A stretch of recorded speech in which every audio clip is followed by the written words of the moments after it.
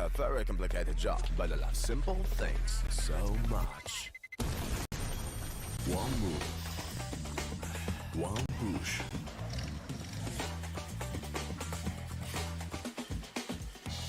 One touch.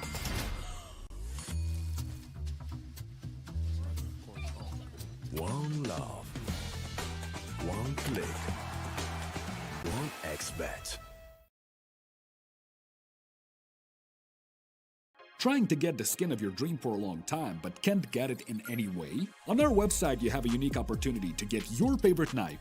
Users on our site can hand out skins themselves, and participants need to fulfill some simple conditions. For example, watch a video or buy a case on our website. After that, you automatically become a member of the distribution. Go to the user giveaways tab and do what you like. Hellcase. Watch the matches with BO3.GG, the official stats partner of CCT. Check out AI-powered predictions in live matches. Get access to live scoreboards packed with in-depth weapons and grenade statistics. Check out round maps in the match results. Extend your game vision with BO3.GG.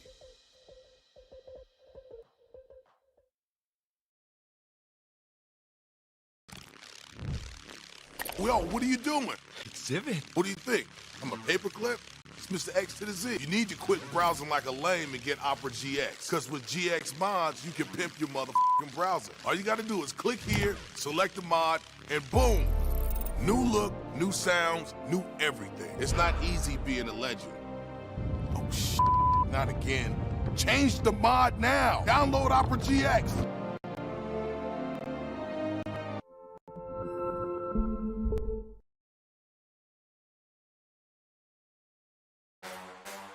The champion of champions.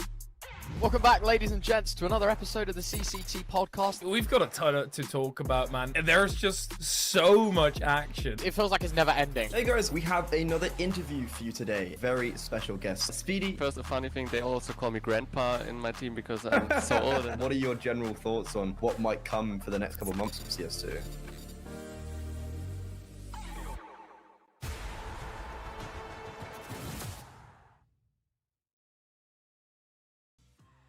And welcome back to the CCT Online Finals. We're getting into our second half of the day as we roll on through round one's games. I'm the Eternal J. I'm joined by Dwayne as per usual for our evening matches. Yesterday we had some relatively entertaining affairs, and I think that today we might have a bit of a challenge to get a little bit more of that overall, mate. How you doing? Yeah, I mean, I'm keen to at least get a chance of seeing some of the international teams. I mean, 0-0 Nation and TSM up for grabs today. I think both of those teams are looking to prove that even in the Tier 2 atmospheres that there can be some dark horses and that there's opportunities to go deep. Indeed. Well, as you just saw a moment ago, the respective winners of today's matches, or the last 2 day matches of today, will be going on to face each other in round 2 of the upper bracket. We've already got a little bit of the lower bracket as well sorted out. Endpoint down there, Aurora down there, ITB down there. A lot of names down there at the moment. Yeah, I mean, ITB, Mouse NXT, I mean, that could be a bit of an affair where you sort of wonder if ITB have what it takes to create a little bit of a lower bracket run. I mean, you look at their team and I think that they've got some very experienced players, but also in a bit of limbo with the roster changes. And I think that's the same conversation for many teams that we're going to have today.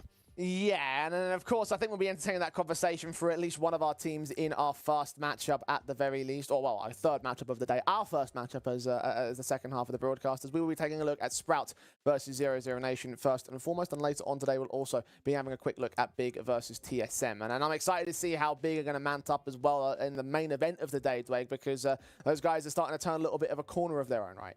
This is their tournament to win. I think that's the bottom line for Big. They're coming in as one of the favorites. They're coming in as one of the teams that everyone's looking at and saying they're going to be a real threat. Big just have to put the results up on the board and prove that they are a favorite for a good reason. Well, for now, let's go from a German team to a German organization. Sprout, of course, versus 0-0 Nation will be the first matchup we have on stream here for the evening. And it's definitely not been a very good time, I think, for the Sprout side in terms of the internal roster itself, Dweg. Roster hell is the one word that sort of comes to mind when describing the Sprout side. Is that in agreement with you? Yeah, I think so. I mean, the idea that you've got 2 stand-ins on the team right now, that even your most OG player that's participating today is Rules, that's been here for the second iteration and only for 4 months the second time around. I feel like Sprout, from even like a managerial perspective, have just been in madness for a while, right? Like, there's a lot of players coming and going. There's a lot of players from the academy that are coming in not only as sign-ups to have that opportunity to keep playing at this kind of level, but just to help out to fill numbers. And that feels very odd to say when you consider how successful Sprout were last year.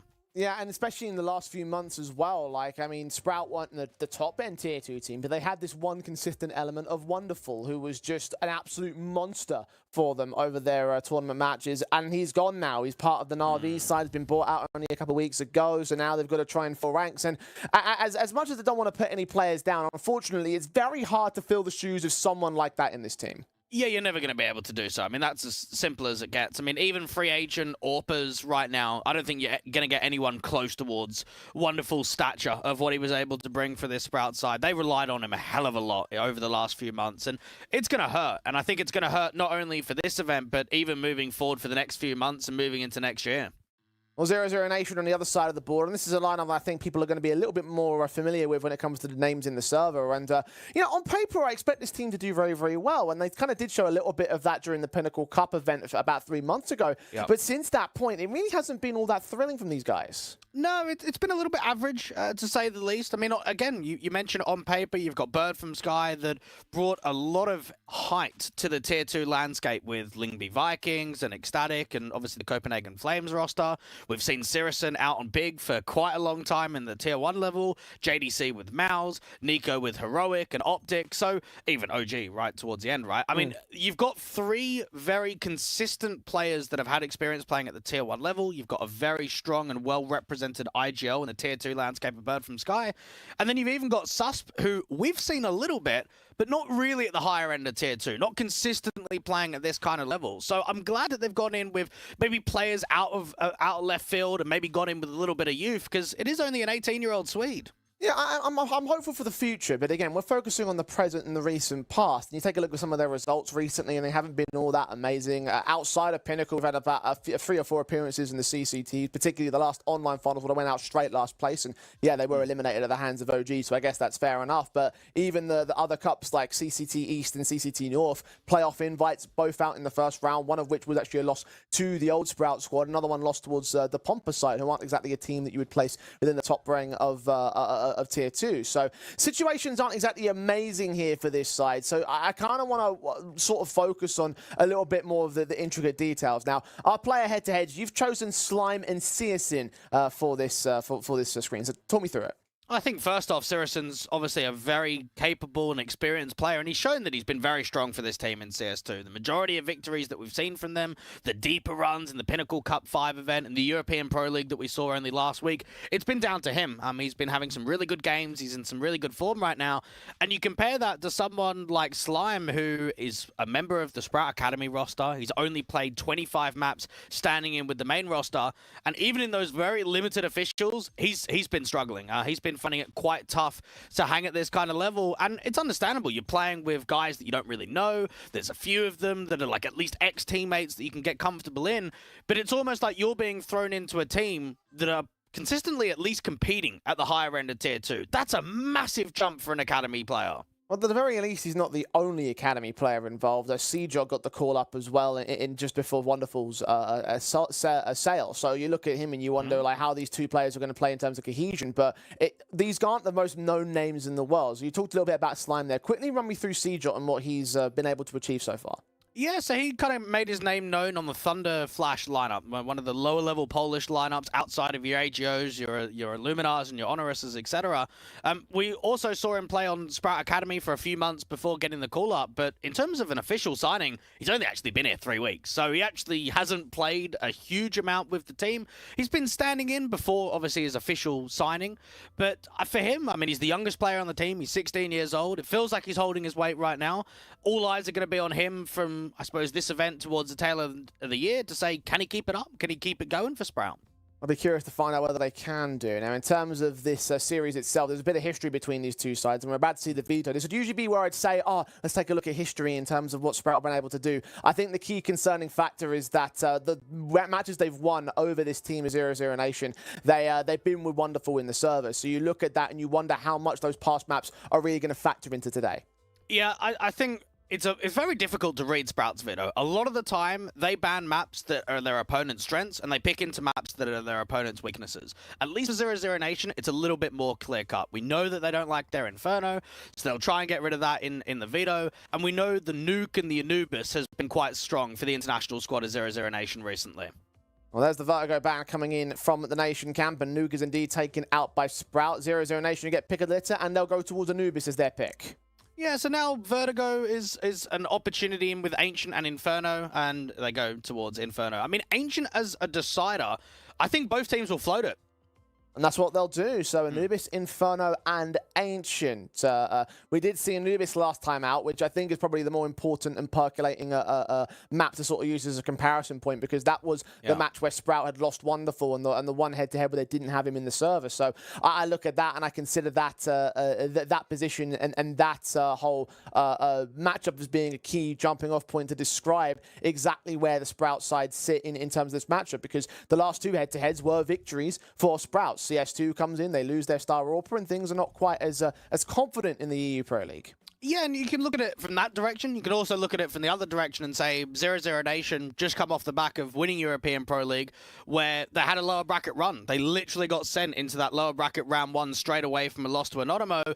They didn't lose a game from that point onwards. Now, Inferno is a map that we saw a little bit in that event. We saw it in the lower bracket final against Big Academy, which was a 13-2. We saw it in the grand final against a Godsent that went all the way to overtime. But in a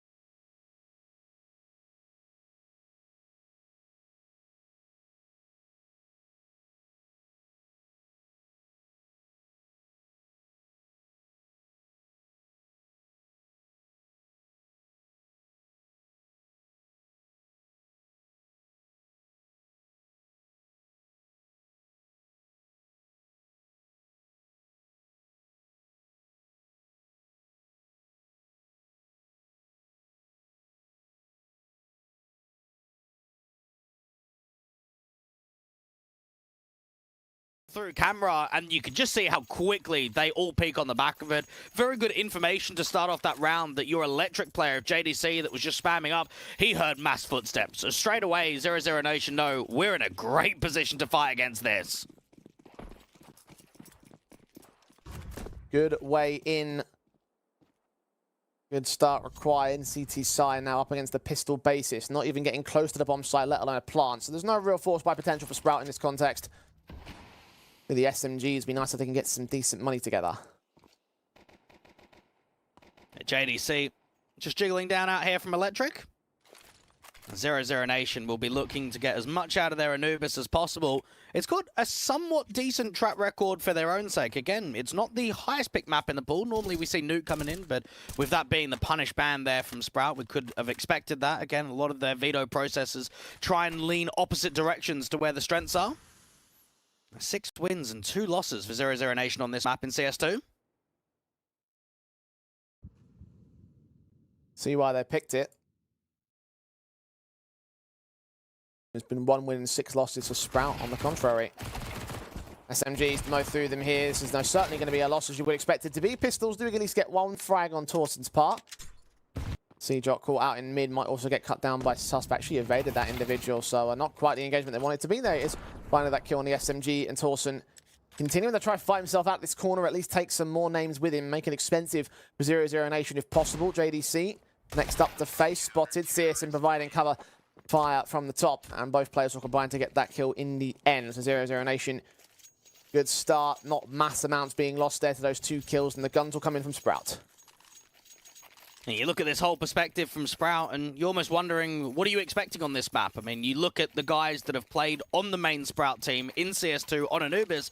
It's 6 times for Rules, 6 times for Spook, 5 times for CJot. Torsen's played twice, and Slime's played 3 times. I think that's a prime example, Jay, of what we're talking about. It's a rotating door right now. It feels like we're getting a different 5th in the majority of best-of-3 series that Sprout are playing in.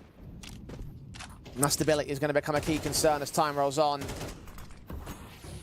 Sprouts. Let's see if they can find their start here on round number 3. They got their guns set as appropriate. AKs and a Galil, but very little contact outside of that utility. They've tried to prod in towards canals especially. So far not finding anything. And not much of an info play as of right now for 0-0 Nation. You've got a tentative bird from Sky, jiggling from house with a long-range MP9. Out towards B, not much of a press out here towards B main, not a double up on A to get aggressive to A main, so a very passive round. And Sprout are also running the clock. Seems like they want to start at least shaping up for a mid to A split. Decent shot there from Torsen, so that's going to force a bit of a rotation. Very nice. Will it continue on to a round itself? CSN has got Torsen as he tries to continue aggressing in from that elbow position. Nico is caught off guard as he wasn't ready for CJot. Meanwhile, Slime starts walking his way into the A bomb site. No one's around there to resist him, so might be a case of the retake. That 1 mid lurker as well of CJot is hoping that he can bait CSN in. The plant will be secured as Slime tries to get in the midst of that smoke. I think those players are like right behind each other or something. CSN and JDC move in as Susp does go down. It just has to be the save call now. 0-0 Nation, that mid lurk that came in quite late was actually a very good fight to come through from CJot. You can see the way that he's able to find the first, kind of drop down and almost just waste that time. I mean, he might even be able to make this round a little bit more expensive, already lurking out for Electric. 1 more kill could really disrupt what kind of buy we're seeing from 0-0 Nation in the next. Yeah, platform, there's the guys like CJot and Slime to do some decent work here for Sprout and show to the world what they are really made of as players. Ooh, Shadow seen though, JDC using a little bit more veteranacy to catch off the individual and bait him into making a key mistake. 1 pick against the Sprout side, but ultimately the round going their way, so it doesn't matter in the grand scale of things. With the damage as well against 0-0 Nation from the previous round, it seems like the investments might be a little bit leery from here. And this is where 0-0 Nation are going to have to try and strengthen out to that mid presence. They'll be wary about some of those late lurks and what they can be at least attempted for if they're going in for retaking scenarios. You have a look at a round like this. 3 strong weapons for JDC, Nico, and Sirison. It puts pressure on those 3 guys to try and work an opening man advantage and to give them something to work with. Susp and Bird are the ones that don't have the real opportunities here and now. SMG on one, 5-7 on the other. must recognize their position as being very dire, and more to set up those rifles to do decent work. Spread them out pretty nicely. One on site. Go towards the A play.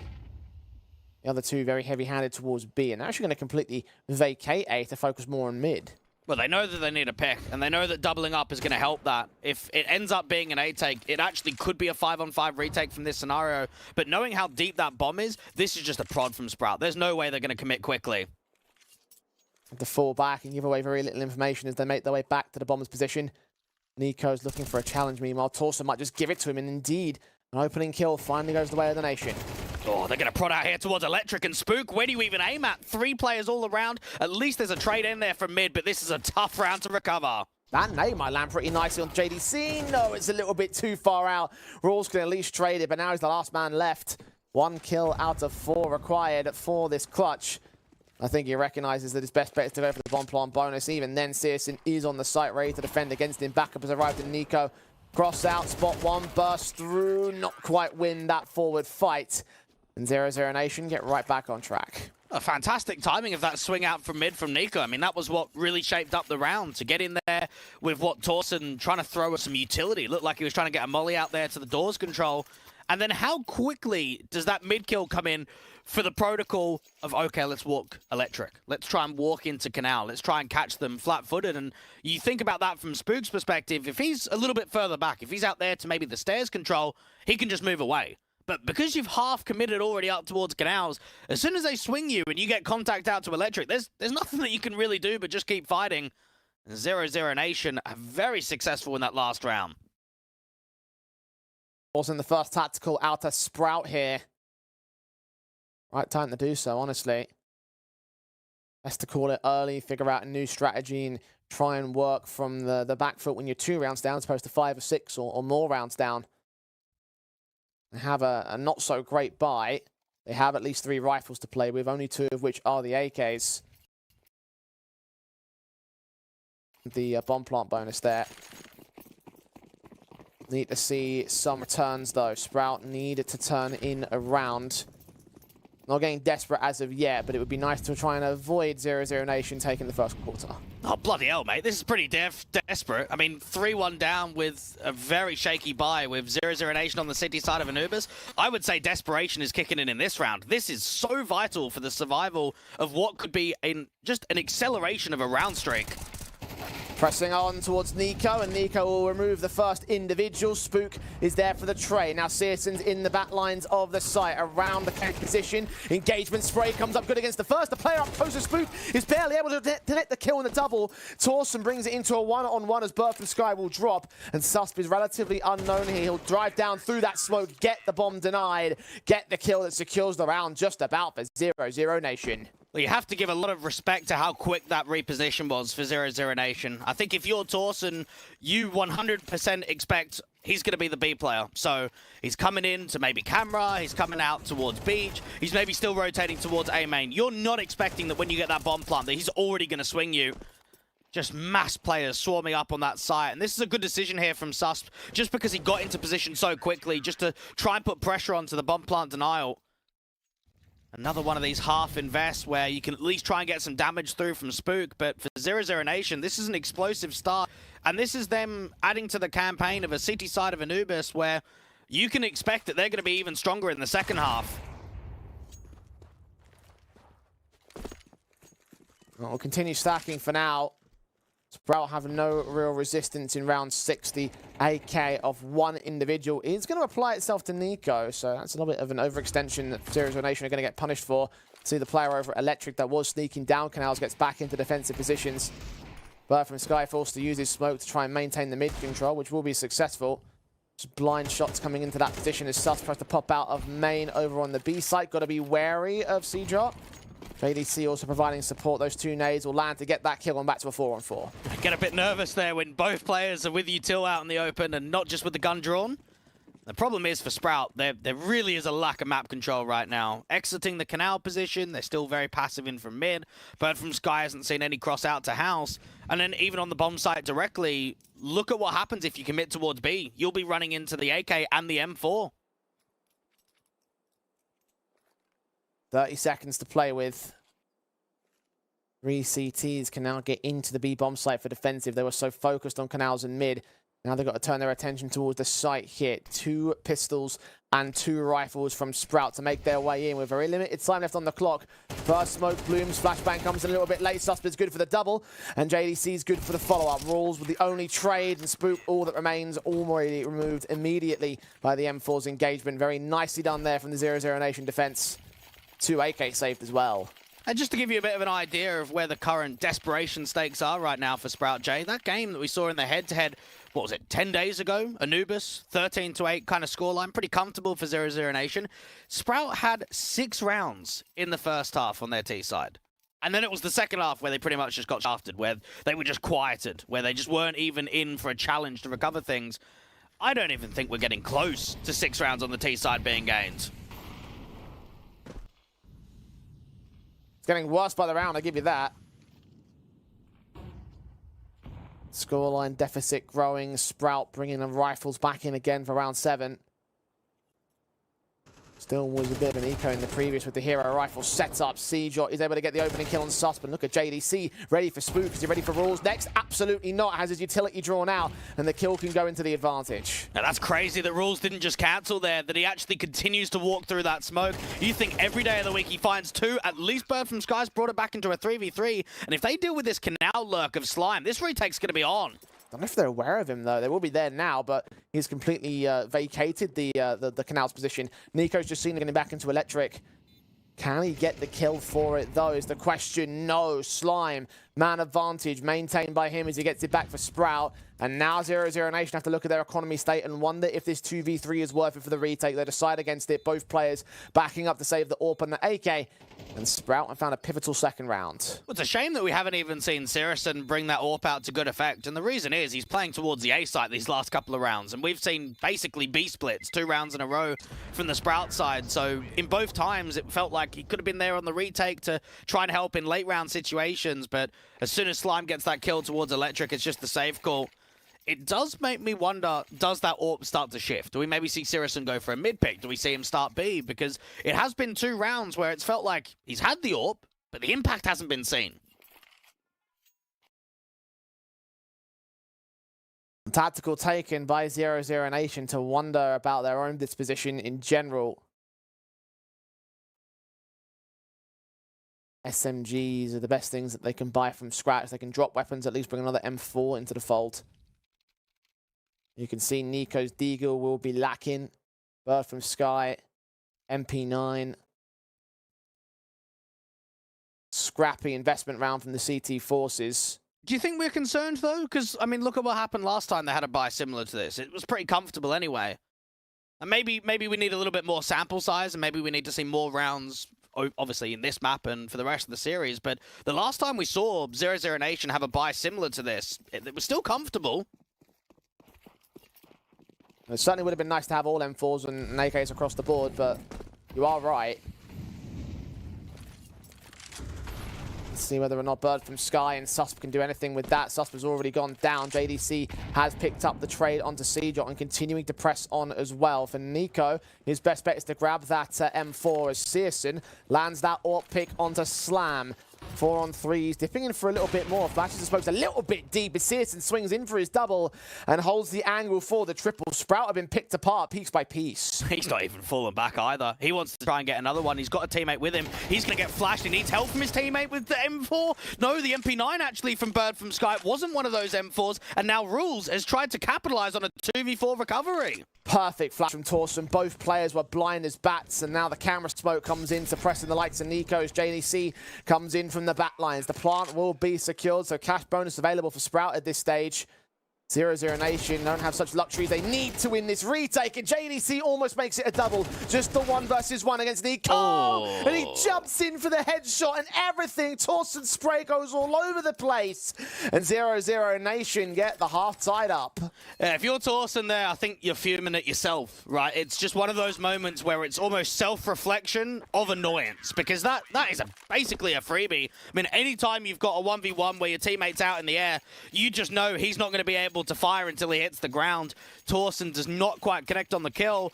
I do think there'll be a little bit of self-reflection for Sirison as well. Maybe him and Bird from Sky being too eager in the matter. Rather than just playing the man advantage, holding on to the 4v2, they get a little bit too far forward and it costs them. I don't think they'll make that mistake again. An expensive round for 0-0 Nation. Sprout can invest thanks to the bomb plant. Still a 6th on their board, so at least they have that much, but it, again, could have looked a little bit more confident from their own economy state. Toss, man. I feel for the man, though. Like, the flashbang felt like he was going to be the impact player just off that piece of utility alone in that round, and then just couldn't capitalize and find the final kill. Tragic stuff for him and for Sprout. It's, again, going to be a 4-round deficit for their own nature. Re-smokes in towards mid. Searson's hungry for the opener again. Now, Sprout are going to know that this match against 0-0 Nation isn't going to be an easy one. And when you have winnable scenarios, you need to be coming through successfully. AWP duel there from Slime, missing out on the smoke breakage. Very passive once again. We haven't seen a lot of acceleration. Haven't seen many pops, any quick dives to at least gain A main or out there to house in the doors. What we have seen is CJOT to try and initiate an opening kill outside of B main. But he loses the fight to JDC, who's still at 100 points of health. Searson took a tag in mid. Rules took a tag elsewhere as well. Now Searson's dead. The Orc battle finally does go the way of Slime. JDC falls forward into Spook's hands, gets that engagement. Incendiaries continue pouring in against the CT forces, but they're very shallow, allowing Rules enough room to peek in, get JDC. Slime there to cut the rotations of Nico. It's a 3-on-2 situation. Sprout isolating a couple of individual fights, but they can't hold the man advantage forever as Susp swings in from the back lines. Neither man was watching for him. Slime now in a 1-on-1. He's caught 3 kills so far. He needs a quadra on the clutch. 15 seconds to do it in. Bomb's not with him. The back is turned towards Bird from Sky. He made noise though. Perfect chance for the no-scope. A slimy round with a quadra and all. Sprout happy with their academy call-up. Yeah, nicely done there from the young man. A 17-year-old does basically everything you want in a round like that.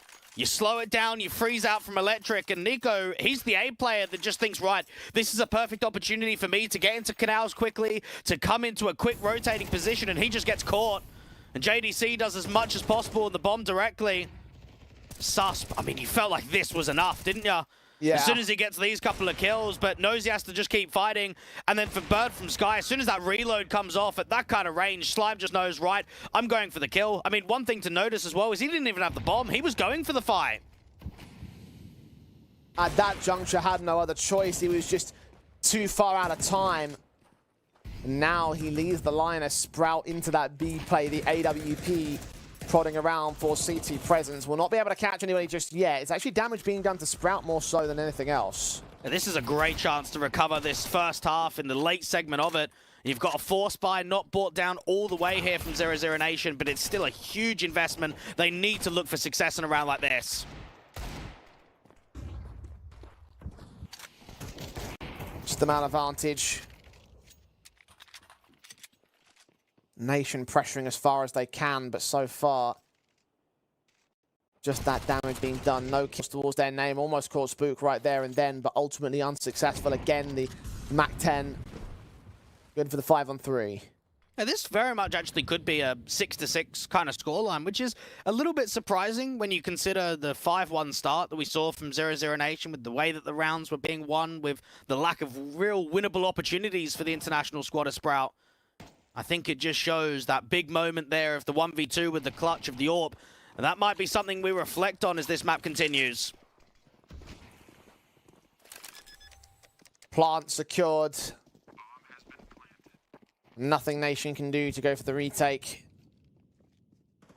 Heavy investment force buy from them, so best to hold on to these pistols in Kevlar.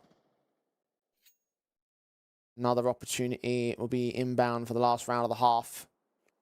At least don't go for the full eco for the penultimate one. Those fine rolls at least, so the MAC-10's not allowed to get any more money out for the Sprout camp, whose own economy state is a little bit lackluster. It'd be nice they can do some damage right here and now, but CJOT catches 2 more individuals. So, all Bird from Sky in his 5-7, seeing what more he can do from this position, if anything at all. This round most certainly is won by Sprout. A bird from Sky, just trying to see if he can lean in for one more kill to make it slightly more expensive. And you've got to imagine for someone like Sirison, this is obviously an important game because he's going up against his old organization, right? Remember when him and Keto were out there on the Sprout side when they made that signing to Big, it was quite a big discussion point at the time of obviously the move up from Tier 2 to Tier 1 to play in the #1 German organization. But he spent quite a time there on Sprout.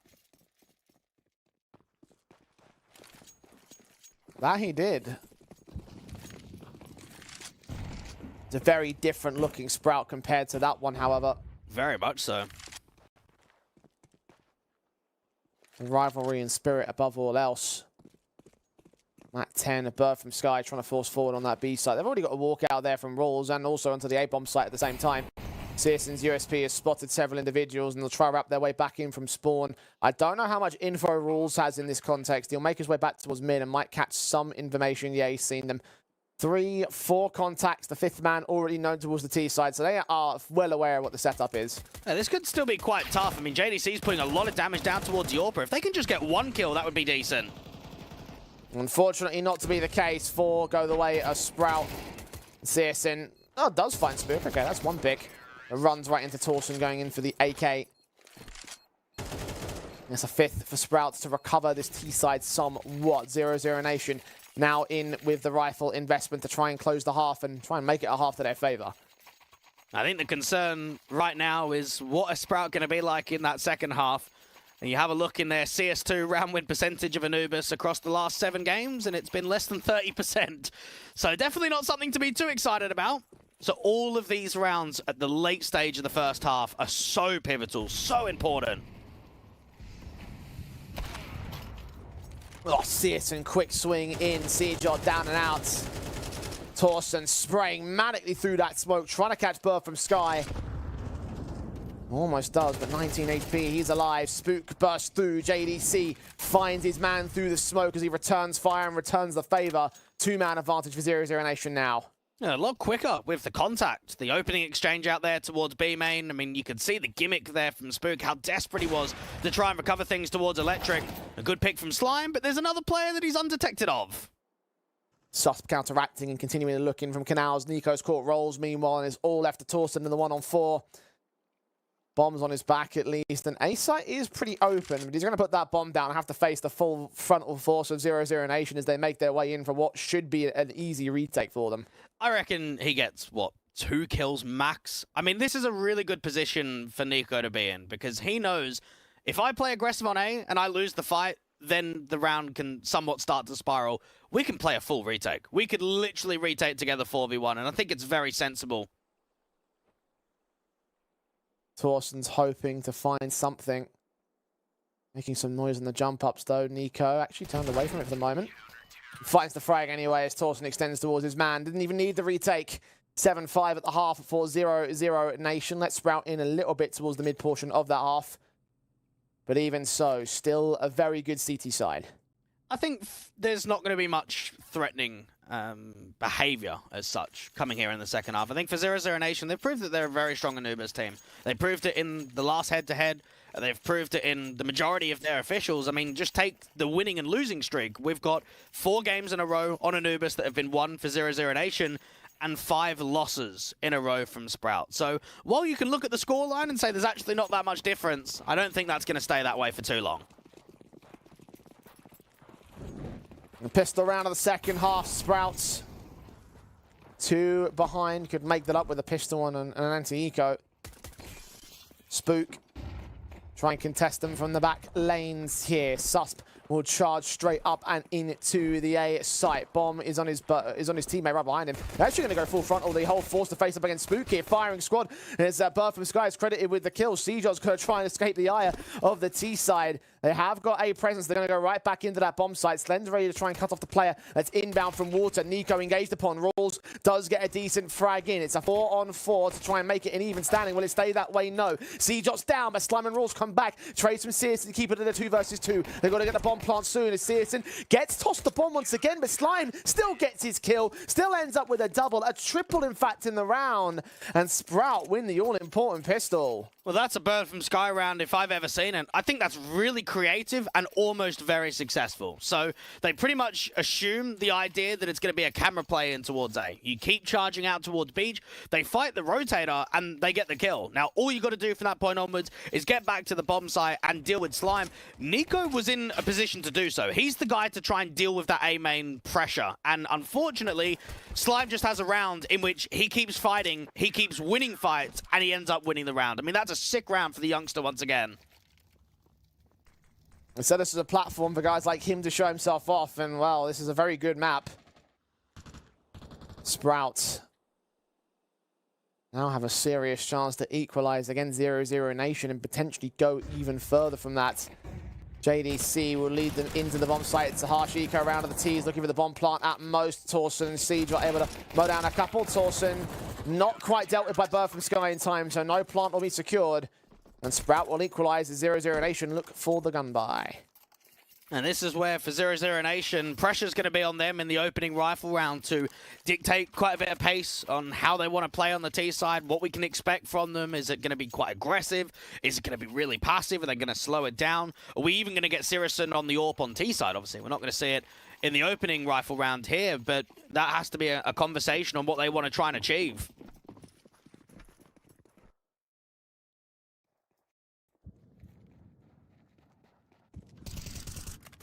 AKs and a Galil for 0-0 Nation.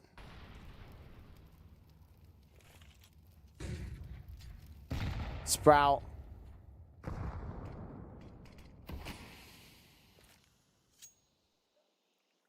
Automatic set as standard. 2 for Masters versus the 1 Galil to the by-state. JDC will try lead the charge into the electric control, watching out the entryway towards the B site. Got Torsen on site, Seajot backed up, ready to watch out for main susp. Can't quite see above that smoker. He'll try to do so, though. I think an angle just cleared against Torsen. Not quite. Seajot down, Torsen still not spotted here. So much lack of information right now, and now the smoke's giving all the cover in the world, and it's just opening so much of an opportunity here towards a B site. Low HP. Pretty much see you later. I think it just showed as soon as Susps was able to at least fire through that smoke, you've seen both the Temple player and the default player. I mean, I was very surprised in that round for Sprout, the lack of map control that they really had. They hadn't taken A main, they hadn't really had anything out towards house or the mid doors, and then even on B, just being forced away from the electric control, to me that round feels like there's a lot of nerves there from Sprout, that they're just trying to play very deep in the bomb sites.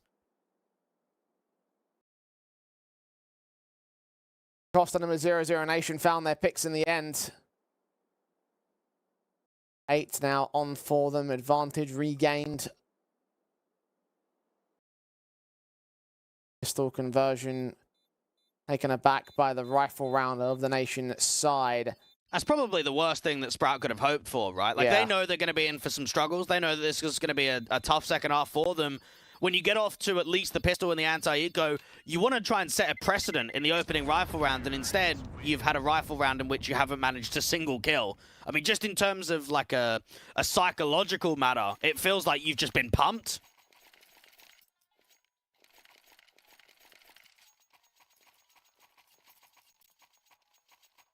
Not a lot of money in the reserves either, with only 1 player saving. Cash will have to be a consideration for Sprout in this next one. Buys will not be all fantastic. Question is whether or not they'll be justifiable here at this particular juncture. 0-0 Nation will have no issues. No, this will be a very light buy. They can upgrade slightly in and around it. I mean, even Slime doesn't want to buy a massive amount because he wants to try and get that AWP in his hands as quickly as he can. 0-0 Nation. I mean, just the whole idea of maybe having a similar conversation to looking for AUG, right? That sort of advance in CS2, the advance of being more successful. I don't think it's the same line, but it's definitely one of the very few teams in the comp that have actually won an event in CS2. There aren't many teams out of the 16 we have that have actually said, yep, we've won an event already. And I'm sure that gives a lot of confidence to a team like 0-0 Nation coming into a round of 16 kind of event. Yeah, I mean, sometimes even though it's not like a stellar event, it's not like it's a full-blown a CCT or anything like that. It's still an event that you have like some respectable opposition in, right? You mentioned obviously like the Sprout side, the old Sprout side, were in that particular competition. So we have that benchmark, of course, as one key area to consider when it comes to 0-0 Nation in that tournament. So the backing is certainly there. But now it's the case to convert it into the CCT Online finals. Got Deagles, P250s, USPs. Around that one saved M4. Yeah, it seems like it's going to be a lighter bite, and nothing more should be coming through unless Slime does something magical. And to be fair, he's been great so far in this map up, so an opening frag, that's a start to a miracle. Now, the issue is that they're just going to crunch down towards B, and there isn't much of a defensive here in terms of weaponry. Kills come in quickly, the burning Torsen at the back of the site gets dropped, so it was a good opening there from Slime to at least set up the kill up against the teammate that was setting util there for Nico of Bird from Sky. So, in terms of an eco, I actually think it's okay there from Sprout, and it's also okay for 0-0 Nation. It's positives both ways. I mean, from Sprout's perspective, you walked in with an AK and 4 pistols. Oh, sorry, M4 and 4 pistols. You've walked out with an M4 and an AK. So that's positives in that respect. I mean, you can't expect them and bank on the idea that a bunch of USPs are going to win around all the time. Never. Yeah. They happen on occasion. We've seen it happen yesterday, but that's not going to happen every time you see an eco around. So give them credit where it's due. I think you're right. Positives to take away from both 0-0 Nation. Not a lot of expense lost. So they can walk out with the round itself, a 9-7 score now. And Sprout have a little bit more of an economical boost towards their buy up here. And this is where Sprout are going to have to grind out these CT rounds because, like you mentioned, the economy float wasn't an expensive round for 0-0 Nation. The first rifle round they won, 5 alive. The next round, 4 alive. And that tells us there's going to be a lot of money and that you're going to have to win quite a bit to be able to at least start resetting your opposition. Now, they have obviously invested slightly heavier into that AWP from Sirison, so he's going to be down a bit lower. But everybody else is very comfortable. Shot connects for Sirison. Hasn't won many of the York battles. Slime's actually been having his number so far in this map up. That's one towards his favor and one to the way of 0-0 Nation. An advantage taken as the big greener Sprout falls, and that leaves them a little bit siphoned off from each other on the general CT defensive. Rotations will be a little bit slow into that B bomb side, which is a bad sign for Torsen, who's facing in from main at point blank against Susp. He gets that kill pretty easy. Oh, he can pretty much say that this round's already over and done with. AWP gets another kill of a drop down in from mid. There's a gamble stack out towards B, but there's just nothing in this round. And it's scary how little time was on the clock when all of these fights came in. See whether or not this player up close in the smoke could try and throw a spanner into the works. Spook certainly will, but only for the one pick. Rolls, gets his first, second and third do bunch up. They don't line up, and therefore neither of those men will fall, even though Sosp got really close to doing so. 10-7 on the board, 0-0 Nation starting to really take control of this T side now. And I even look at that last round and say, did 0-0 Nation do anything special? Not really. I mean, they had the AWP posted in mid for an overextension towards house and Susp outside B holding for a push. Like, that entire round is basically just a default. And they get a 5v3 in, what, the first 33 seconds? So it just shows that fundamentally, Sprout are going to make a lot of mistakes. And there's going to be a lot of punishment coming through from 0-0 Nation.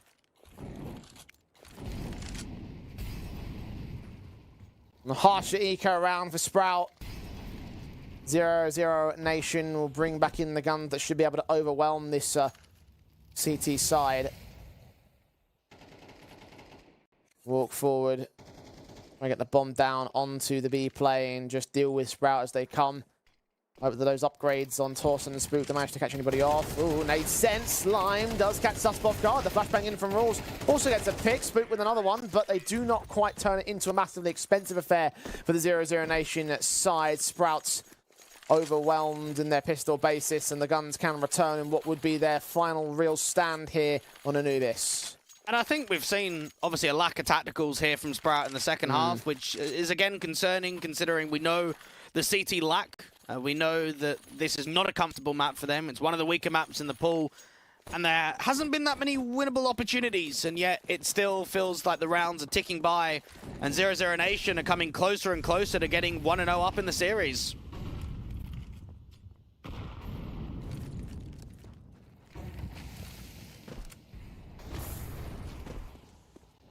Already forcing Spook away from the back lines of mid, in from Cam. Bird from Sky. Walk quite far forward. Spook forced to use more utility. Nico swings on Rules, and Rules actually does win that fight, so that's one pick back for Sprout, a starting advantage that they require at this stage. A lot of mid control right now from Bird from Sky, but it's what they can do with it. Can they force a fight here into Temple? Can they force Torsen to be out in the open? Bird from Sky needs to win out that fight, and he doesn't quite find the connection, looking over in the left-hand side perspective rather than the right. Just good timing from the Dane. Now the T's will walk forward into the A play. Spook is very close. Susp not quite going to be aware of the man, so gets caught off guard. JDC looks to the backlines and does find Rules. Unable to get Spook, however. Bomb's been dropped, and Searson, I think, is known. Orb shot does connect towards the one man. Spray back by Torsen, though. Exposed in from mid. And Sprout will keep 0-0 Nation away from map point for now. There's a little bit of a gimmicky round there for 0-0 Nation. I think we've seen a much slower default from them in previous rounds. That time around, it's a bit quicker. You got a couple of flashes from Searson to try and set up Bird from Sky to make map control space available out there towards mid. Spook, very good multi-frag from him on the bomb side directly. And a survival round. A much needed one there from Sprout. The issue is, can they make it a round streak? Because these buys are going to just keep appearing. One here and one more in the next round. If they're able to get the streak going, however, they could equalize very quickly from this position.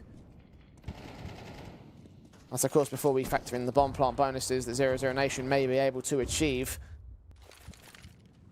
And they're focusing on just getting this 12th and this 13th, though. Only 2 to go for the T side. Searson will strike first. Spook is the first casualty of mid. It's another opening pick from Searson on this T side of Anubis. And that AWP is having a field day in from mid.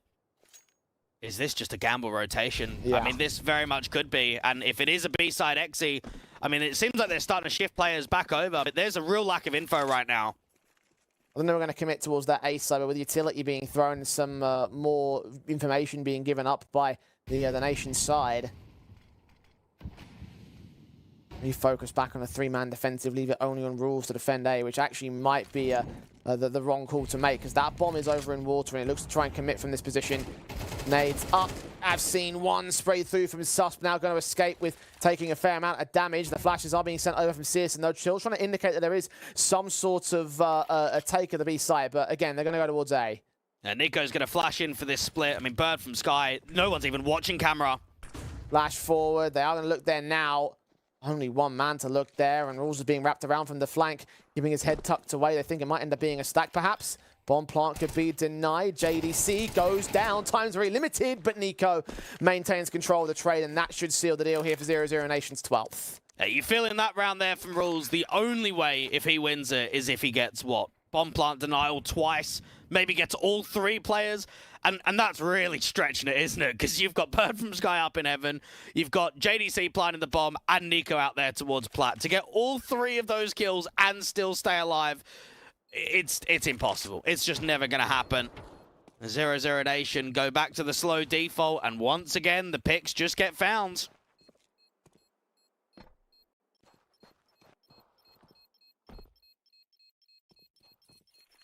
(12-8). Map point for 0-0 Nation. Slime's at least getting exits, trying to defend this AWP alongside this AK, which will be pivotal to Sprout's next investment. Ooh, a little bit leery against Bird from Sky, but hasn't got the time to make up the ground and try and take that player down. 12-8. 4 rounds to make up on the Sprout side. And it's just shown that outside of pretty much the pistol and the anti-eco, it's been so rough in this second half. There has not been many opportunities at all. 0-0 Nation have looked comfortable in this second half, and it excites me for the rest of the series. I mean, 13-8 was a scoreline on Anubis last time around. I think we're going to be bang on the money again.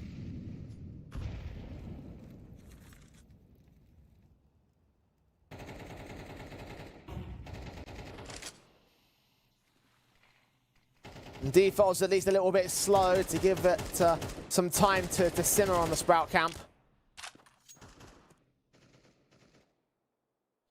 Opportunity to slow things down and figure out a last-second change of game plan that might keep them alive right here.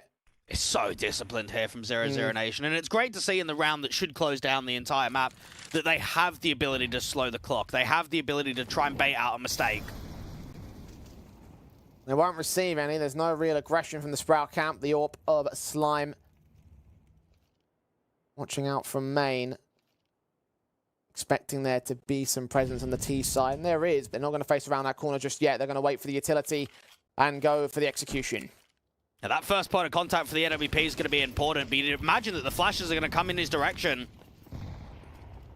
Counter smoke out towards main position. Might stall the time. A HE to break open. A smoke. A second one comes in. Is CJot's holding out the defensive line. JDC's been tagged and now dead. Bird from Sky got 2 through the smoke. CJot trying to get back to a rifle, but Bird from Sky heard those footsteps. Caught him with a straight headshot. Spook returns fire. It's Searson now, all alone with the AWP. Bomb is out in the open. Needs to get recovered and planted. He's aware of the one player Electric. He's unaware of the player in the back lines. 15 seconds. And Spook has made the right call here. Back away. Try to bait the man out of the sight and out of the round. I think it just showed there, because the time was so low, they couldn't really cancel. I don't think you'll get a round like that in which that many kills spam through smokes will happen again. I mean, there was easily, what, 5, 6 kills? Yeah. There was literally just spams. And when it gets into scenarios like that, anyone can win it. You can see here from Torsen, the breakage of the smoke gets 1. Bird from Sky is spamming. The spam is coming through from Electric as well. Every kill pretty much coming through smoke.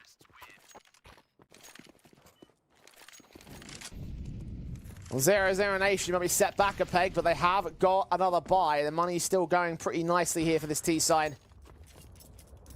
Sprout not out of the woods just yet. They need to win this one and then probably win another rifle round to take us to overtime from there. Down the way of things going. Searson leans forward with his AWP, looking for a man, but misses the shot. Takes a ton of damage and a casualty at the hands of Torsen. Still got JDC looking around. Subscore out towards main. This B campaign has fallen apart. It was a great idea there from Searson, and I think we both expect him to win out a fight like that at gut kind of range. JDC trying to punish a slight maneuver forward out here towards Electric, but he can't afford to go down. But the flashes, the Spook finds an angle as Torsen was going in for the swing. JDC so concentrated on the forward man. Bird from Sky getting one trade back from mid, but there's so much more to do. Now, this is not an easy round to work. At least they can work together towards B. At least they can double up, they can contact heavy, they can have weapons drawn. They know that one player on B is fairly low. That would have been communicated. That's CJot down at 42. He's the only player that's been tagged heavily, though. 30 seconds. They're going to try walk their way into main. Torsen's watching from Electric. AK versus Nico. Spray through. Bird from Sky looking to engage against the next. Sprays up. Looking for the plant. No. CJot swings at the right moment. Denies that man. Denies the cash bonus. And should deny the buy as well for 0-0 Nation. Yeah, very good protocols out there on the B side. As soon as they deal with that AWP, they try and keep the pressure up. They don't allow JDC to get comfortable. And right here for 0-0 Nation, I mean, they have to kind of play for the last round in reg. I mean, you won't see a buy here. They can very lightly upgrade. I don't even think it's that necessary. I don't think economical damage is going to mean very much coming that next round. Yeah, you might be able to drop at least one of those AKs, but you need to prioritize as much of a strong buy as possible to close this game out. A tactical call in from 0-0 Nation. I've not seen one in a while, and to be fair, they haven't needed one on their side of things.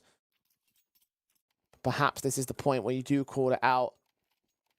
2 opportunities to shut down Sprout here in the half buy and in the next full gun buy round. And we've seen even yesterday, there can be maps that are won on rounds like this, that are literally turned over for 0-0 Nation. Sprout set in with their rifles. Utility is pretty nice in the mid control. They've siphoned off the main entry point, and the T's have taken a little bit of damage to the fire. Odds in from mid from Bird from Sky. The 2 players on B are stacked up Electric, and 0-0 Nation waiting for their chance to pounce. Bird from Sky's always got some gimmicks in rounds like this. We saw it in Lingby Vikings and Ecstatic. Now he's basically just trying to pin some level of distraction out here towards mid, but it is going to be a B-walk. Smoke out from the doors. Slime can adjust against the captain, but it's all a ruse. That's all a lurk. They're looking their way into the B-bomb site, ready for the quick run boost. Check positions. No utility involved towards the execution itself. Torsen able to shut down 1, 2, 3.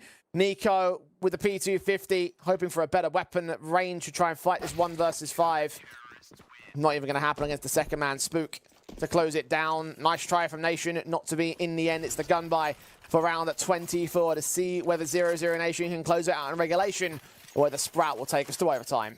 I mean, you even look at that one and say Bird from Sky is on a Tech 9 going into round 24. Like, there were some heavy investments in that last round. They really needed a plant. That, I think, was a main objective in a round like that. Get the plant, try and take as many AKs out of the fold as possible, because there is limitations in what is the final round of Reg.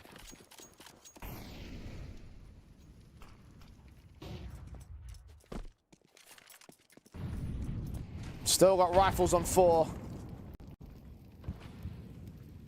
Those will be the 4 that you look at the most to try and close it down. Sprout. A couple of AKs being held over from the previous round. They've, of course, got all the firepower they need.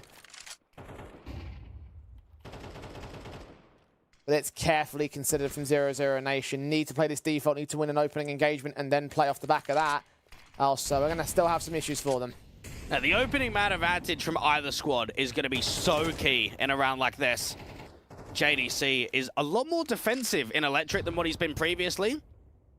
Nico, that walk forward out towards A main. Sirison is close by him, scoped in with the AWP. Smoke it already. Oh, they're going to keep walking. Indeed they are, and Rules isn't quite ready for it. Flashbang does come in so they can try turn in. Rules finds Searson. Is he aware of the second player? Not quite with his exact positioning. Nico struggles to get either of those kills though. Spook with a responsive, Bird with the mid walk. Torsen's caught JDC. As Seajot's caught Bird from Sky. Suspect alone in the 1-on-5 as once again it falls apart of a 0-0 Nation. Sprouts maintaining the comeback on the CT half, looking to push us to 12 apiece and our overtime. Yeah, nicely done there from Sprout. That was never going to be easy to bring it towards overtime, and you could even feel in that last round, 0-0 Nation, if just one of those kills come through, it's a completely different round. It's a double walk set up there into A. There's a slight bait and switch. There's a good timing in which the first fight gets landed in there from Plat, and then they can kind of swing together on the last player of Nico. So 0-0 Nation struggling to close out their map pick.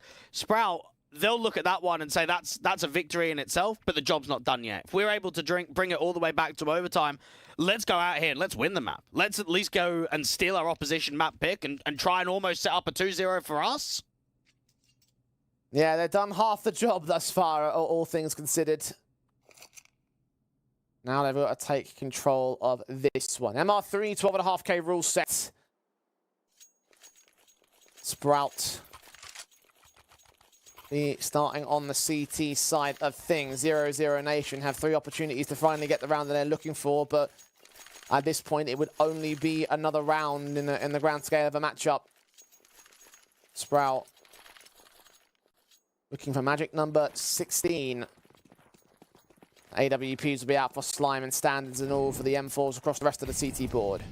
Yeah, Sirison looks like he wants to get an opening pick and in quickly. AWP has been seen just when he wants to try and transition out towards that left-hand side. Torsen fights him before he can get into the pause. Very nicely done from him. AWP taken out of the T side, but Nico has caught Slime elsewhere, so the AWP of the CT side will also fall. Spook seen at the window. JDC pops out to get that kill. A molly sent into Electric is going to force both of these players out or forward. Seajot hesitates and gets neither. He gets taken down instead.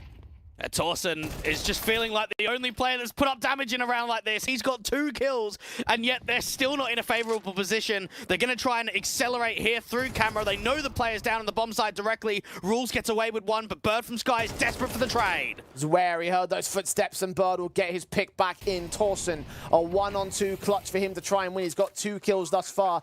A smoke comes down from the T side to extinguish those flames. Here's Bird from Sky making his way away from the bomb side. Do you think they might both be over at main?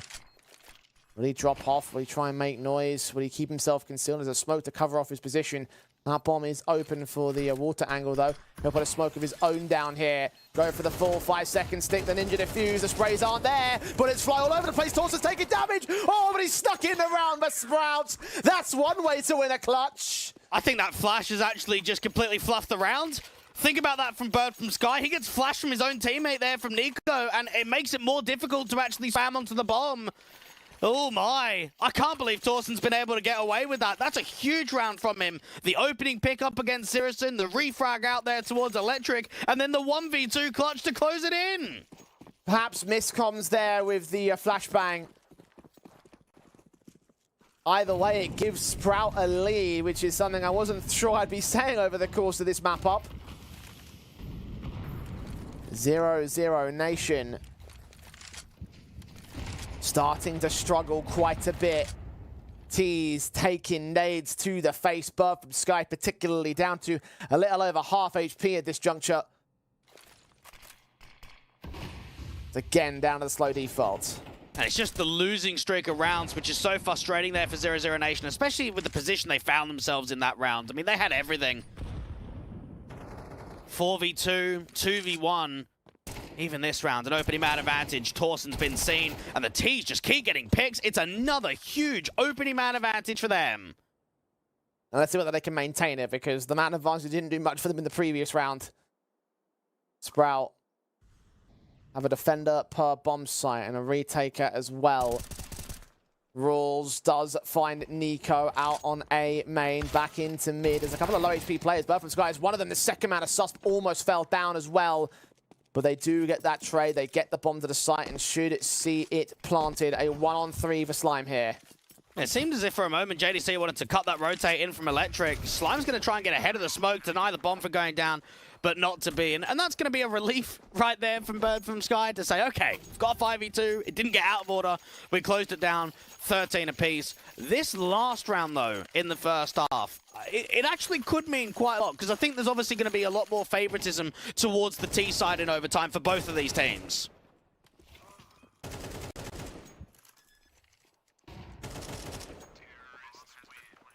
Well, 0-0 Nation are evened up. They've lost one of their T-side rounds.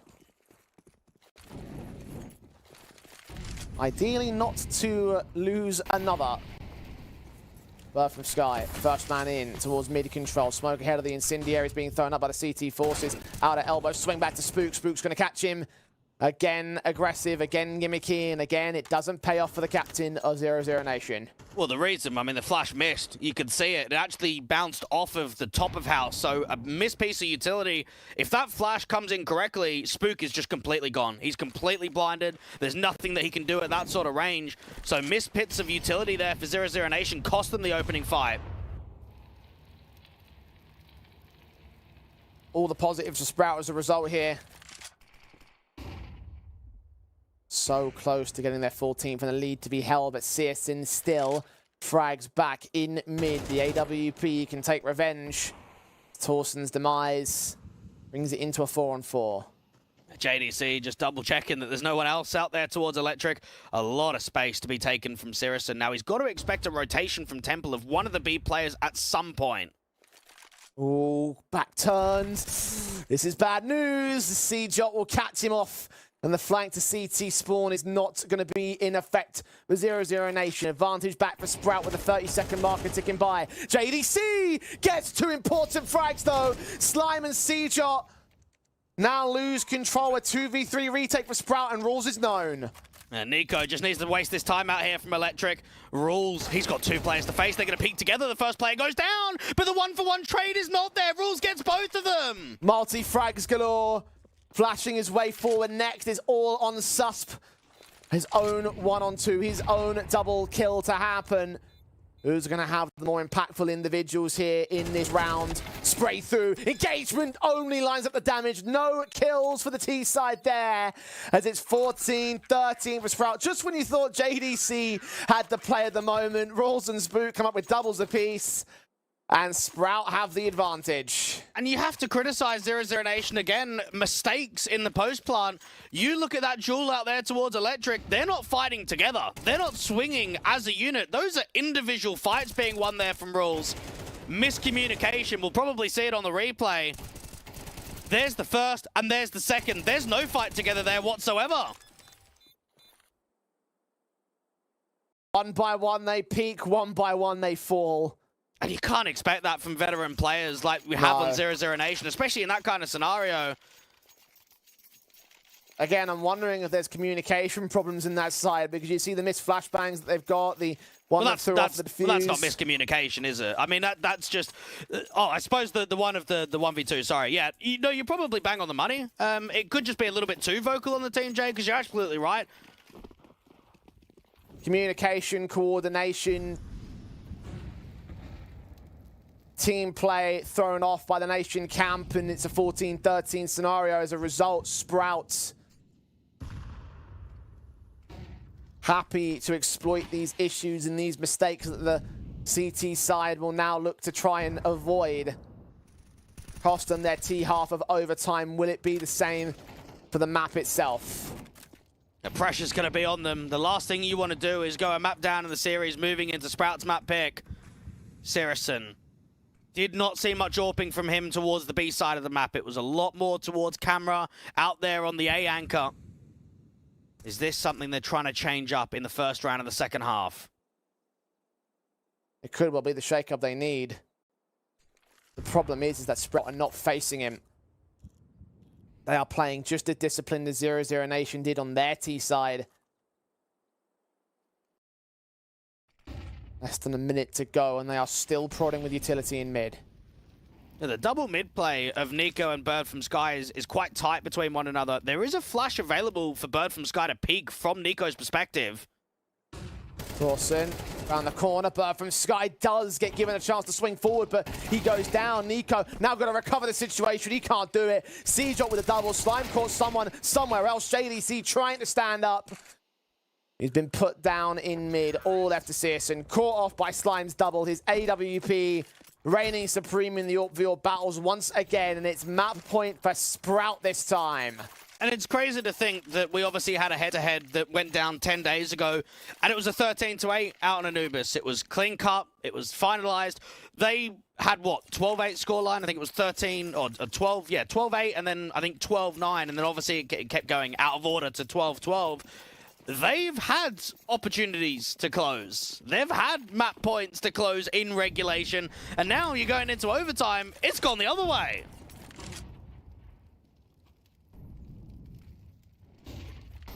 Two map points to play with for the Sprout side, and I don't think either of us expected them to win Anubis. No, not at all. I didn't expect them to win a map, personally. The 0-0 Nation showing us why this project might have been a little bit underwhelming in the following up of their Pinnacle Cup victory. I'd mentioned that during the pre-show. Some of these issues may plague their overall tournament runs, and particularly in matches like this. They're on the back foot. They have got to come up with a formula and an answer to the Sprout side. Saracen, AWP, very similar position from what we saw in the previous round. There could be a duel being presented out towards A main, and yes, it is. Nico deals with rules as an opener. That's all important. They need those advantages here on the 0-0 Nation side. But outside of that one fight, very little's been given up here by the Sprout camp. Slower rotates will begin as they look into what seems to be an A play from here. But they were successful in mid last round. You think of the collapse of Bird from Sky and from Nico. That's going to be in the back of their minds. You've got an extremely passive Nico on A out here towards the Heaven control, and Bird from Sky rotating in from camera. Mid's opened up, and no one from Sprout can exploit that. Just these two players trying to pop utility in, get Spook involved with an opening kill, trying to force out the bomb site. A third player is also on the way in with the defensive.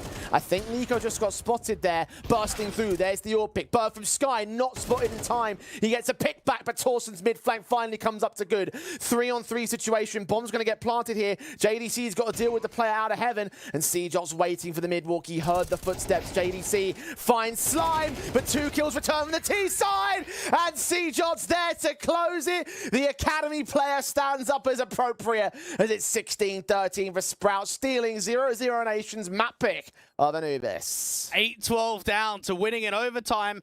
I mean, you have to look at that from 0-0 Nation and say that lost them themselves. I mean, when you've got 4 map points to close and you don't close, you know it's going to come back and bite you. You know that revenge is coming. And I think for Sprout, they proved very much that even in overtime, they kept pressing ahead. They worked incredibly hard to get this map victory today. And I think that we really saw some communication and coordination issues there from the 0-0 Nation side, especially in that overtime. They really started to show the 1v1 peaks, offering up those opportunities for Sprout to return fire. Of course, there was that Ninja Defuse, which had no right to be won there by the CT forces. Like, there were so many little things that cost them key rounds that ultimately, in an overtime environment, you say that those rounds could have made a massive difference for 0-0 Nation. It's very true. And I'm sure Bird from Sky will sit down with the guys after that map and address some of them. Because those are the kind of mistakes that for a team like a 0-0 Nation, if you're making consistently, you're going to lose maps. You're going to lose series. And they know that they should be beating Sprout. They know that from when they faced them the other week that they should be beating them. So that's going to be a wake-up call there onto map 1. It's going to be an opportunity to focus up, to drill in some of those key mistakes and look to progress in map 2 and in map 3 in the series. One thing I do know is that his old projects, when he was taking on the likes of Ecstatic or Lingby Vikings, he had his team on the same page. Whether that's the case for 0-0 Nation might have to be questioned in the near future. For now, though, we head towards a short break and see whether they can recover on the opponent's map pick. It will be Inferno when we return.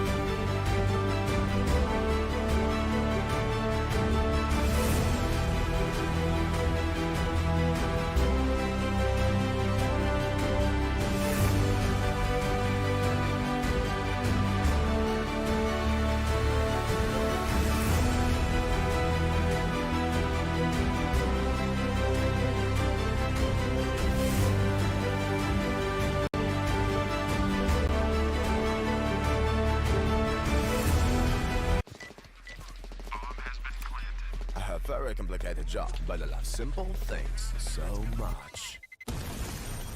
One move. One push.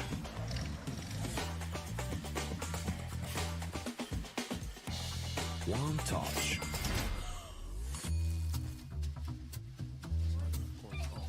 One love. One click. One X-bet. Tired of boring case openings? Do you always get only cheap skins? The Hellcase website has tons of options to upgrade your inventory. It's up to you to participate in giveaways, events, or compete with other players in opening cases. Hellcase, your world of expensive skins. Watch the matches with BO3.GG, the official stats partner of CCT. Check out AI-powered predictions in live matches. Get access to live scoreboards packed with in-depth weapons and grenade statistics. Check out round maps in the match results. Extend your game vision with BO3.GG.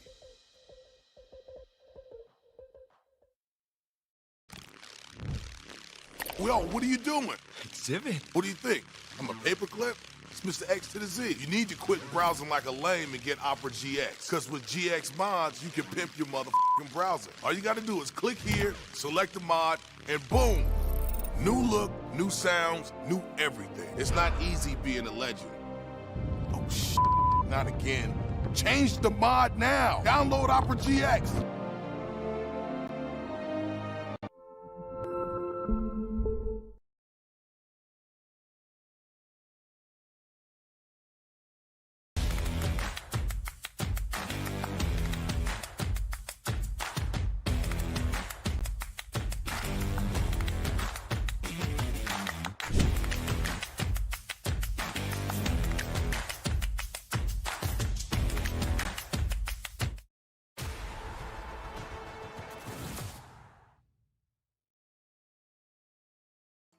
Well, that was not on my bingo card, to say the least. To Way, Anubis being taken away by Sprout indicates positive things, perhaps, for them. They've got their own map pick of Inferno coming up as the second one in the best of three. Now, you were talking about a curveball in the Veto in this one, when we were going through it a little bit earlier on. And to be honest, when you take a look at Sprout's stats on Inferno, they're actually pretty decent. They've got a number of maps being played recently. Yeah, no, it's definitely not. It's definitely all right.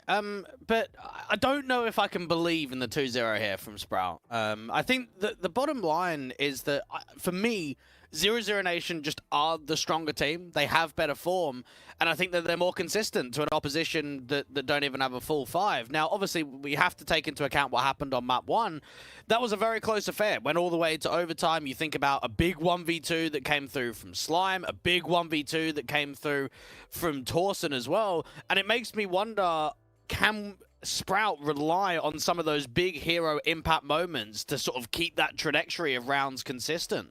Yeah, I mean, there's a valid considerations to make here. I do have to sort of have some concerns more with 0-0 Nation's overall coordination, though. Again, there were some serious situations in that overtime as the match really got on, where they were making some mistakes of going for those 1v1 peaks, and they allowed that flashbang, for instance, to give away the 1 versus 2 defuse. I mean, I'm not saying... Look, I think there's definitely two different angles to look at it. From your perspective there with the concerns of relying on clutches, and then my perspective as to where this 0-0 Nation side really are in terms of being a team, right? Because as the players on paper, we have a lot of faith in those guys individually. But right now, I feel like there's something a bit missing. Yeah, I have difficulty accepting the fact that there is struggles in communication when you think about 2 isolated series and 2 isolated moments. The thing is, will they approach again going here into map 2? Let's find out. Inferno about to get underway.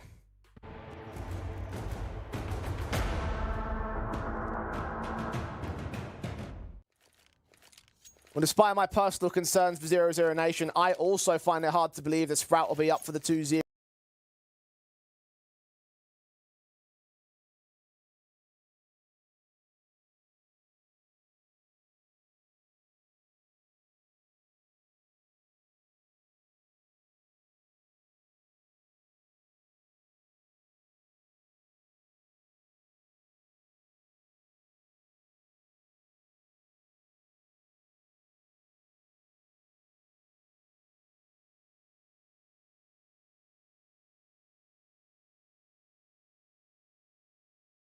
takes coming in, and it's going to take him a while.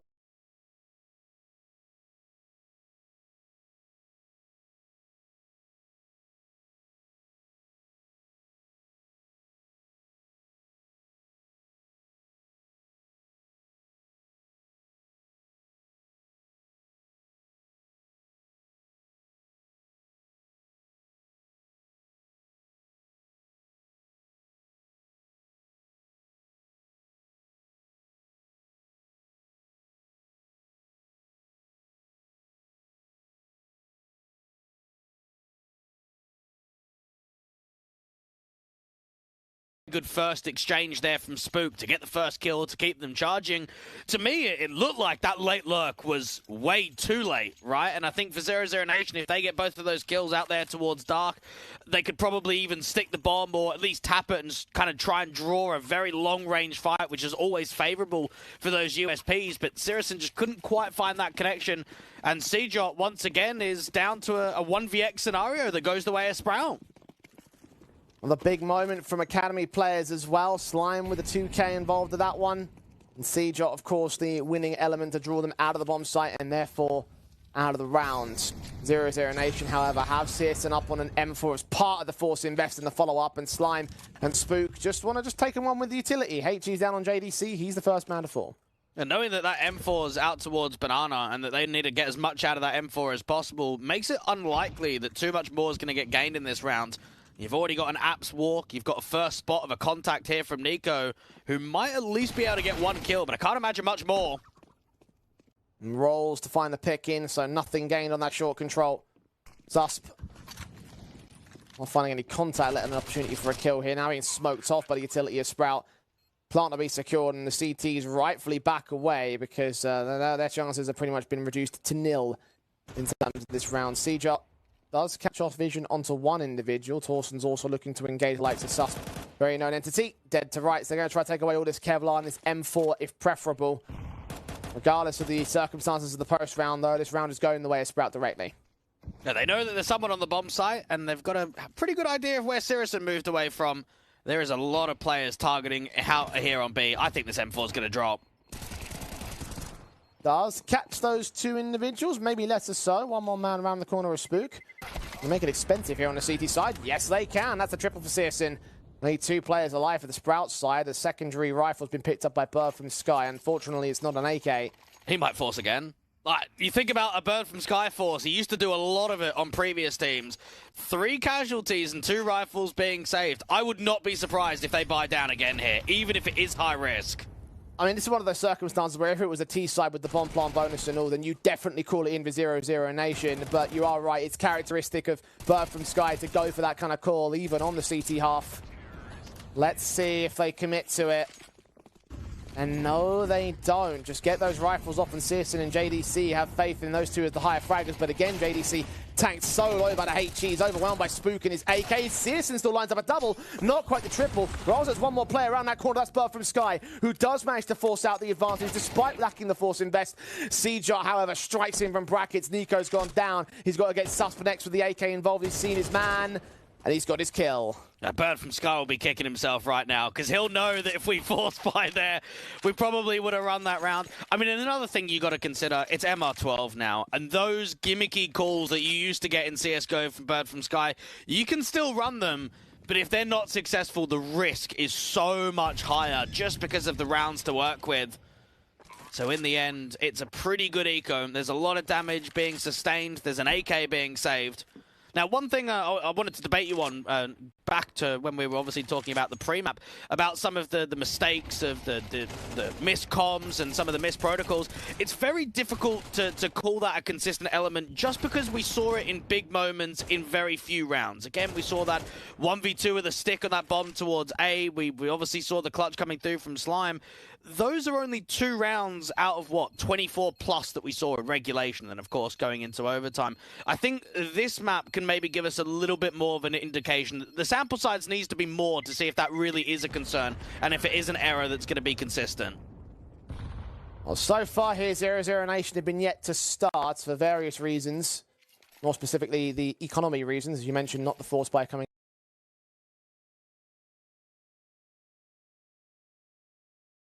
in that previous round.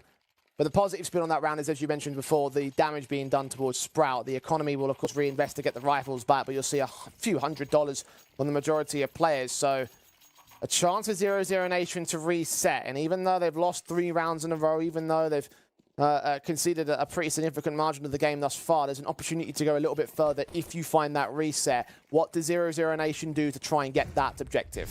Well, they've got the NWP out and probably looking for an opening fight down here from mid, out to the short, and Boiler line. He's looking down mid and actually just fades off of the angle just because nothing gets presented. And Torsen and Seejot at least start working the apartment's control and start shifting some presence up here towards A. And Bird from Sky is hearing utility, but not seeing anything towards Banana just yet.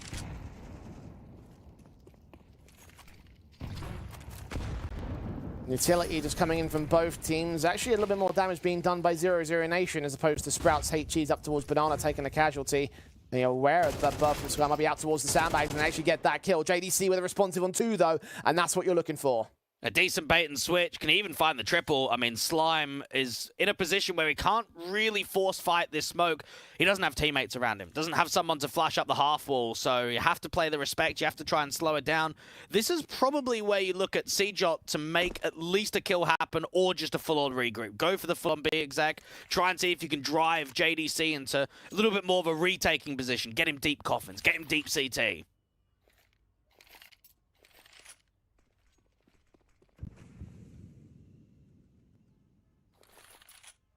30 seconds on the clock.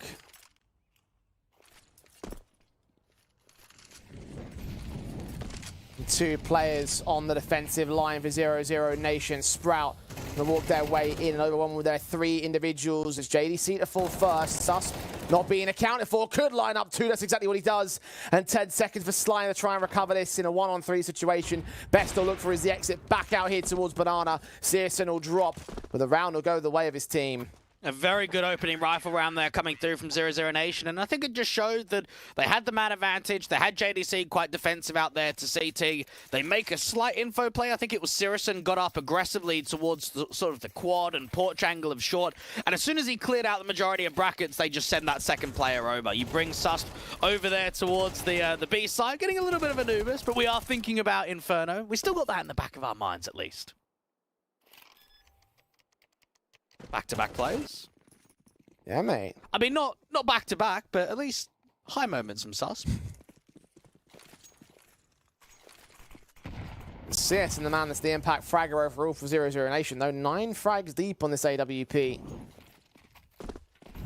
And the overall 0-0 Nation got exactly what they wanted. The reset against Sprout. The AWP will be bolstered around here with a force invest. The AK on Torsen and the pistols and MAC-10 outside of that. So very light in terms of firepower. Minute and 20 on the clock. It's very carefully placed this time. Torsen's turned that AK into an opening fight, though. Susp, the man of the moment, being taken down. It seemed like Searson wanted to over-rotate to keep 3 towards B. There was a little bit of hesitation with that kill coming into brackets. What Sprout don't know is that they're running into a trap. The boost up there towards the flower pots and the AWP to take first contact. They've got some utility to try throw it off, though. 3 flashbangs and 3 smokes for the execution basis. The flash will throw off the shot initiatives. They make their way in. Spook going to charge straight up towards him. Close the gap against Searson, but doesn't hit the shot. And JDC unaccounted for to the flower pot boost. That's a triple for him. And Slend once again alone. Well, it's a shame they couldn't trade the AWP up, because you feel like as soon as Searson goes down, that round is actually winnable. Slime. I think he'll get the respect of the bomb plant, but I don't think he'll get the respect of individual fights. He's going to try and force out the round itself by going for a little bit more flank. Is he ready in this corner for the man? For Searson, but runs right into Nico, makes it an easy pick, the shot to the back of the head. And second in a row for 0-0 Nation. No bomb plant for Sprout, so they can't sustain these force buys. It's going to be a harsher eco. You think about that Inferno that we saw against Godsent in the grand final of the European Pro League. We saw a CT start from 0-0 Nation, actually only managed 5 rounds, but yet still brought it back to overtime to close out. So the idea that they're now back-to-back in rifle rounds, and like you mentioned, they've completely reset them, we actually could see a bit of a round streak coming up here. Really what they were playing for. Go 3 apiece. 0-0 Nation have their way. Sprout don't have a lot to try and resist it. Running right into the 2-man firing squad of Banana. 4 down, no trades, rules, low HP. Still finds Nico, so credit. Doesn't mean much in the grand scale of things, though. 3 all on the board. Money continuing to bolster here for 0-0 Nation, and Sprout have their investment. And this is going to put pressure onto the in-game leader of rules to try and find an idealization of how they can keep working opening picks and maybe how they can avoid Sirison or at least punish Sirison. Because, again, I think he's moving that AWP around the map quite a bit. He's being very defensive and he's not dying very often, which is concerning in rifle rounds.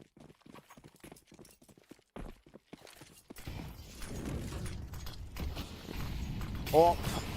First man forward, smoked off position. Nades landing relatively okay, and jump face from JDC is now going to see what's going on, put nades even further onto the T side line, and they'll escape the eye of the majority of the damage. Sitting pretty and waiting for their moment to strike. It's very much a default heavy round. A HE placement out there towards Banana could do some chip damage. AWP, though, out there from Moto, just gets a sitter in the apartments. JDC finds Spooker as well ahead of the smoke. 5-on-3 advantage. Still not a lick of damage being done to 0-0 Nation. Sprout thinned out across their line.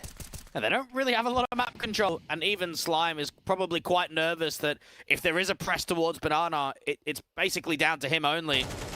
Out from the logs, tries to get a bit of damage forward. Bird from Sky's going to rotate over, and JDC gets yet another kill in the round. At least Rolls can trade it. It's a 4 versus 2 thanks to his efforts and thanks to the CT defensive here on B. Oh, they see nothing mid. They know it's a B end, 100%. Gonna boost up that AK and look above the smoke, but seeing nothing at all. They would have heard that jump up, though, so they'll be aware there's a boost attempt coming in at the cross. They're gonna back away, dismantle it, and start rotating into the coffin's control. Meanwhile, Nico slowly pushes Torsen, throwing out the utility. He's been spotted. 13 seconds. They're gonna close in the pins. They might not even allow the bomb plant here. Rolls driving by, getting the bomb down to the site. Plant secured. Nico chance to swing, and they just combine with the Coffin's forces. All 4 players swing, and both Sprout players go down for a 4-3 return for 0-0 Nation. They're in the lead.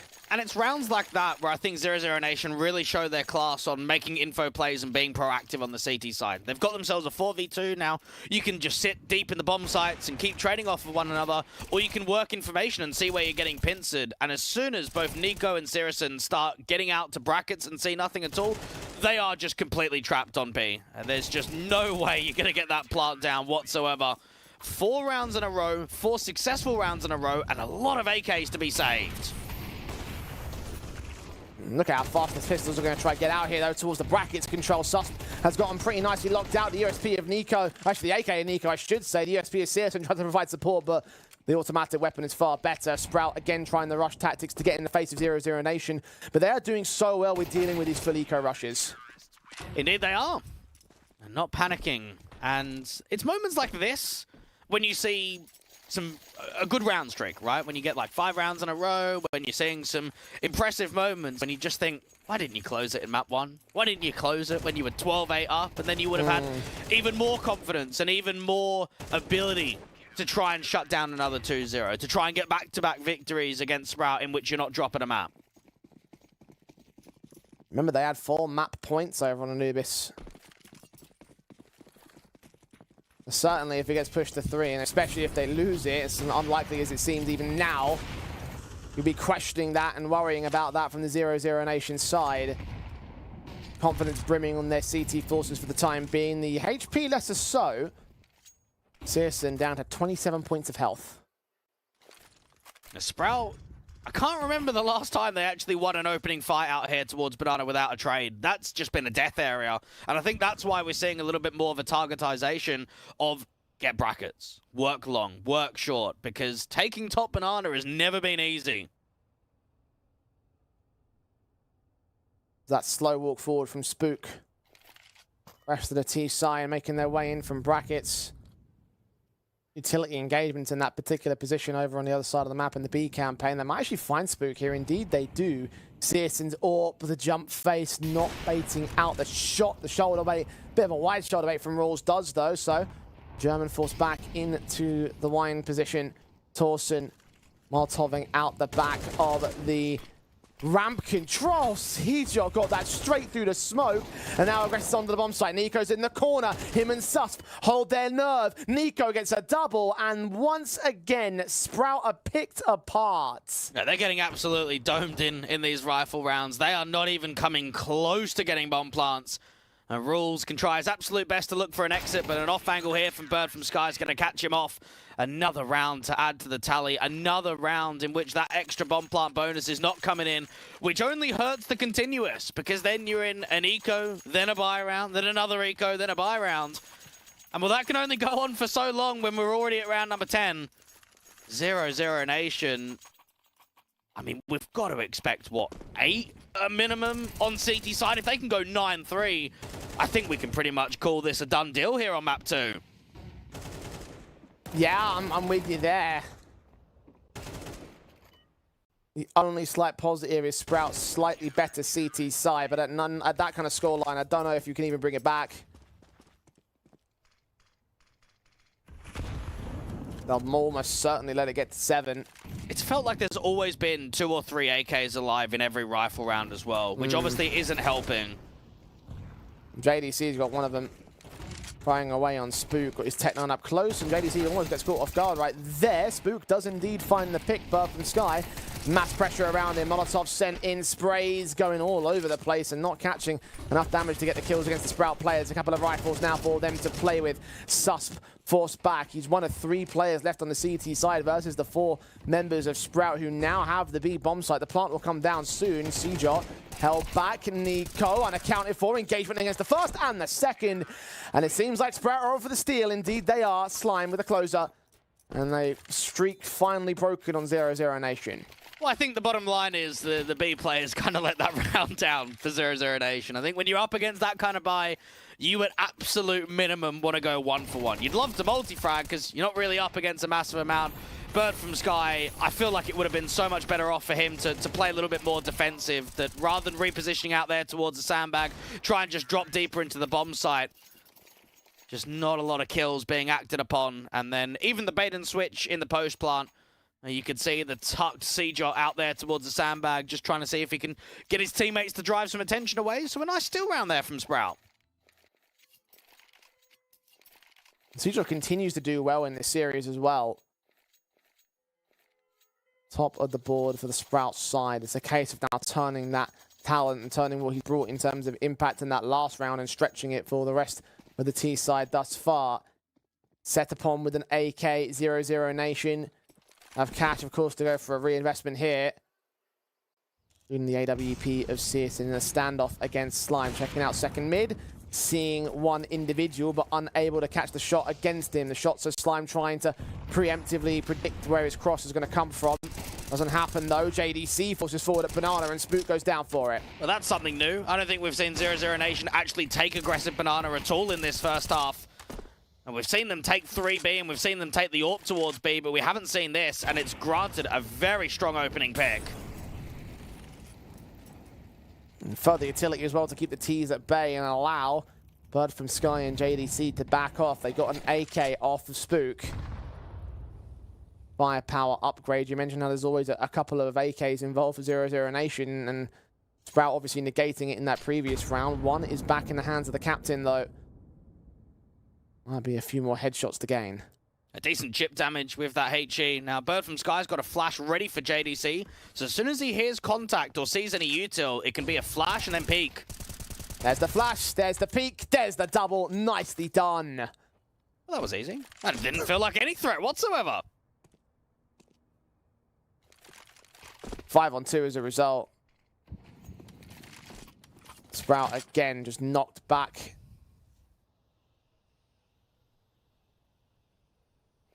JDC, he wants more. He might even go for the ace. Quadra, and the spray carries on. All right, 5 frags in one round. 0-0 Nation starting to embarrass Sprout now. Yeah, I think that might be the most like anticlimactic ace we've seen in a rifle round all day today, but it shows that good utility usage and good decision making there from JDC, even with the man advantage, catches a good timing. I mean, both of those banana plays didn't even make noise. There wasn't any util being made, and then when you've got a 5v2 like that, you're expecting the regroup towards banana. You're going to get quite eager for those last couple of kills, and he gets rewarded for it.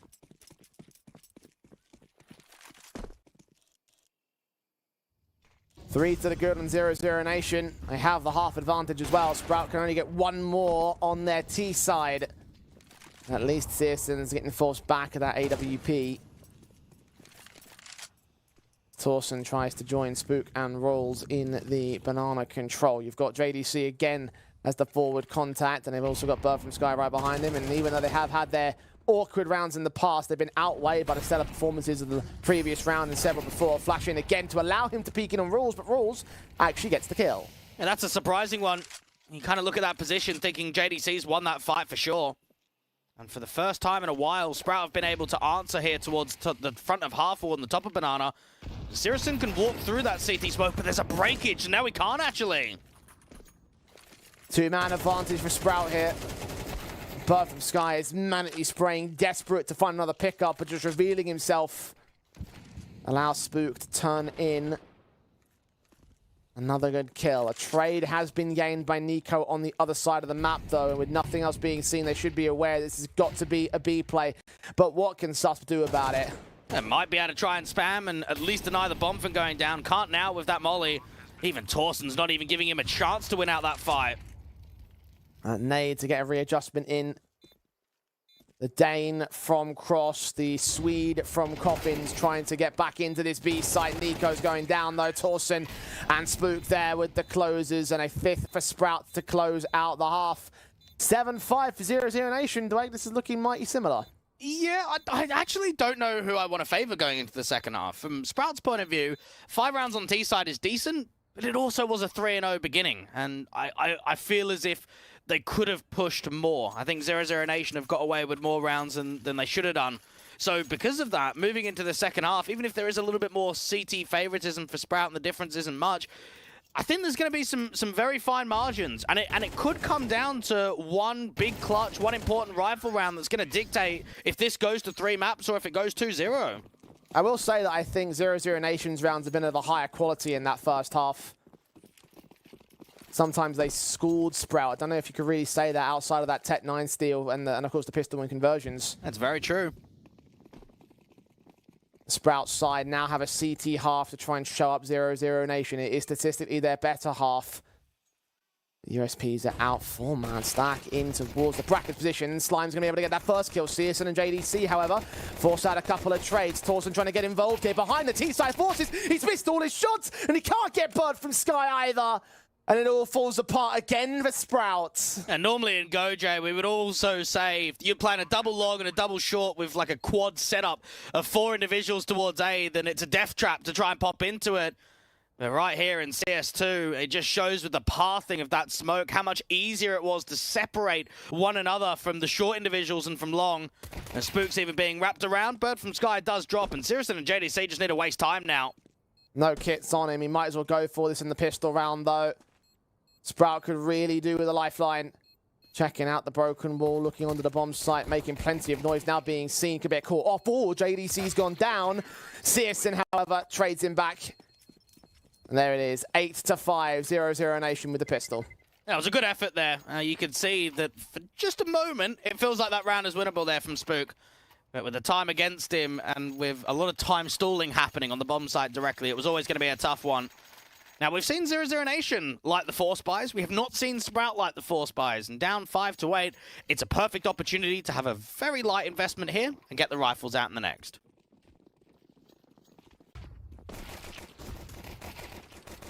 Opportunities abound. Oh, Torsen's going to be upset with himself, isn't he? 0-0 Nation. Well chuffed with how things have gone down thus far. And for the 9-5 scoreline, JDC and Suspect making it look pretty simple there in the banana control. And that's because it is pretty simple. Rifles versus pistols equation. It works out the same many times over. And they'll get their 4-round lead. They'll get up close to the victory. It's from these advantageous positions where Sprout fought back over on Anubis. So, is there a comeback in them?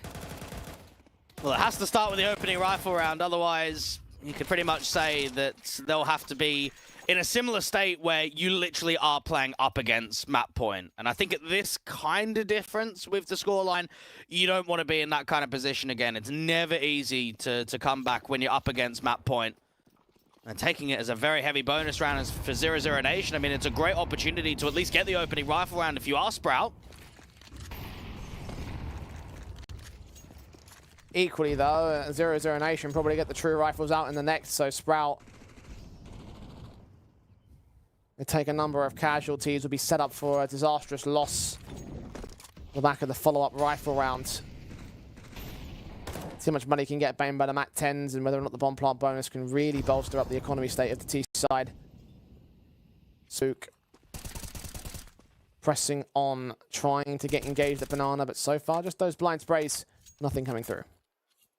Spook, it could be a bit of a rude awakening as soon as this smoke clears. If JDC just swings out in the open, seems like he wants a half-wall flash. Very defensive, both of those CTs on B. They might even try and boost up to the flower pots. Spook and rolls. 50 seconds on the clock. On the B defensive, where there's actually a number of players that might be looking on towards them. Nico and Slime have gone back and forth for a 4-on-4. Oh, but Torson's caught sus with the smoke, starts to clear. Headshot gain, advantage for the CT side. Yeah, the bomb didn't get seen, but Bird from Sky has at least made some noise out here towards brackets. They're going to try a little bit of a press in here towards B. The bomb's going to tail behind, though.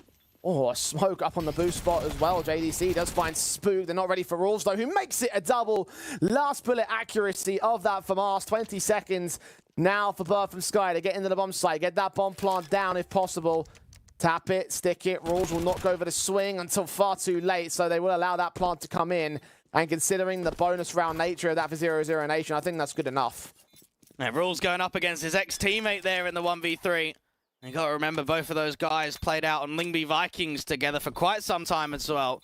So both IGLs that have participated with one another are now going up against one another. And I think right there from Rules, that was a decent hold towards that site. He lost his teammate, a Spook. It's pretty much down to him. It was this second kill on sort of the reposition. How quick that came into Sirison.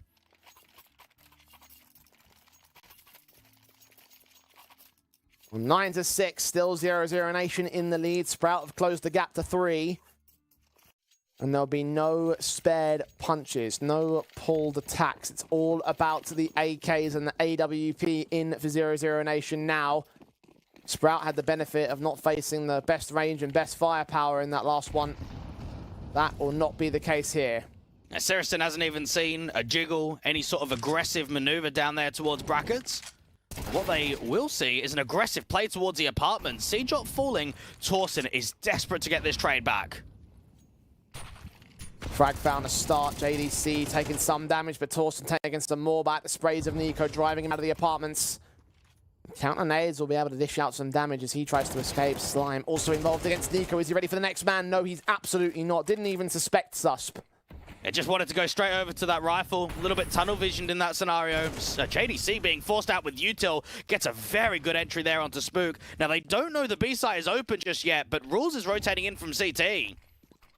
Cover off the cross, the smokes will come in. Meanwhile, Torson peeks in mid and recognizes what must be going on here. Flashes in, both sets of footsteps will be heard. There's no need for heroics here, Rolls. Wait for your backup to come in and go for the retake. You need all the support you can get. And they've got an incendiary, so that can go down out towards a new box position on the retake. Another resmoke out from CT actually bides a little bit of reposition cover from Torson. There comes the fire. Bird from Sky forced out into the open, but Rules hasn't checked him yet. He'll see him now behind the fountain, playing away from the harder cover. Burst through from both players. He goes falling. JDC now on to take control. 21 frags deep. Make it 22, but not 23. Torson on that defuse will keep it held together for Sprouts. I've got to give so much credit to the Sprout side of these 1vx scenarios. Now, obviously, that one is basically a 2v1 and it's working the trade. But when we think about map 1 to map 2, in 1vx's, they've won the majority of them. They've been the ones to close down the rounds. Another good sequence there, out from the apartments. It looked like 00 Nation had done quite a lot. Spook tries his absolute best, but only gets away with one. Torsen makes the info play and catches a good timing of a reposition down there in mid. And in the end, it's enough to win out the rounds.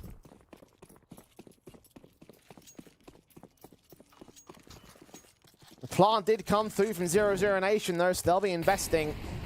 Both economies taking major hits, but the T side allowed to get into this. All the AWP barely sees Bird from Sky, catches him in the end. A second molly comes out from the CT forces. JDC forced to use a smoke, but takes so much damage, and Spook knows what to do. He knew he was burning. He got the frag. It's a 5-on-3 for Sprout here. Now that smoke needed to go down instantly, not wait before it spreads. Even Susp has been seen out here towards long. Both CTs compete together. They haven't quite done that, but they have still been successful. And Nico now the last one left. I mean, I think you've got to save, right? I mean, 1v3 on 1 HP. This is just never going to happen. Not even given the time of day by Spook. All held together by Sprout. A little bit awkward at the start there with the AWP not quite spotting the two individuals down Banana, but both those kills came in the end.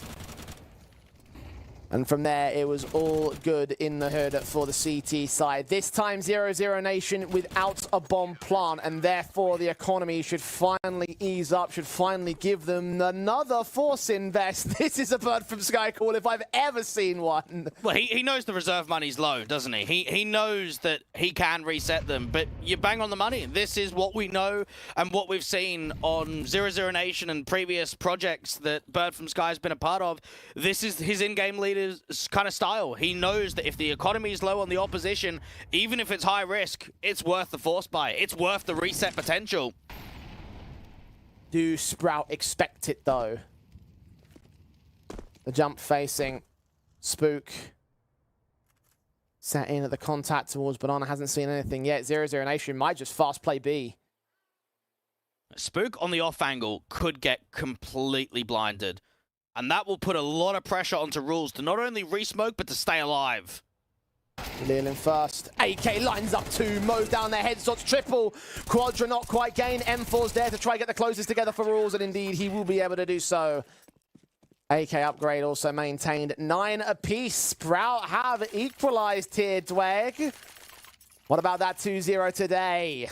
I mean, look, it's on now. When you get to 9-9 and you put up a round like that up against a force buy, you have to believe it. There's no way that you cannot believe that it's a possibility. And it just gives me so many vibes and familiarities to what we saw of the head-to-head in the last CCT online finals. It was the same upper bracket round of 16, opening game of the tournament. Map number 1, Anubis, goes 16-14. Map number 2, Mirage, goes to another overtime, but 2 back-to-back maps being won by the Sprout side. It's basically what we saw in map 1, except it was an overtime victory, and now they're recovering things to look for the 2-0. Look at this. They are taking all the control back. They are returning under 00 Nation the favors that they gave on their CT side. Blind kill, sprays Manic, nothing to resist with the pistols out again. Seajart holding short as the long controls as they get back towards the site defensive itself, be a little bit more versatile on this A defensive. The AWP does only hit a leg shot there against Searson, but Slime can clean it up anyway. There's Torsen with the closer, all 5 alive. Economy now well and truly built for the CT side as they take the lead. And I think that the judgment, obviously, in the last head-to-head that we saw only a couple of weeks ago was that Sprout can't do it without Wonderful. And it is as simple as that. You look at their previous results, there's been some earlier exits, they've lost the huge star player that they had on the roster. But when you start putting up performances like this, and you start coming closer to 2-0 and 0-0 Nation, there's a little bit more to talk about, and there's a little bit more of the spotlight that needs to go into the guys helping this team out, helping them as a stand-ins. I mean, this is certainly an encouraging result if they can close it out in this respect. Still only a few rounds away from doing so the job's not finished. But this was looking dire in the first half, and the CT side strength of Sprout has come into good effect. The start has seen a lot of damage in round 20 against the CT forces, and the AWP assassin picking up Slime. JDC providing support as Spook holds his nerve. The Molotov sending him back in. He can't hit a shot, and that's the B side fallen. And that's just a crumble. Yes, there could be some rotators, but they might even gamble A. They might think that rotating towards B is just not going to happen. Two very clean picks up there in Banana. Rules considering a breakaway. The smoke's down across, and 0-0 Nation take the bomb back in mid. Are they about to walk into the gamble of Sprout here? I don't think so. JDC will be able to clear this out. They've smoked CT, they've smoked Coffins, he's cleared out first oranges, he's cleared out the majority of Dark. That bomb's going to MB. There's no way it goes into A. It's a good thing that JDC went for that walkout, because you could see the intention there from 0-0 Nation, but it was pulled back into Banana and eventually into that bomb site. Recognizing the stack, the gamble there towards the A play, the plant secured, nothing that they can do to deny it, and they certainly aren't going for the retake either. Hold on to these weapons, the AK especially valuable for Rules. They've got money to reinvest here, so if the hunt works for Nico and co, this could still go for the buyback in the next. It's a case of future-proofing this CT side. And Nico you can expect to get maybe one at most here, because the crossfire does look pretty solid. Sprout, tied up scoreline, 10 apiece, and this again is when you get into territory where it is a little bit of unknown. Do we get another overtime? I would actually say it's fairly likely at this point, where the economy sits for the T side at quite a limited amount with the strength of the economy for the Sprout side. There's not going to be much in it in these last handful of rounds in regulation. I wouldn't be shocked to see another overtime, honestly, personally. Wow, what a shot from Searson. Barely even registering the man. Follow up onto Spook as well. Now that B site fell to pieces as they stuck around a bit too aggressive in that side of the map. 10 apiece. Evened up again by 0-0 Nation. The AWP back for Slime. Searson looking to engage against him as well. Incendiary's thrown down against JDC. Smoke's coming a little bit late, but not as much damage as previous rounds. The HG, however, might finish off the job. He goes a little bit too deep as JDC re-attacks and actually gets a lot more damage onto a lot more players there. AWP ready for many more individuals to come his way. Oh, the flick is beautiful. Good night, Johnny boy. Yeah, Slime's got a good pick, but is he looking for more? Does he want to play defensive, work the opening man advantage? I think they're quite happy to sit deep in the bomb site and just allow Spook and Slime to play off one another. They've both got smoke, so they can slow down an execution. Now, we saw Nico in a similar pause in the last round looking for exits. This time around, if Seajot overextends just ever so far, it could be Nico in for a pick. Seajot's seen him, meanwhile, out towards that main entrance. That nade so good on Seajot. There was a nade from Bird from Sky that did catch off Slime, so AWP down to the 4-on-4. And they are wary of this apartment's individual. Smokes out towards B site, though. 0-0 Nation have their heart set on B. Now, Spook's got a smoke in for the molly towards Nubox. Nico trying to put a little bit of a threat in here at brackets. Engagements actually do find him as Seajot recognizes that the A site might be cleared up. The third man might look to join the defensive here on B. But 0-0 Nation will walk into the bomb site before he can arrive. Bomb yet to cross, and Spook has gone down to the back lines. Further engagements from Rules, blinded back by the coffin smoke. Bird from Sky gets Torsen elsewhere as the smoke towards Cross will clear. It's a 3-on-2. And Utility held together, I think, is a safe call now for Sprouts. Oh, that's so upsetting. That's so frustrating for Sprout. They worked off of such a good opening pick there from Slime. They even disallowed that lurk of Nico to find success. But even still, we didn't see it, but somehow Slime went down to a HE. It looked like he was just holding that half-full line, and a HE came through from Bird from Sky, and then even Spook, who was out there towards Nubox, didn't get anything.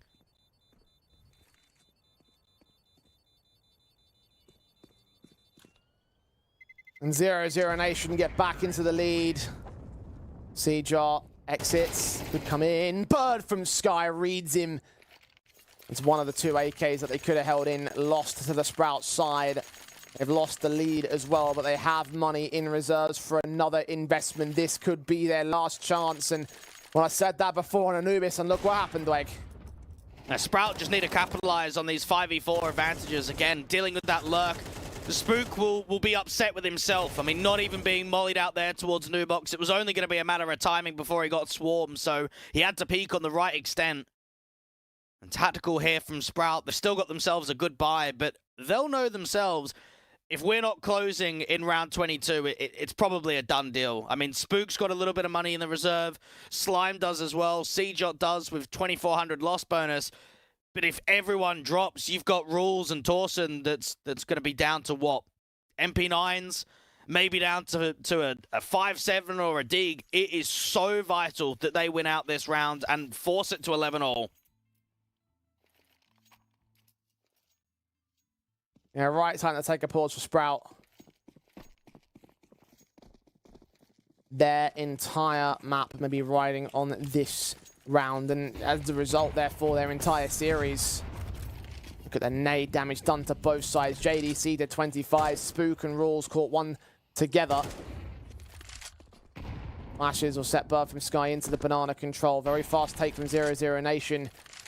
But not quite into the bomb site. The utility there from the counteraction is going to stall them on the CT side. You don't want to go to a map 3 if you have the opportunity to close it in 2, because oftentimes that's when your favorite team, like your 0-0 Nation, is going to take everything away from you.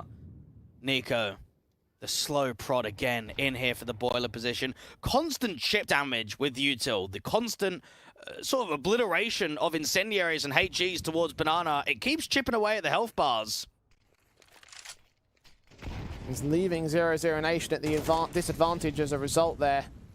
Nice smoke on long, forcing that AWP to retreat, but it put a lot of emphasis from the CT side, having seen a lot of the action, seen a lot of the prod out on that side of the map here in terms of the mid-round. A quick spot from one individual, and a third player is going to go ahead and join that mid position. Is that bomb going to continue to be, though? It seems very fakey in this kind of round. They're going to leave Bird from Skies, that lurk out to cut rotates from B. They're going to end towards A. The info play out from long. That AWP thinking about a rotation in from CT. Going to check it again, though. The smoke there towards long is about to fade. Slime so wary of what could be going. He sees the PC utility come his direction.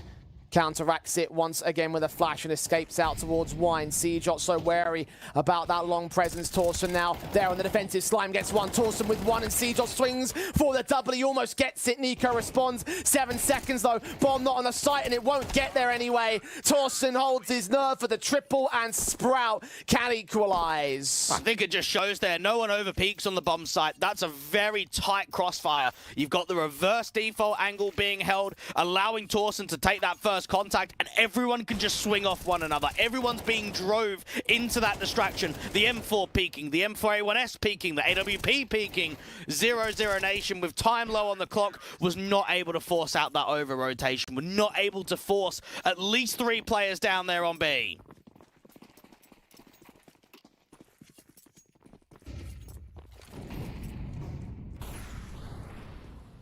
$11 apiece, and look at JDC. So far forward, Spook sees the gun barrel, he knows he's there. Oh, but the headshot still comes in from the top fragger of 0-0 Nation. Another pivotal advantage that could turn this match back on its head. Rotations are inbound, as we did see Rules try and break away. He gets back to the site in time as the utility pours in for the hits. Oh, but it's just wasting so much counter utility. This is just a prod. This doesn't even look like a BN. This could be a double pump. Slow it down. You've still got Nico out there towards Boiler. Break into the smoke. Rules is completely blinded. Just spotted by Bird from Sky with the flashbang involved. He finds Slime. Rules with a pick. Needs to find JDC. He can't do it. And the 2 players back at Apps of Sprout have now got no choice but to save. Might still be hunted by Nico. They were waiting to try catch that individual off guard. And in the midst of the chaos, Sprout caught out in the open. 0-0 Nation have another map point over their opposition. They couldn't close it down on Anubis. They just have to win one more. And I think right there for Spook, he's cost them that round, but it could have got either way. I think he knows himself, if I win that fight onto JDC, that's a man advantage. And in that position, when you see the gun barrel looking out towards the sandbag, you feel as if in that moment, it's the right decision to make. But it cost them big time. And that's always going to be slight errors and slight mistakes being given up in late game situations. If you're the one to cost the team, you could be the one to lose the map, to just end up not even being able to close it in 2. The slight hunt right at the end there did not drop those last couple of weapons, but I think it shows JDC's impact in this second half. Some of the entry kills that he's been getting out to the B side. I mean, it's been impact across the entire map in my eyes. His CT side was also just as good. Frag counts show it, that round shows it. There's many more examples, and I'm sure if we sat down together and picked through, then we'd be able to find plenty. And Sprout, look at how fast Spook's going to go up here, trying to just gain the banana control and disallow any potential for 0-0 Nation to strike back against. The burst will continue, and the man will hold himself ahead of the half wall. Nades down to do damage, but they won't clear up any vision, so it's just default setting for the Nation. I haven't seen Sprout take a massive amount of banana control previously, and they're going to leave Spook just to be able to re-smoke, but the breakage of the smoke is timed to absolute perfection. Stellar read. And with that, Sprout are down to 4. They might not be lasting much longer anymore. Rawls continuing the jump phase to try hold some sort of information advantage over the B-bomb site attackers. 3 players known towards that position. As mollies get sent, there's counteraction flashes that will keep them stalled for time. And last time they were in a similar position, they just executed B. This time around, they're still using the util to kind of give the notion that they're executing towards B, but it's a mid-walk. It's out here towards brackets. Drop backs up that nade a little bit on point. Actually, against Birth from Sky, could have been a lot earlier than that. He does find Sus. He's being attacked from the apartments. Nico, no. Jump phase, flashbang keeps him blinded. He almost gets the kill. Slime on site. Now to hold his nerve. Tapped up, dealt with by the AWP. It's a 2v3 retake for Sprouts. The bomb will get planted, and it looks like the end might be nigh, unless a massive hero moment comes out from Rawls or Torsen. It's just another re-smoke towards Moto, just wasting so much time. JDC's even wrapping around in from the apartments. He's going to backstab in here to short. Torsen's got to act quick, and he's stalling himself out. JDC slowly but surely closing in the pincers, and disallows that incendiary to even get popped up. Now to close from Sears, and that is lights out for Inferno. 13-11 for 0-0 Nation. They might have lost their own map pick, but Sprout did the same as we go 1 apiece in the series, and we're forced to map 3. A fantastic series so far. Overtime map 1, all 24 rounds in map number 2. I think it shows that the competitive edge is very narrow for both of these teams. I think Sprout can look at that last map and say, if one of these rounds went differently, if one of those rounds where Spook doesn't give up that early fight to JDC, we're probably getting the 2-0. But you could also say the same for Anubis. It was 12-8 up there for 0-0 Nation. I got to tip my hats off to JDC especially, right? You mentioned in there just for a moment about one particular isolated incident where he had impact. He had impact throughout the entire matchup in my eyes. Top fragger of the board by quite the margin. And the end result is, of course, what we just saw there from 0-0 Nation. When we thought the prospect of that 2-0 was starting to come together, when Sprout brought it back to evens, it just couldn't quite get the job done, even though they were just this close to egg.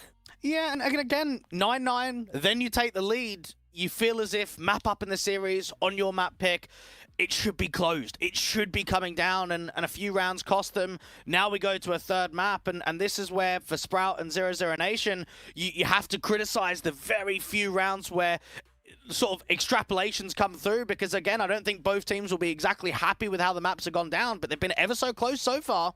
Well, with how close these maps have been, you have no choice but to scrutinize every little mistake, as Ancient will be our final battleground of this best of 3. And it's not even our last best of 3 of the day. So we'll head towards a break, get that one set up, and get ready to see who's moving on in the upper bracket between Sprout and 0-0 Nation.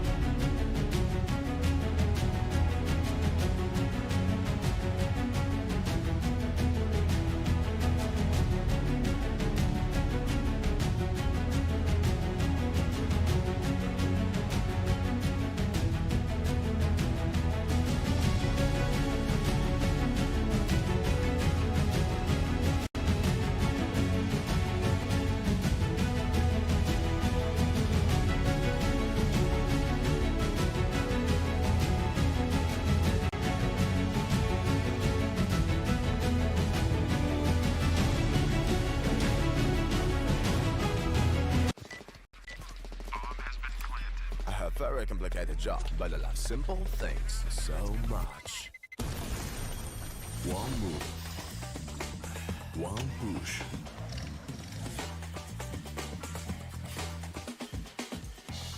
One touch.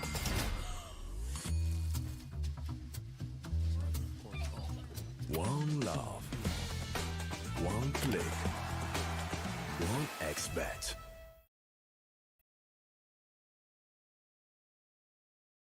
You look into your inventory and there's only...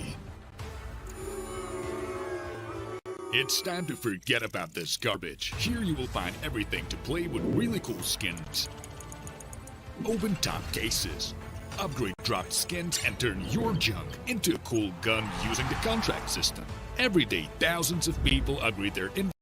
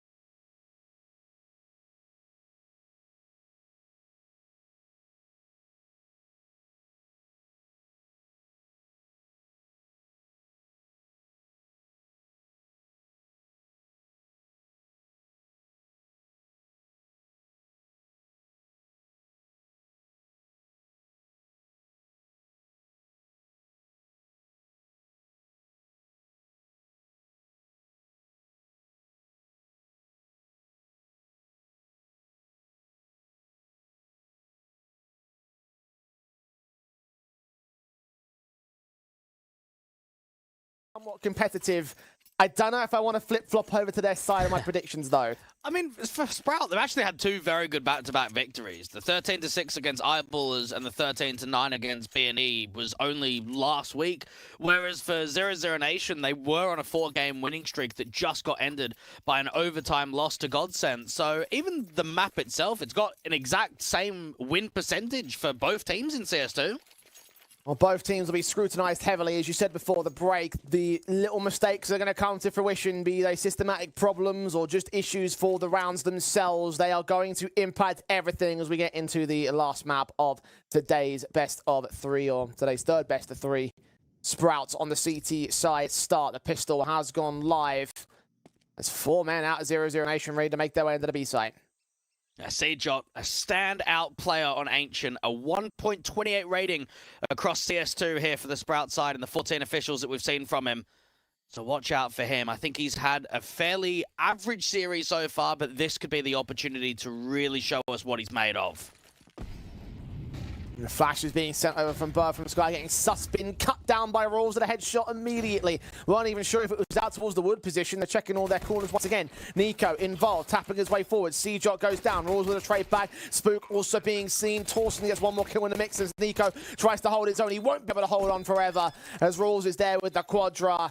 And the pistol goes the way of the CT side. A very good defensive up there from the B side. The in-game leader of their rounds started things off with the opening kill and then just kept fighting and kept winning duels. Yes, the bomb plant did go down, so we can expect a force buy here from 0-0 Nation. But for Sprout, it's the start that they're looking for. That it is. Opening advantage, but 0-0 Nation got that bomb plant. You can see Galil was being bought by one player already, so they most certainly will be able to go for it. That one tap, the USP just doing absolute work for Rules there. Beautiful round individually, and Sprout again take the starting advantage for it. 0-0 Nation again looking to answer back. They've got 4 rifles for this round. Susp is going to be the main front runner out here to the lane control. The rest of his teammates behind the B doors are very defensive with util towards Ram. Sprout have made a fairly aggressive info play with that MP9 towards the front side of A main. They haven't continued the press though. It's ever so slow walking. Torsten been seen there at red. Seems to look to engage for Nico anyway. Get the kill and take a dink back down 11 points of health. JDC. Star element of that previous map up. Flashing from Spook against Suspicion, who were going to be able to get that kill anyway. So 4-on-4 been gained. Slime still able to strike. Try look for the double and damn near gets it, but only half HP down to the one-man Rules. Back involved with a 3-on-2 in JDC's flank and finally remove him from play. Torsten extremely low. Seajot's traded places with the T side and Torsten still wins a fight at point blank. He's such low HP though. Really needs the backup here. And JDC has got to get back onto the bomb site for the bomb. Well, he knows that Seajot's the A player, so he's expecting him to come from CT or from red. What he doesn't know is he's in here at cave right now. Start prodding. He'll check his corners, but he won't be so careful and meticulous about it. Nade sent his direction. He now knows where the last player is. Aware of the rotation that did come through from the mid position. And Seajot again going to reposition. Will JDC go back into A? Will Seajot read it? No, he won't. He'll keep his eyes on lane as JDC makes the rotate. And you've got to think that the Galil versus the MP9, just the range game, is going to be quite an advantage here for JDC. So an opportunity for Seajot somewhere on the bomb side to try and get an upgrade. And yes, he has found that Galil in cave. Even footing for both players. Would have been nice to go back for the M4 off of the Fallen Rules, or even Torsten for that matter. This is a good pause because the bomb's not even really planted for him. So I don't think Seajot's going to expect him up here at tree. Kit's on him. He's got an extra 5 seconds above that defuse. Giving away no information. Now he will flash his way out onto the bomb site. He'll look to make his way in, tap it, look towards main. He thinks it might be a main pop. Is he ready for the elevated angle? Not quite. Damage being done. He wraps that corner, gets on towards it, and he's got enough time for this defuse. Seajot might have had an average series, but he's had a stellar round today. Yeah, that's a huge round. There was so much to break down there. I mean, first off, I think Susp has done so well to get that kill completely blinded onto Spook, to keep putting damage forward onto Slime, and then Torsten is pretty much the one to recover the matter, right? I mean, he just kind of makes a kill happen in from B. Eventually, it comes down to the clutch of Seajot and keep the round streak alive. Another buy on the table, and this is where we start looking at the force buys almost as if they're turning into rifle rounds. Because if they keep getting bomb plants and the lost bonus is going to get kicking in, that's when we're just going to start seeing more AKs come out. And that can only be to Sprout's detriment, because the only place you can go from there, unless you recover a lockout round, is just down and out with reset. 0-0 Nation. Very heavy-handed with their force buys. We saw it over on Inferno. Seajot on the A site, defensive over a donut. Incendiaries against them, and Nico forced to redirect back into the mid position of red control, walking up with no resistance from Sprout so far. We saw Sprout bring 2 players A main early round and 1 donut, which means red can obviously be compromised. Now, Torsten's going to reposition very passively here towards the CT spawn area and actually catches off JDC, and Slime's starting to walk forward. He's already setting up that backstab to elbow. Torsten backing up and rotating away, making noise as well. Going to draw attention back. Seajot might be undetected. He pre-fires on Nico, gets the kill. Can't quite find Searson. Galil out, checking corners. I'm going to try fight onto Torsen's position and win that engagement. Backline cleared up. B site looking a little bit awkward, especially considering that the defensive is all over there. The bomb's on its way towards A. Rules might get sus, but never mind. The player on the bomb site, Spook, has not been detected just yet, been seen out there from Cave. A lot of damage comes through. The MP9 helps out. And now Slime's the last one left in another clutch situation. Upgrading to the AK, trying to get around that corner to deal with CSN, and CSN's having none of it. A quadra from him this time. The 0-0 Nation get there first. Sirison and JDC are the two highest rated players for 0-0 Nation on Ancient in CS2. A 1.26 average rating for JDC and 1.25 for Sirison. I think with what we've seen from them already in the series, we were expecting them to have a good performance in map 3. Yeah, two top-rated players on the of everyone on the board in general over the course of Anubis and Inferno. Those two having mass impact. The end result may well be 0-0 Nation's success. They are getting closer and closer towards it. Rules. M4 posted out towards lane, trying to find the one man coming out from elbow. That's CSM with the Mat 10 cut down by the Sprout side. The hero rifle in this exchange. Only good for the one pick, though. Torsen able to trade back JDC, keeping it at the 3-on-3. And backs away from this donut entrance. Seajot needs to get a kill here from Shelf. Needs to get the kill out here towards elbow. Oh, he's struggling. That was an all but necessary frag to get presented. Stein will at least start rotations and can grab one of the guns here. Oh, this round's done. I mean, this is over. The problem is there's an entry path to the B side. Slime doesn't have any armor, so hold the AK. Torsen can try and look for an extra weapon as well, but yeah, that force buy, it was done as soon as that misfight comes through from Shelf. And there should be an M4 around there somewhere for Torsen to grab. So yeah, grab that weapon. And that's the best thing you could hope for here in the case of Sprout, having the mid control, so having dominion over those two rifles and carry it forward into the next. It was a force buy in this round, so they can't really justify a heavy-handed force round for the next. But two rifles are better than none. And 2 rounds are better than 1 for 0-0 Nation.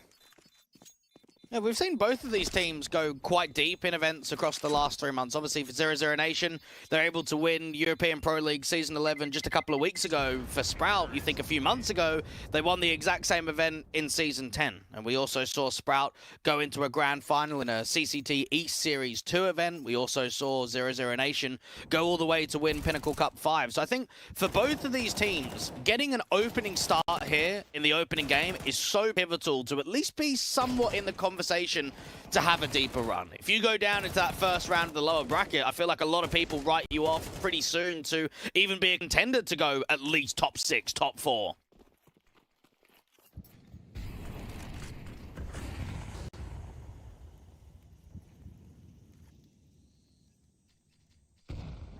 Right now looking to top 3 on the scoreboard here in this isolated map.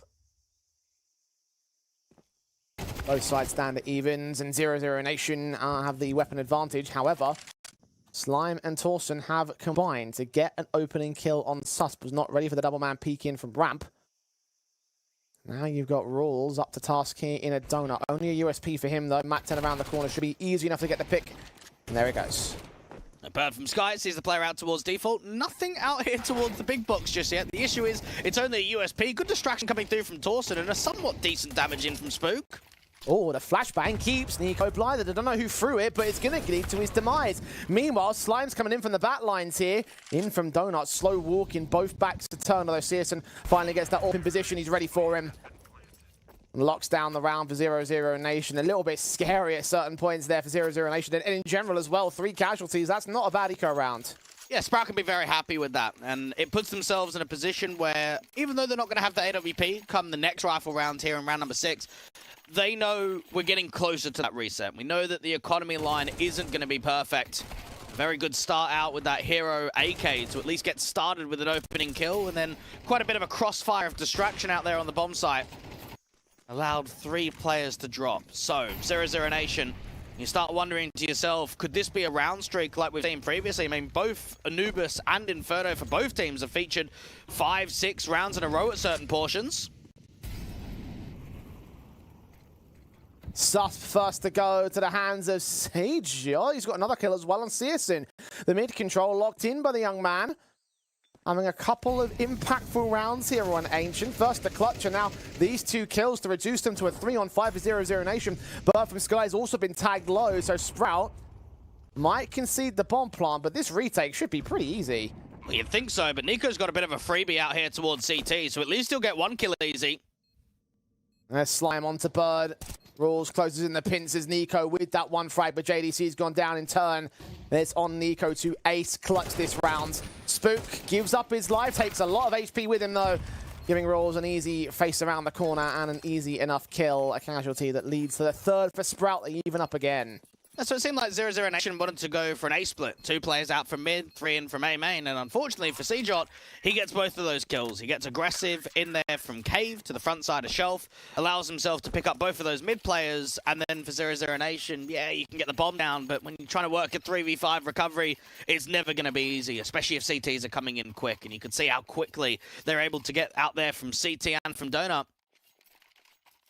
3-3, we're tied up again. You wonder if this could be the reset opportunity. If Sprout are able to win another round, and if they can disallow a bomb plant, that will help their case even further.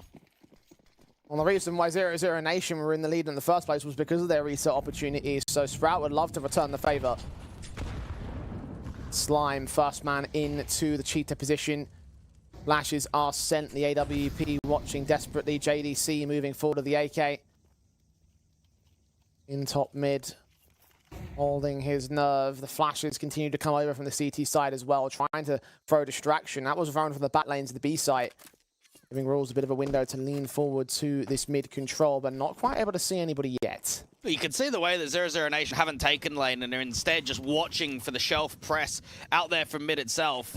I know that CJot did that in the last round. You've got a little bit of an unorthodox AWP angle being held from Slime. Is now getting a little bit further aggressive just because of JDC's kill onto Rules. First man to fall on the CT side. That nade could have done a lot of damage if it was placed correctly. In mid, not to be found by the CT forces, and they've backed out from A for the most part. Starting to reposition a couple of players there to the back lines. Meanwhile, in lane, CJot's going down to Bird from Sky. The B site's pretty much opened up here. Although that press forward from mid from Spook, if he catches off Sus, then that could be a bit of a spanner thrown into the works with the bomb getting dropped. Torson on the side defensive gets 1. Spook's going to get caught out towards lane. Bird from Sky with a double in this round. Torson has no idea of the incoming danger that he's about to face. The only player on the A defense. Slime still looking out to the B site. Bomb should get planted, or will it? 15 seconds, the kill's been found. JDC accounted for here. He finally gets his executing blow, and the AWP of Slime has no access to the site. You just knew as soon as JDC got into CT, that round is done. Because even if there's a huge multi coming down on the bomb side, that late wraparound. Oh, wait. They didn't get the fight time. I didn't even notice that. Okay, they must have... Did he maybe get off it? Like, I'm wondering if he tapped it and then... Because there was definitely time to get it down. Do we have a replay or something? Like, that would be... I have no idea what happened to 0-0 Nation. Maybe that kill did come in time. Maybe it did throw things off just enough. I wonder if he did like a Kooster and just got util out? Something like that? Well, this was the kill against the... It was dropped outside of main. Yeah, but there's still time there. They've got Donut, 12 seconds. Oh, there's definitely time to pick that up. I can't tell if that was a good play from Sprout or a blunder from 0-0 Nation at this juncture. It might be one of those that you just have to go back and watch in the demo just to see exactly, like, if the Donut players had already come out towards CT, like if they're looking for the hunt and then they're just a little bit too late to get over to the bomb, and where they were positioned on the bomb site and with the time remaining, they should have got that bomb down, no worries. 0-0 Nation have conceded it from timer. That much I know for a fact, and that might throw things completely off kilter for them. Heavy investing around the saved weapons. Of course, several players with no cash at all. This could be Sprout's opportunity to really keep the hurt up now, to take away all opportunities from 0-0 Nation. Only the AWP, the AK, and the M4, and the AWP is at least applied to good effect. Slime down, Rawls down, back out for mid and into the A-site defensive with Torson. Oh, it's quick. It's very fast in here from Donut, and Torson's going to try and fight from Brokey.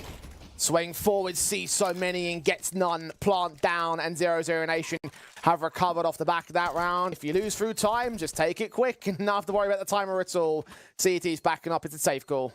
I think that's the perfect response for 0-0 Nation, because they would have been frustrated with themselves. I mean, that round was done, and they end up not winning it. So you respond back in. You allow yourself to get a very good pick with that AWP.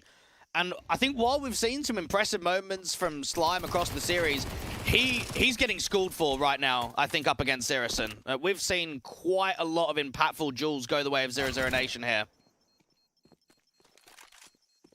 And Sprout will continue to keep the hurt up against them if I impact the exit frags. It's actually probably more expensive than 0-0 Nation were hoping for. I'm surprised that so many players actually went for the hunt there, because you're not even going to get AKs out for everybody. If Sirison can drop one AK, Bird from Sky can get an AK, but then he's going to be light on util. That's very expensive.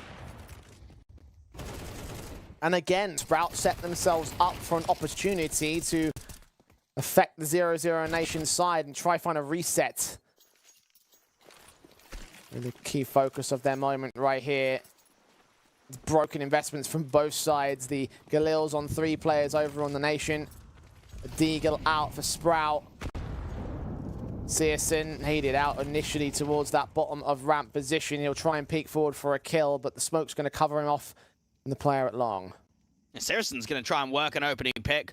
Walk up here on the ramp side. Now, because he's holding cave, the rest of them can just keep walking. Susp on the site. CCT gets 2 again. Multi-frag impact from this kid. Spook finding JDC, but not finding the kill against him. The AK brings one back, and CCT's not done. He's pressing into the bomb site again. Searson's holding out long. Engagement through the smoke. Gets a triple. He's walked right past him with a flashbang. He has no idea. Searson's called a no-scope, but Rolls have reduced it to 1. Nico all alone. Chaos in the middle of the bomb site. And it seems like Sprout are going to come out on top for it. Swing out towards long. Rolls closes. That was madness. I think from 0-0 Nation's point of view, they actually haven't done a lot wrong there. They've positioned the NWP in a way that if there's a swing from cave or there's a swing from short, they're going to be able to trade. And as soon as these riflers come up on the bomb site, you're expecting, as soon as Bird from Sky to go down, the susp is going to be there for the trade. And in terms of positioning, they were in the right stances. They just weren't able to capitalize on the kills. And it felt, as soon as CCT got those first 2, you just know that 0-0 Nation have buckled the round. They're not going to be able to close it. And Sprout have buckled their economy too. 2 rifles coming out for them as they try and force their way back into this game. But Sprout, again, could be finding themselves with a major advantage. The only reason they're forcing is because Sprout took massive damage. Spook's gone down. Rules in at pit. Flashbang sent into JDC, keeping him blinded. Swing upon. Torsen with the kill. Engagement from Rules. Gets the first. Takes some damage. Might need some support, and that's where Slime comes in with the AWP pick. Bird from Sky's fallen. Searson goes with him. CCT is traded. And Nico gets another pick to go out of the round. Again, expensive for Sprout, but they're getting these on the board. And I think it's very much shown in comparison to the series that we saw yesterday and even some of the ones that we had earlier on this morning. There has actually not been many proper rifle rounds here. And again, it's because both teams' economies have been so shattered that both teams can look at the extent of trying to reset one another. But it also makes it a very scrappy game, and it makes it very difficult to kind of pin who's going to win some of these rounds when both teams aren't working with the best of weapons. The scrappiness will continue, it seems. Only pistols for 0-0 Nation here now, though. Sprout have at least an opportunity to get some money together and try buy for the last of the half. Still losing M4s, though. CCT going down, bomb on site, denied by Spook. Susp got taken out earlier. Grab that last rifle, keep it in play for the Sprout camp. 7-4, they have the half. Can they make it 8? Yeah, Sprout actually proved that they've got a decent T-side beside them on this map of Ancient. It's one of the very few maps in the pool outside of course, of Anubis, where their round win percentage is higher on the T-side. It's actually higher by about 12 to 13%, which is very much a positive to their nature. If they can go up 8-4, they've got a lot of breathing room to just close this game down and to come away with the series victory. Opportunity knocks. They have to answer. 0-0 Nation. Unable to deal with the roster hell of Sprout in this half and may not be able to deal with it for this overall series if this keeps up. Orp in for Slime, no scoping his way through red. Rules, spray, lines up damage, but only damage. No kills found. With Slime being known, they're going to try and close the gap against him. JDC is caught off by Torsen, sneaking in his moment and smoking off the entry. Not expecting a double donut setup. You can see a cancel coming in for 0-0 Nation. Spook even pressing down from ramp up there towards shelf. Susman needs an entry on the bomb site and it just doesn't come. Siege locking down that short control as consistently as he has been so far among the 3 top fraggers for Sprouts. Working wonderfully for this defensive line. Slime, second face does hit the shot. Deagle out against Bird from Sky, who is the last man alive for the T side, trying to clutch in a 1 versus 4, walking his way into Donut where Torsen is still holding from. Bird doesn't know. The spray's a little bit awkward. The AWP also misses, but the Deagle connects it in the end. And Sprout go up by 4 rounds at the turn of the half. That's a very good half from Sprout. And yeah, for 0-0 Nation, that denial of the 3v1 where the bomb doesn't go down in time, I mean, it had ramifications. It made the T-side economy very awkward. There was quite a few rounds from that point onwards, even when they won the next round, that they're working with Galils and P250s and Tech 9s. I mean, 8-4 is a very good-looking scoreline here from Sprout, and I think things are going to look quite difficult here for 0-0 Nation to recover. Pistol round will be very important. They have always been important in the second halves. But now more so for 0-0 Nation. Heavy-handed over to the B bomb side, which is the right call to make because Sprout are going in and they're going in real quick. Smokes out short and long. Cave uncontested, and the 4th and 5th players will join the defensive. The boost up, attempting to look for players on the above the smoke angle. Spook with 1. Nako gets 1 back through the smoke itself. 4 on 4. The nade will pop open and clear up a little bit of vision to find the kill to the advantage of 0-0 Nation, but they're not done yet. Now, Slime is just trapped. He's going to try and tuck himself on the side, but he needs distraction. He needs the ramp players to help. Oh, JDC locks in a headshot on Slime as the smoke starts to clear from the T-side line. Both players from ramp. Bomb plant is open for them. They're tapping it. The Molotov will force them away for the time being. Rules swinging. A second molly comes out, I believe. Yeah, right on the bomb itself. JDC can find Rules, but they're stalled out of this. Torsen now has to get right on that defuse position. There isn't a kit in play. JDC who can lock out the kill. He's forced away from the site. The kill's been found. They've cleared out a B. And Sprout again with the timer have secured number 9 in the pistol. Well, that's a round that I don't think I've seen before. That was very creative coming through from Sprout. Were they successful in the post plant? I mean, they were, but they lost a lot of picks. And I think what really set them up was, of course, the double mollies. You have a round on a retake there from 0-0 Nation. No one's got a kit. No one's got a smoke. So as soon as those mollies come down towards default, there's not really much that 0-0 Nation can do about it. That's the thing though, isn't it? Like, even if you're losing these post-plant at frags, even though you're losing these duels, the Molotov's keeping them off the defuse, wins them the round anyway. So very creative, very inventive, I think, from Sprout, because I don't think I've seen that done too often, honestly. There was a little bit of it in Go, especially in gun rounds, where you can spam behind the wood wall. But in pistol rounds, it's a rarity, because you've got to remember, if you're buying util on a pistol and you're double smoking cave and or I should say short and long and leaving cave open, a lot of the time you at least want a flash for the bomb site. You want at least a flash to try and get yourself up from ramp, but they didn't have any flashes. Took 2 mollies instead and it paid off. 0-0 Nation, hero buy from Nico. For Mars for him, USP to everyone else. A much more heavy-handed stack towards the A-bomb site, and I think Sprout read that as well. Already on to B, walking in with very little contention. Got the same set of utility pieces. The smokes down towards long and short. Bombs on site will get planted. There's really nothing you can do here for 0-0 Nation. It's a very strange buy, but I'm not surprised, because again, it is a Bird from Sky kind of buy, where Nico's got in for a hero, and you have to look at it as if they've gamble stacked towards A. There could be a lot of damage coming in, and even if that FAMAS doesn't drop, we can just save it into the next round. We can still buy around it. Caught off 1 rifle. It's a very good eco. 2 guns into the next. They aren't the best weapons, but they will be supported by the other players who will be investing.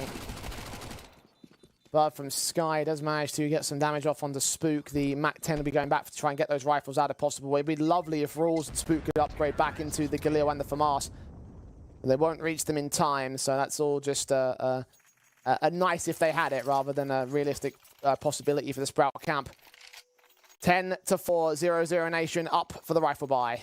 And the last thing that 0-0 Nation want is to go down into the lower bracket against Sprout in the exact same matchup they had last time around. HG's from Rules to follow it up. JDC comes up alongside Susp to find Spook out over at lane. Advantage stays with 0-0 Nation.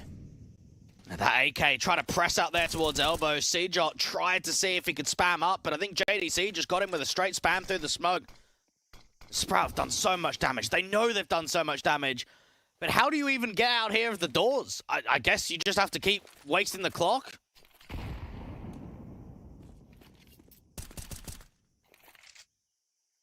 Really aren't a lot of options, are there? I mean, Rules can flash eventually, but 0-0 Nation have still got counter utility. There should be no way. Tolson's been seen. Gonna force out that fight against Man at which Searson swings upon Rules' position. Takes that fight, can't quite win it directly. He's won out the HP advantage and finally gets the kill onto Torsen. 0-0 Nation. Able to take number 5 and evade Sprout their charge up to the 11th. And evade their charge into map at match point the same. It's going to be stalled out for a little bit longer on this European team. Rules, the concern right now is, does he die after time? I feel like he almost needs to engage into a fight, because if he sits back, he is going to drop after time. Concern is the AK here. Caught dead to right. Searson responds on with the M4 wallbang, gets that kill in. Can grab the AK as well. There's 3 of them in play for 0-0 Nation. Now, Sprout will be able to buy back in. And you start thinking to yourself, how much of a comeback is really likely until we at least get an 11th round, until Sprout start edging their way closer to 13.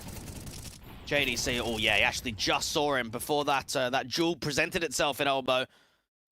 I'm surprised that Cjot actually tried to go for that swing, considering Elbow was still completely smoked. Final tactical called in by Sprout here. One more moment to try to look for 3. We've got a reinvestment. They have another buy. It's another broken buy, which is not exactly an uncommon sight here on this Ancient.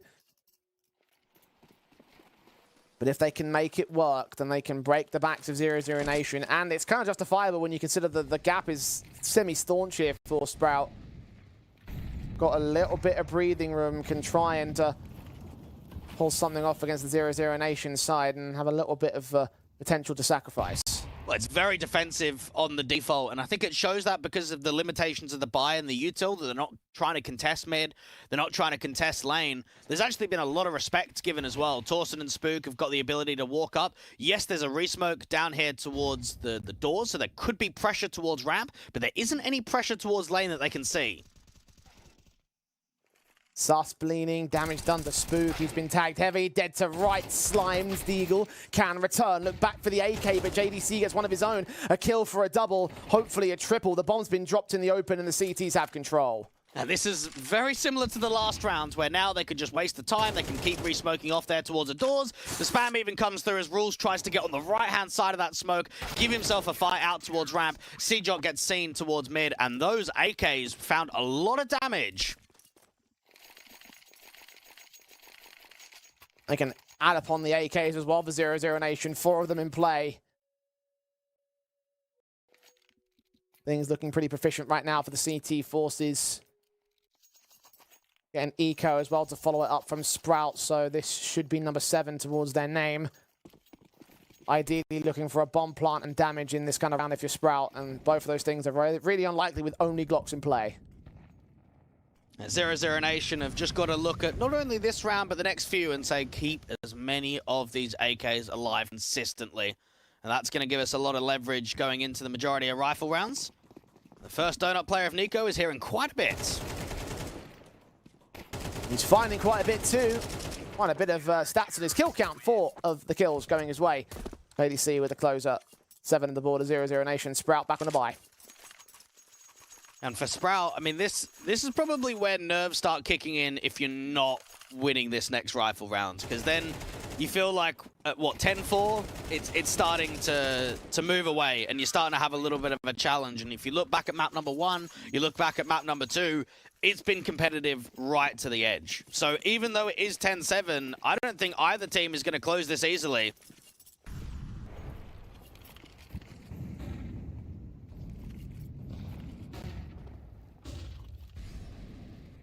Three stills to the good on Sprout. 0-0 Nation are still playing from the back foot. Will it stay that way? Bird from Sky, M4. Involved as part of this B site defensive, the forward contact man of the B site. That nade landing so close to JDC and actually not doing anything for it. Sus looking for the swing. So much to gain in the triple. The transfer to Spook especially has already ended the round. I couldn't ask for a better timing. And you think of CJot as the late lurking from mid, rules that's still behind the doors at B, and you think, what can you do? There's literally nothing. Maybe a few exit kills, maybe to try and make this round expensive. I think Sprout need to move away from this passiveness of their T-side line, and they need to take fights. They've got to start working map control easily. These last few rifle rounds, 0-0 Nation are taking all of lane and all of mid practically for free. There is no challenge. I reckon you might be right there, Dweg. Burst on rules, trying to force out a fight in from the doorway. The bomb's been revealed, and actually, CJot's got a kill in from mid as well. It's now a 2 versus 3, which is a lot more manageable than the previous numbers. CJot trying to find a flank, and that bomb on rotate to the A site. It does feel like it's a little bit late, though. 20 seconds on the clock. Yeah, this is so late. I mean, even if Nico doesn't get the kill, but just delays, there's done. I don't even think there's time to get the bomb down. I think he might have to get his knife out. Oh, he'll get it, but what about Nico? That's the problem, right? Smoke in, spray, gets it. Perfect. Yeah, that's definitely over. Yeah, CJot at least makes it somewhat expensive by getting one of those exit kills, and surviving after time as well helps. And, I mean, look, from a 2v5, it's not a bad end to the round, but I think Sprout need to change their approach, because it's clearly showing that this slow, reactive style of Counter-Strike of retaking lane through the doorway, it's not the one. I'm with you. I am with you. Given so many chances for 0-0 Nation to punish him.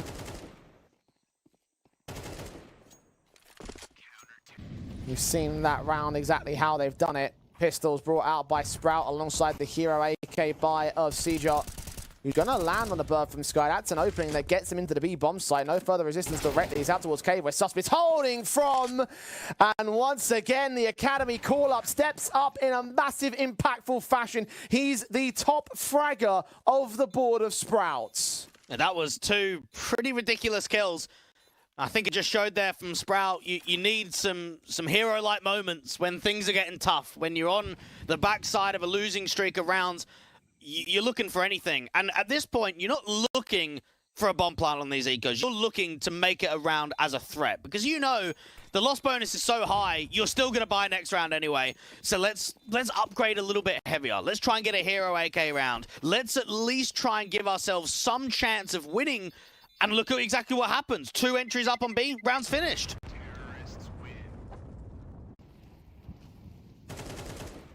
What a moment. What a sequence.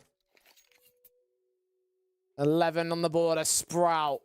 Worst case scenario condition, 1 out of 3 for 0-0 Nation. They need to deny the other 2. But they might come hand in hand with a decent round here. They have got cash to fall back on. You mentioned the damage a couple of rounds ago, but they have recovered so much. They've still got a lot of money left in the reserves. Going for the investment for this one and should be in for the next one regardless of what happens in round 20. Sprout changing tact, went so much for the B lane defaults. Now they're going out towards A main instead. Now they're going to have to deal with Sirison. This first point of contact already wins out the first fight. Now it might just be a cancel. Now they might cancel and start taking back mid control.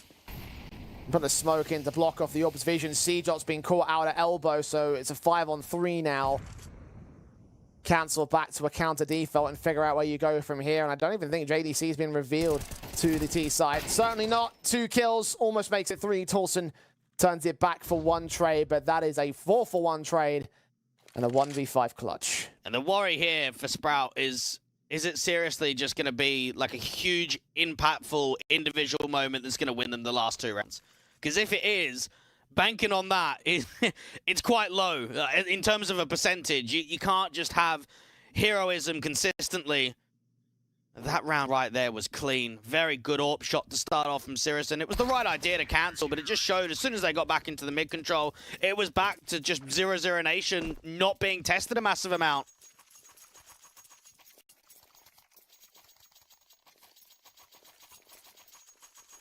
Two more to make up, 2 more for the win. Both teams within similar distances to their goals. Sprout back on another investment. They're going to bring the guns out as best they can, but it's lacking in 2 key areas. The MAC-10 on Torsen, the Deagle on Spook. 0-0 Nation have their rifles set and ready to receive. The AWP assassin especially leaning closer out towards Ramp. He's got his eyes set down there, ready for a first contact. Molotovs are going to try and drive aggression away. He leans in, takes some damage, and we force back onto the site. He's still trying to see if he can work himself out. Bird from Sky spamming up there towards Cave, doing some chip damage. A 3 on B and the AWP close range. HE placement, very little damage. The Deagle spam gets a lot of damage on Susp and Searson. Unable to connect the kill shots though. Might weaken the B attack. He's caught Susp in the end. Stray bullet, man goes down. Is that the tipping point for Sprout? It might be if JDC falls, but no. He's back in from window, taking it back to an even standing. Slime's AWP wins the AWP v AWP battle. Now got Bird from Sky in the center of the site. He locks in one, only one. And the CT side should be locked out of the B side, but they're falling back. A's been taken by CJot.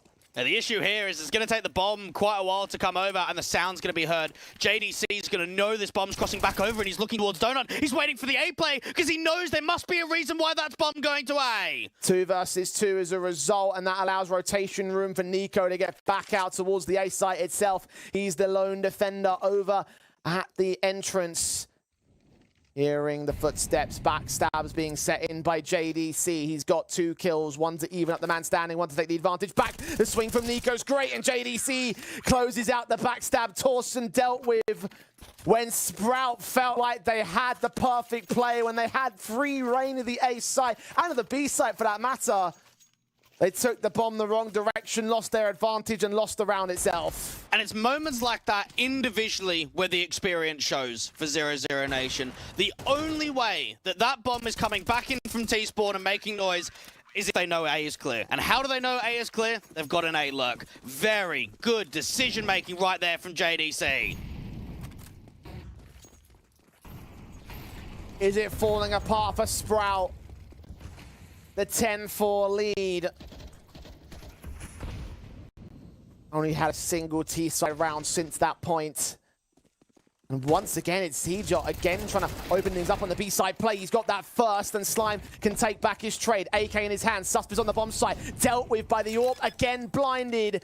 And once again, it comes up to a handful of kills to get them in and now get the round. It seems like for Sprout, it was Slime's 2K, Nico with nades, JDC with a swing. The CTs aren't done here. They're going in for the retake quick. Slime can't see anything with the AWP, and the Tech-9 of Spook has been locked off by the smoke. JDC is so low, stray bullets could land him, especially as Slime goes falling. The Tech-9 faces, gets the first, can't get the second, and 0-0 Nation have pulled that round back from the brink. How? I don't know. I don't know how they've managed that. 4v2 on the post bar for Sprouts. Oh my goodness. If you can't close rounds like that, you don't deserve to win this series. It is as simple as that. That was a grand opportunity. That was the opportunity to at least allow overtime. 4v2 does not come out successful. You can make whatever excuses about Tech-9s and pistol plays as you want. In the grand scale of things, perhaps you have a point, but the bottom line is that the 11-11 scoreline has come in thanks to that clutch from the 2-0 Nation players. Sprout are in trouble. deep trouble. Because the CT side are about to overtake them. This was a 10-4 lead at one point, Dweg. It might be about to disappear right in front of their very eyes. It feels like the only rounds that are even remotely winnable aren't even the rifle rounds. It's the one where it's one upgraded rifle on the eco. And that's what worries me, is that the actual rifle v rifle rounds have been incredibly disappointing from Sprout. 0-0 Nation have already got Sirison so aggressive with that AWP outside of A making the info play. JDC spawned from Red seeing nothing in mid, and 3 CT defenders on B. Past the minute marker, it's just damage done to the T side. They're going back to basics. 2 smokes down long and short. Molotovs to try and cancel the hit, but the flashbangs will come in and rules will reach them in time. Flash forward for Bird from Sky. No one's going to get caught by it. Player at Cave going to try and cut off the flanker of Spook. The bomb is on site, but Spook is waiting. The CT's after press, but the bomb been tapped up once. They're going to try hunt for the kill out here over at Cave, and Sus will drop to a 5-on-3. Nico brings it into 4v3. It doesn't deny the bomb from going down. Knows Dawson's on the site, and he's dealt with. Utility got them into that 2v4. HG's brought it back to a 3-on-3 in this context. Searson watching the backline. Slime gets involved. JDC takes him right back out of the equation. Needs that backup to rotate soon. They need to get onto the bomb site. Searson has been seen. They back away from it. They set JDC on site. Spook is distracted. Gets his kill in. Needs to spray through the wall bang. JDC sticking it. JDC sticking it. And he's got them to map and match point first. Oh, it's happened again. They haven't closed again. Oh, that's another one of those rounds. The AWP even misses the shot out there from Cheetah. There is no capitalization on that round. Another one to add to the tally to the CTs. Sprout cannot catch a break, and this just might be the comeback of the tournament. Unbelievable. I've got nothing to add. I think they just speak for themselves, right? Retake after retake, deficit after deficit, and Sprout just can't close. 0-0 Nation may have struggled in their own map pick, but the tail end of the series seems to be all theirs. One away from going forward in the upper bracket. At least Sprout have that lifeline, but that might be the only lifeline. Torsen trying to trade, trying to keep his team in this round. But JDC wants to make those efforts vain. Searson has dropped, but so has Rules. It's a 2v2 still. Sprout are barely within this round, but not anymore. Slime's been taken out on the walkout to the site. Torsen keeps it in a clutch. A 1v2 attempt. He's got to go back for the bomb here. It's down to the in-game leader of Bird from Sky, who struggled individually over the course of this entire map. 6 kills to his name, but could this be the round to win it all? It seems like he's trying to move out towards T-Spawn, trying to move out to Elbow. It's all a matter of patience for both sides. 40 seconds.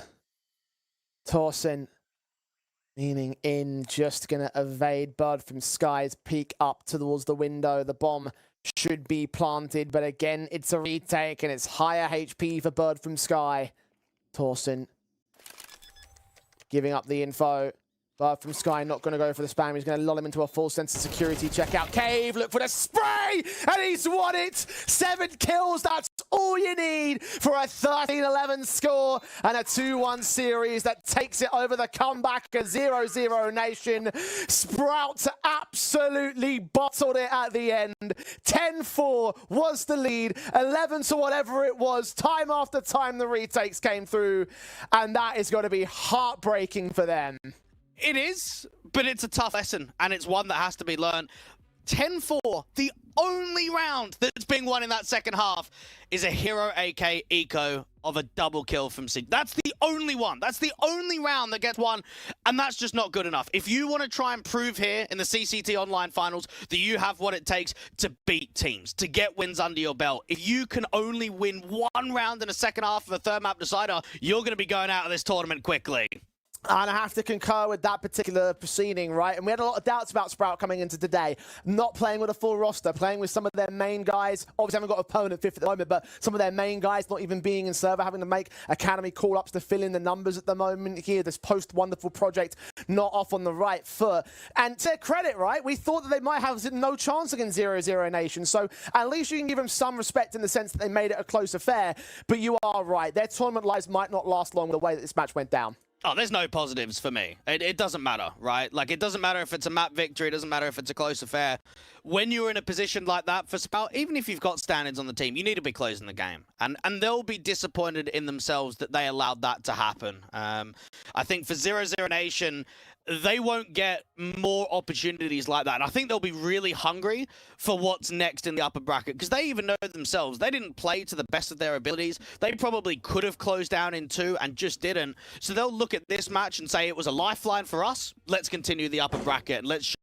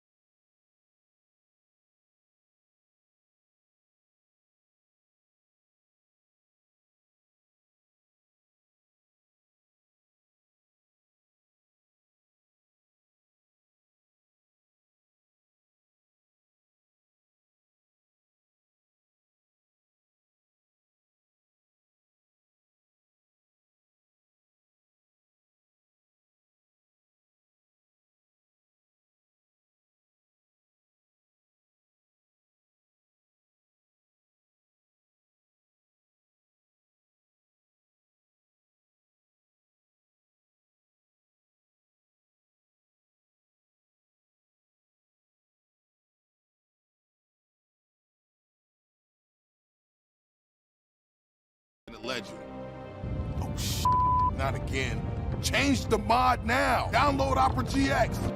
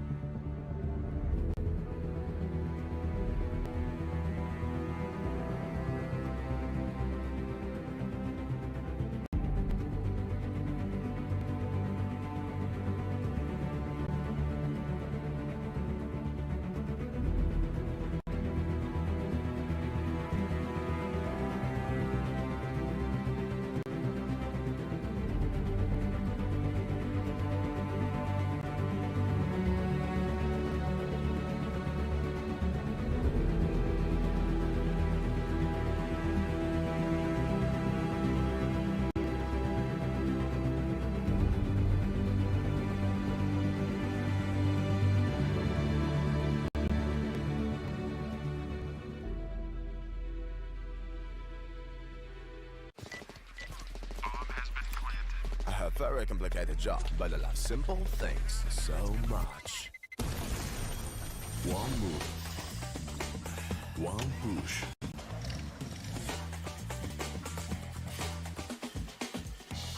One touch.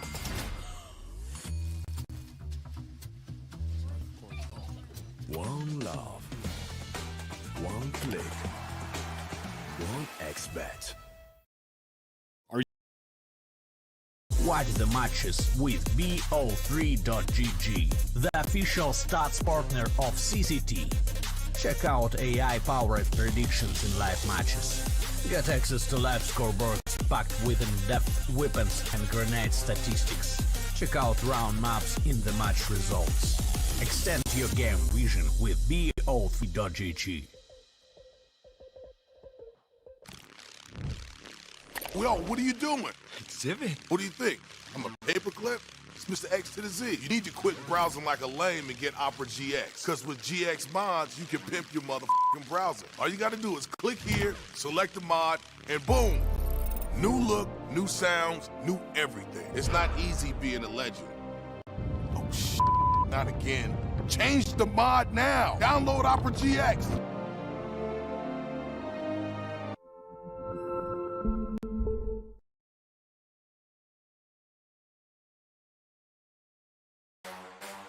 The champion of champions.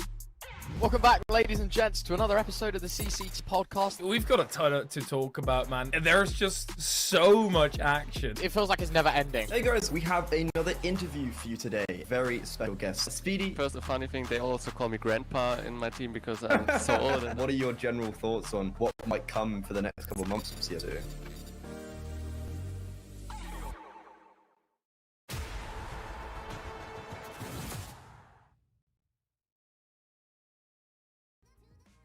And welcome back to the CCT Online Finals. We're getting into our last match of day 2. Is big take on TSM. We've just seen a bit epic over from the 0-0 Nation side as they do take it over the Sprout camp to move on in their upper bracket campaign. And one of these two teams will be doing the same. I think, Dwayne, that just from the outset, we have our sights on one particular team as the team to be the favourites in this proceeding.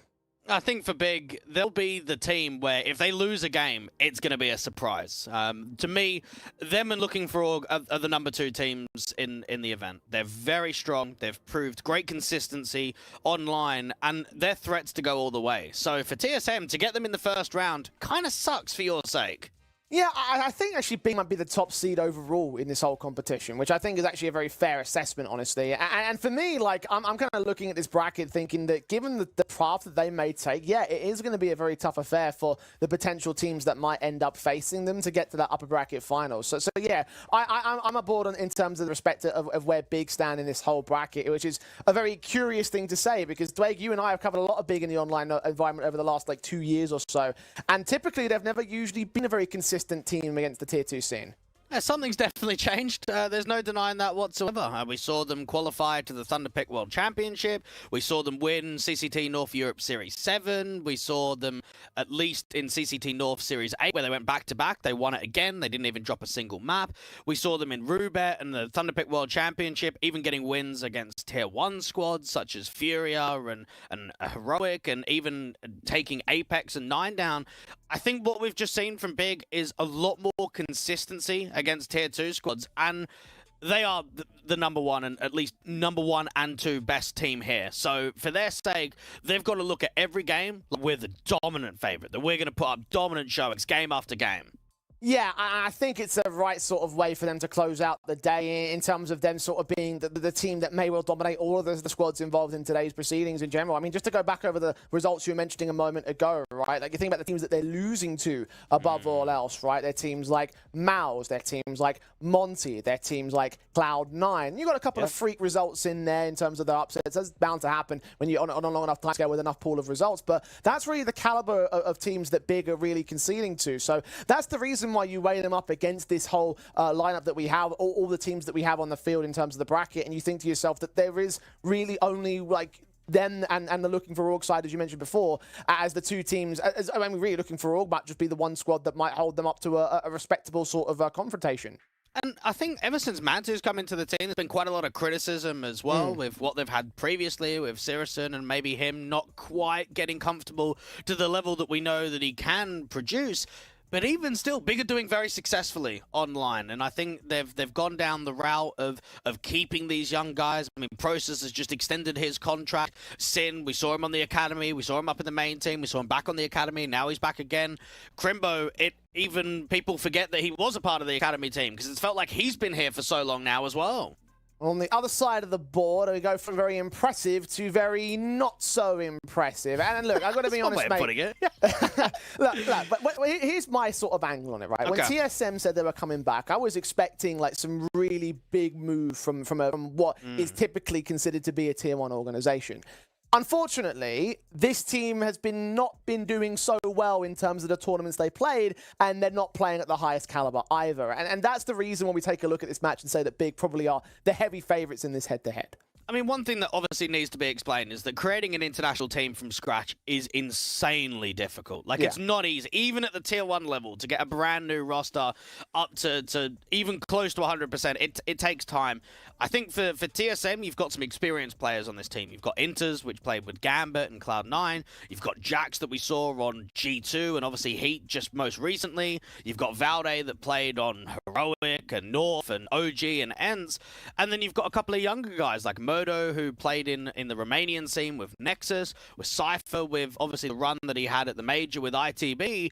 It's just that even with all these pieces, the results most certainly have not shown. Yeah, and look, respect to them for being able to go from scratch and trying to build an international lineup and all those little bells and whistles, taking on the challenge that is that. And I respect TSM for taking on that particular task. But at the end of the day, you have to look at these results and wonder when those results are actually going to come to decent success, right? Now, player head-to-heads, you've got Crimbo and Valde. So talk me through these two players. Well, the first one, I mean, there's two ways of looking at it. The IGL of Valde is the highest-rated player for the team in CS2. Now, you're not normally expecting your in-game leader to be the highest-rated player. I think it's great for Valde's sake, and it's great to see that he's holding his weight while calling for this team, but it also puts into question, what about the rest of the guys? And I think when you look at Crimbo, you've got a very stable rifler, a very strong rifler on this big side, and I think both of these guys are going to put up a tremendous performance today. It's just, I wonder how much backing there's going to be from both of these squads to try and help out push the victory. And I do think that's one of the key things to talk about, right? Like, I know, for instance, I think you've expressed to me in the past that some of the elements on the TSM side you haven't been all that enthralled with. And I think our boy Cypher is one of those guys that I think you may have talked down in previous times. Right? Talk me through some of those, again, those backing up elements there for TSM. Yeah, I mean, look, Jax and Cypher have very similar roles from previous teams moving into this team, so you always know there's going to be a bit of role overlap with some of the entry fraggers, but Cypher struggled to be able to find that consistency, and I think Inters as well, being the supportive player, struggled too. Jax, as the entry fragger, statistically also struggling for this squad. There's a lot to consider, I think, for TSM overall. And again, the question is, when are those results going to come up to their own right? So let's take a look at the Veto's way and see just exactly how we're going to play out things in our best of 3 series. Yeah, Overpass or Nuke should get picked in here from TSM, and then Ancient or Vertigo in for Big for my money. Anubis removed for the TSM side. You've got that Ancient or Vertigo, and they're going to go towards the Vertigo pick over the Ancient. Yeah, Overpass, Nuke, yeah, go towards an Overpass. That's a fairly comfortable map. I think towards the tail end of the Veto, you probably want to ban Anubis, Ancient, I should say, for TSM, and that's exactly what they've done. They've gone in towards Nuke. Are you ever going to win out a Veto against Big? Probably not, but I think a good decision at the tail end of that Veto to go towards Nuke rather than Ancient. My issue is, I don't even think we're going to go to a third map. I gotta be honest, I'm kind of in agreement, I'll be honest. I just haven't seen enough from TSM to make me think that they were a capable team within the Tier 2 environment. And even with that being Big's historic kryptonite, as of late, that hasn't been the case. They've been really improving themselves in the online circuit. They've been taking a number of decent results. Obviously, they've got that Tier 1 experience as well with the Pro Leagues and the IEMs that they're constantly playing as well. So that to me, yeah, it does scream like a 2-0. Even if TSM have something up their back pockets, there's just not enough evidence for me to sort of look at that and say that this is going to be an upset for the opposing force. I mean, the first thing to say with Vertigo is this is is the first time that we're seeing TSM play Vertigo, HLTV, and CS2. They've played it elsewhere, and they've played it off of HLTV, but in CS2, we haven't seen it. So we don't even really know what to expect from this team. You go into a map of Overpass, where it's only 1 win and 3 losses in CS2 on HLTV for the guys. I think it's always going to be tough trying to win out of Veto, and I think for Big, even though we saw them take a loss to Apex yesterday, and one of those maps was the Vertigo and the Overpass, I still think we're getting a 2-0 in this best of 3 for me. I mean, even looking at their global offensive stats on Vertigo, right? They've only got like a handful of times it being played. It's one of their lowest played maps in the pool of global offensive. So even back from the previous game, there's not a lot of results that can really favour the TSM side. The odds that 1xBet, of course, have Big as very heavy favourites. And I can't really argue against that. Again, it feels to me like Big might end up 2-0ing this whole series. It might be a very quick affair if TSM aren't ready for the fight of their lives, essentially. I mean, this is probably one of the very few times we've actually seen TSM play a Tier 1 team. Like, they've played OG in CSGO, and then all of their other matchups are pretty much Tier 2 competition. So that at least might be something that for guys like Valde and for your Jacks and your Inters, maybe you're a little bit more familiar with the style that Big offer and you kind of know what to expect. At the same time, even if you know what to expect, you're still going to expect a very tough game. Big are not going to overlook any team in this competition. Again, I sort of see the backup elements as being the ones that decide it all, and even just considering again with the situation that in the history that Big have, that right now their backup elements are certainly more solid and more consistent than the ones that we have over on the TSM side. So yeah, I'm with you with the 2-0 prediction. I have to go towards the Big side. I never thought I'd say that in the online environment, again, considering the history that Big have had over the last 2 years or so. But look, improvement's improvement, and I think they've improved a massive amount. Yeah, I mean, it showed that they even qualified via the North EU circuit, and it probably comes down to winning back-to-back North Europe Series events in the CCT. I mean, we saw, obviously, a core 2 of this lineup play in the online finals the first time around. They were able to get a top 4. The only team that knocked them out was 9. And again, I think that's sort of a reoccurring factor, is the knockouts that we are seeing from Big are only Tier 1 teams or high-end Tier 2 competition. Yeah. Take even the last 9 games that Big have played. All of them have been against Tier 1 teams or top 20, top 25 in the world Tier 2 teams. I mean, there's a good reason why they're ranked number 14 in the world right now, because they are taking on that competition and they are doing well in terms of beating them at least most of the time, right? I know there's been a couple of losses to Entropic and Eyeballers very, very recently, but at the end of the day, those guys have been on their own upward trajectories excuse me, I was looking at TSM's results, excuse me, Apex and Cloud9 is what I was trying to mention there. So again, it just goes to show exactly where they are in terms of their losses, and their victories are constant and consistent, and I'm just looking forward to them sort of making their way through the bracket. I feel like, to me, every time we're going to see Big on this stream, we'll see them taking the victory and taking the favourite spot before the match even begins. And that match is ready to begin right about now, as we get into map 1 of our final best of 3 between Big and TSM.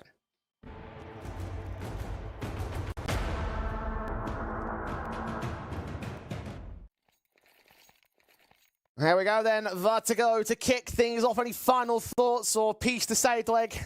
Not many times the teams beat Big on Vertigo and CS2. 9 wins and a single loss that we saw from them. It was a 9-game winning streak, just got ended. Julie set in for Moto and Cypher on the CT side, start of things. TSM on the defensive line initially. Big have their position set with Process around the alley entrance. Cypher is the man to receive them. Both sets of Julie's actually at this position. Very far up from mid on this walk. Tabson finally seeing contact. Inter's out there towards Guardian. Can at least peek on the contact. Tabson struggling with the Glock. A lot of damage to be done. Still Inter's not being dropped out there on B.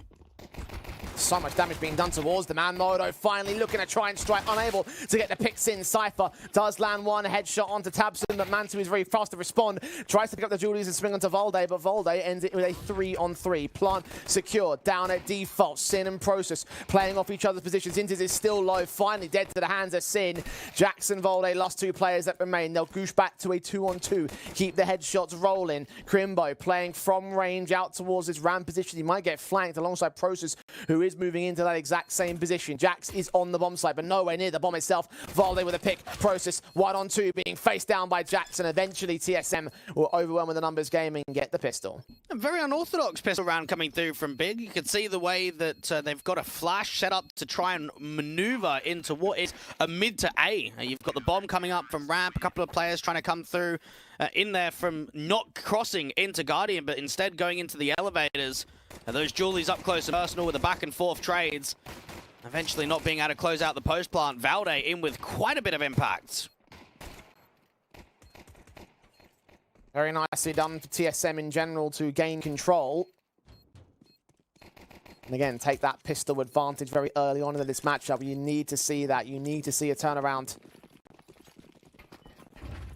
Starting on the CT side, TSM with the weapon advantage. Not as heavy-handed with the investment back from Big, though. Only the upgrade pistols and the Kevlar. No automatics in play today. Now, you'll notice that quite a lot from Big. They're not a huge fan of force buying. They try and keep their economy float as high as possible to prioritize the rifle rounds. So even with 3 kills and a bomb plant, they're not eager to get in with the force. Upgrade slightly. A very defensive A-site setup here from the CTs. You've got 5 players down the ramp control. Tabson will try and lead the charge in the Big. Cypher and Inters again on the contact ahead of the ramp control. Cypher just sat pretty back in the back lines. M4 waiting for a chance to strike here. It's a case of how many he's going to get. No one's caught looking the right way. Oh, Process does turn in the headshot though, so even standing. A very good fight, and this should at least allow the bomb plant to go down. How much more can they get out of it is now going to be the question.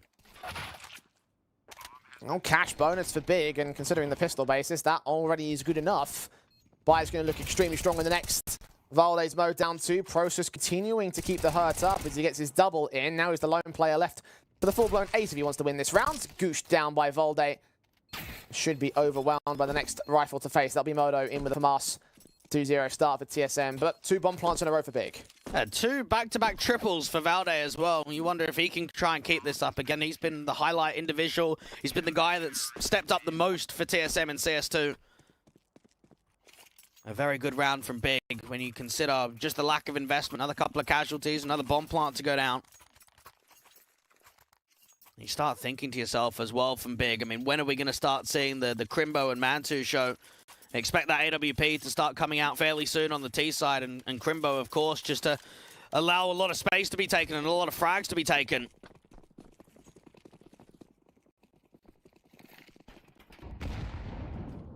And the rifle set in for Big. Casualties sustained on TSM might cause some Reese potential if Big are able to win this clean. Tabson posted, ready for Modo. Just catches him with a shoulder sticking out. The spray's perfect.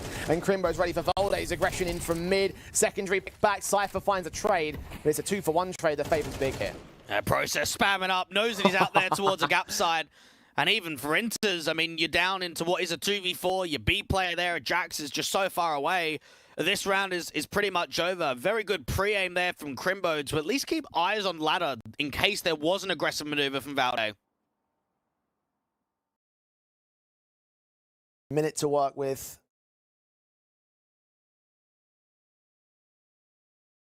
Big happy to slow things down. Play careful as they slowly push in to the site. They've got the 2-man advantage. There's no need to really rush it and try and play disrespectful when you know that you're probably going to take control by isolating the individuals and just removing them from players appropriate. Nades and Molotovs set in. Inters is forced to back off from that headshot position. Play inside of the smokes to actually extinguish the flames. Can't do much in terms of defending the bomb site from the plant itself. It's going to go down without intention. And a retake seems pretty impossible from here. I don't even think Inters is going to get out of this one alive. The spam shots are coming back in, and you can just see that even though Jax has tried to support as much as possible by getting into position, there's just so much util, so many bullets coming in. A very good first round there from Big, and it just feels like the default was just prodding around, getting very successful out there to the top ramp, and especially towards Gap and Alley. I mean, you take even TSM as a prime example. The last CCT event that they played in, They had to come from the closed qualifier. A lot of their events that they've been participating in, they're not getting those invites to the round of 16s, not getting those straight invites to the deeper stages of the playoffs, like a Big is, of course. And you talk about the 2 wins that Big had in 2 CCT Cups prior to this, and contrast that to East EU number 2, where TSM went 1-3 in that Swiss. That's the one you mentioned that they qualified for. Didn't even win a single map in the 3 losses that they took against Preezy, 9 Pandas, and Luski Gutos. Yep. So, not encouraging to say the least. Might have the advantage on the scoreboard for now, but that may be about to change. Big done serious damage to the rifle state of the TSM CT side. And at the same time, I mean, this is a perfect game to kind of get a judgment of what TSM are going to be like against some of the best teams online right now. And they got the pistol convert star, but now SMG is involved for the next round, the next buy-up. The 1M4 held in by Jack. Cypher's got one more of his own, and despite them getting the jump on Sin, he still finds the frag on Inters. Yeah, Cypher's got full range of the ramp control. The issue is they need to try and force a fight elsewhere. And it seems like doubling up towards mid or doubling up out to B is the only way that they can find a fight back.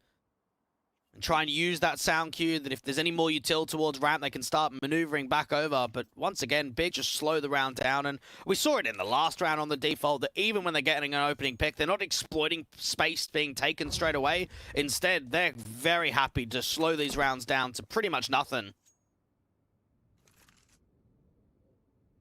45 seconds for them to make their move into the bomb site.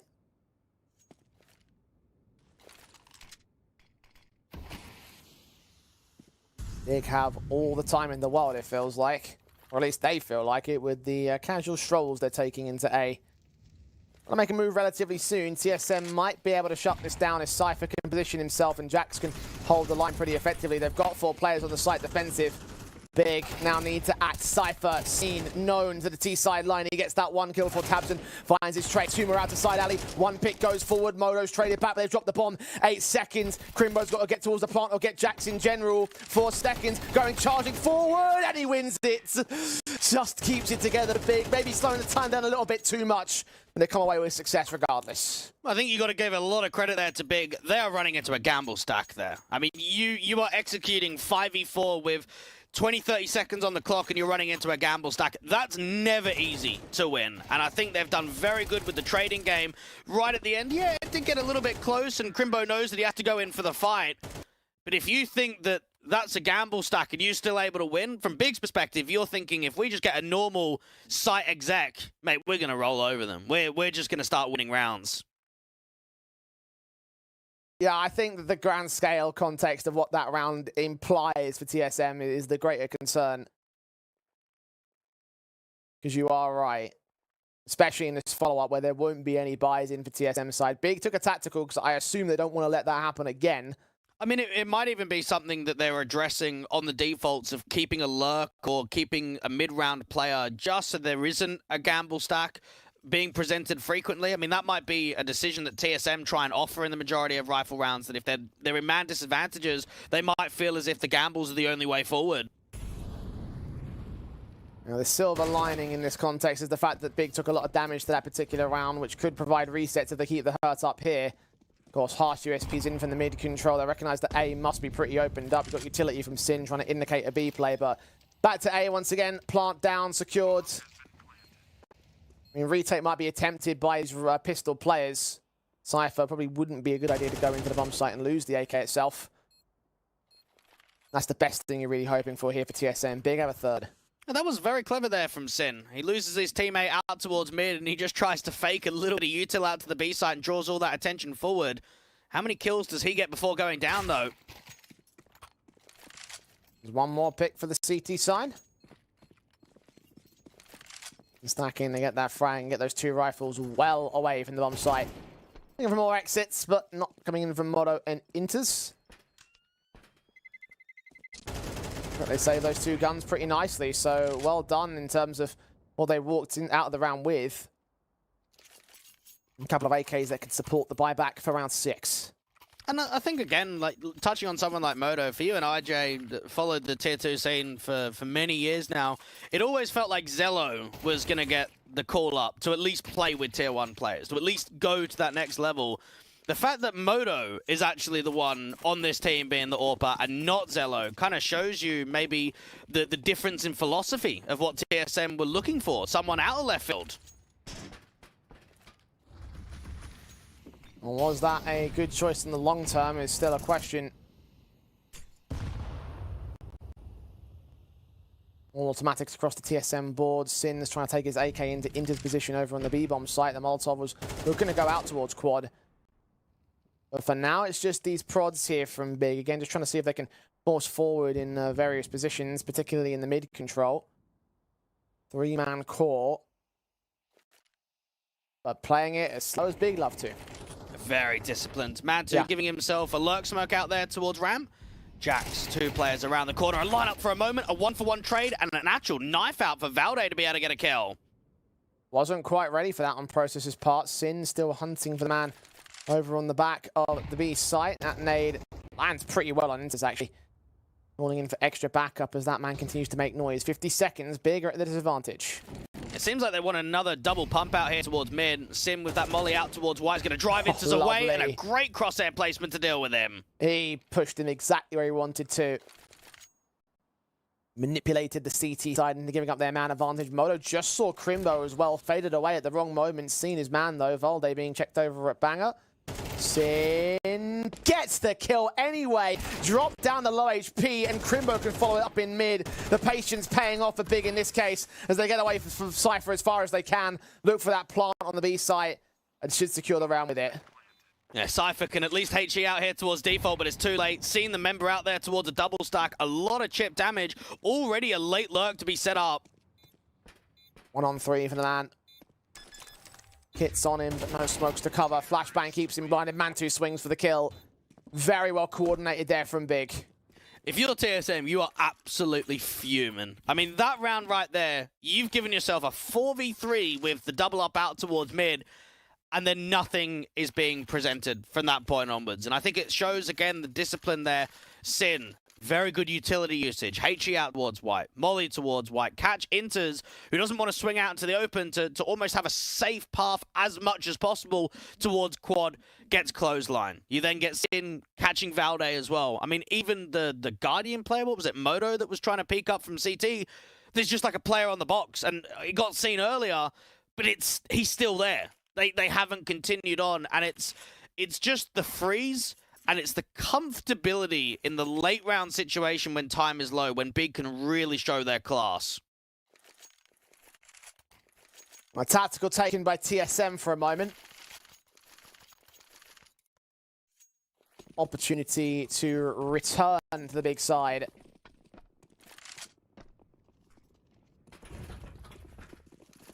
Probably not as likely as they'd like it to be. Only 2 M4s. Cypher and Valde. Cypher couldn't get the clutch together in the first. They try to get the first pick here in this next round. Gets the kill on Process, but trades from Mad2 are extremely good. Again, down ramp, the T's will hold. And TSM forced back. Well, that was something a little bit different. We saw pretty much slow passiveness the majority of that T side. That time right there, it's a little bit quicker. Double mollies out towards ramp. They go 1-for-1 trade, and they at least drop the M4. Now, there's a walk out from mid as well from Crimbo. So if they catch the right timing, they might be able to completely expose this B site. Just walk their way forward. Jax is hoping to catch off some vision there from the main entrance. Backed up in the corner as the CT start rotating towards mid. They're smoked off from the right-hand entrance. Spawns mollied, so there's no real way forward. Sprays through. Re-smoke comes in to ensure they just can't see anything here. It's crazy that they're not even in B yet. They're literally in CT spawn, just waiting for the CTs. Getting one pick, Moto trying to find a responsive to come back from the T side, and Jax is all alone. Maybe drop the bomb, or seen by Tabsin. That range game going to work better for the AK. Crimbo there with the follow-up. And Big are just toying with them at this stage. They are controlling every aspect of this game. And as an avid tier 2 fan myself, this is where I'm even thinking, like, come on, just go out there and hit him. Like, that's a difference. Do you know what I mean? And I think that's what Big have really shown in the first 7 rounds here of Vertigo. Doesn't matter if they're up 5-2. Doesn't matter if they've got 5v3 man advantage. They are closing every round down to an absolute T. I mean, it is just perfect Counter-Strike that we're witnessing right now. I think that the whole, like, hit him hard mentality might actually be the one thing that TSM might want to do, just to catch him off guard, get something extra on the board at this point. Just to try something a little bit different, because Big are playing slow. Forced them into uncomfortability. Not happening at this moment, though. It's back to standards on the defensive and default Big. Of Sin trying to play out towards that B stairs angle, and they're just going to back off pretty easily here for TSM. I mean, even think about the first 2 rounds of the game. Valde got 3 on the pistol, and then he got 3 on the second. So the only rounds that have been won from TSM have been down to the in-game leader having individual prowess. Other than that, these rounds have not looked all that winnable. And you've got Inters, one of the B players, and the B rotator, who's still on 0 kills, struggling individually.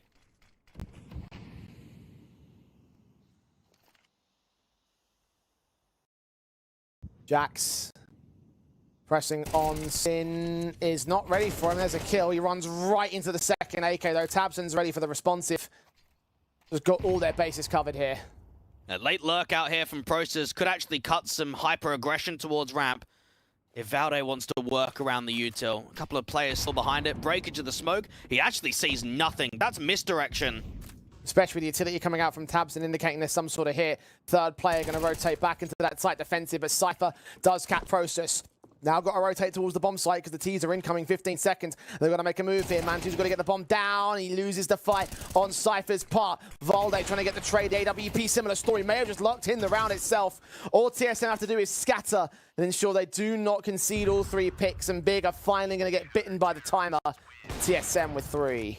It felt as if they maybe forced a little bit more of an over-rotation than what was expected, and you can understand why. Remember, Valde is up there at top ramp, he's HG'd the smoke, and he's seen nothing. So, in that late stage of the round, with the time being that low, you're expecting both of the A players to move away. Now, Valde does move away, but Cypher doesn't. So I want to say that that round was won from Cypher to be disciplined, not over-rotate. All important from the Brit. Important round for TSM in general. Modo's going to get forced back by the presence of the T side. Big playing much quicker into their defaults. All sorts of utility thrown out. HGs, flashes, smokes, Molotovs in the way. Process now hunting for players over at that sandbag position, if there are any at all. Jax again going to press down these stairs. This time actually might work for them, though. There's nobody here for Big. Cypher, got to be careful around this crane position. Jax is making the info play down from B. You wonder if it's going to get watched at all later on into the rounds. Bust through Process. Plays awkward against Valde. Not a lot of them connected towards the casualties. Modo comes up with 1, but Tabson ends up with 2 to that smoke. The headshots on both Valde and Inters. Cypher now backed up, spraying through the nade, clears up the information, gives the angle of attack for Big. They're so low HP though. Jax can find both entities. Good pick on the first and the second, and the mid lurk of Crimbo is all that remains. Now 1v2, and they see nothing out towards ramp, so they've got to expect him to set up that backstab. This is very winnable. He needs to try and isolate both of these fights. 40 seconds. Taking a sweet time with this. Jackson, Modo, no, they can just lock out this ramp control and everything will be hunky-dory. Concern is they just don't have the information as to where he's coming in from. Jax is watching both of the backside entrances and the ramp backstab. 20 seconds on the clock. The incendiary is going to keep him at bay. Again, they're going to try and run this off the clock alone. Crimbo needs to strike first and soon. 13 seconds, caught by Jax. That's a 4th for the TSM squad. It just seems like multi-frags were going on everywhere in a round like that. Tabson gets 2 very clean kills on the bomb site. Modo gets 3 with the AWP. And of course, we knew that earlier on in the round, Jax had made that info play. Went down from the B stairs, was able to set up that backstab. And I think if he plays a little bit more passive, if he stays deeper on B, that round is not won. The only way that that round is won is that info play comes through and that backstab presents 2. Nice shooting back from TSM.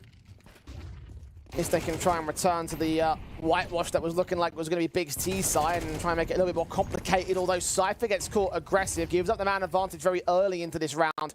Process credited with it, and Modo's hoping for more picks in the mid control. It's Inter's the man that gets the trade to the 4-on-4, and the team's back off. It gets his first kill of the game, and it's just a cancel. It looked like it was going to be a cancel even before that return pick came in. And Cypher maybe getting comms from the mid CTs that it was 5 mid, because you could see instantly he starts pressing down their bottom ramp and just finds himself pretty much out in the open and giving away a freebie.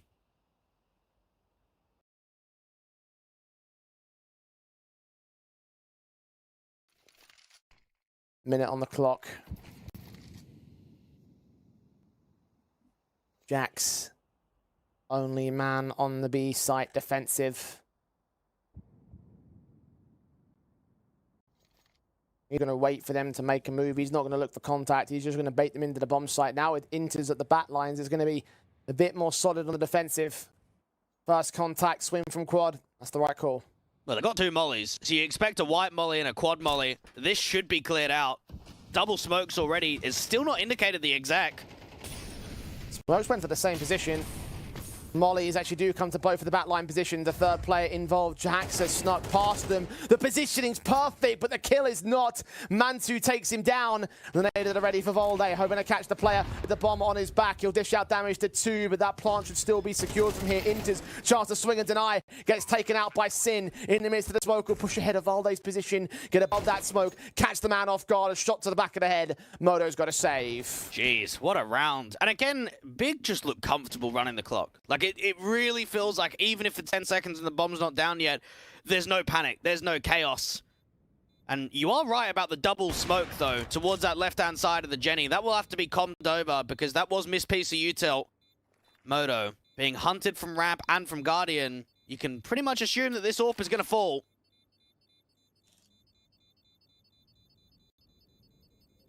Slowly around the corner for Mantu. Sees his man, calls it into his backup. Process pre-fires around the corner, knowing that he was cornered.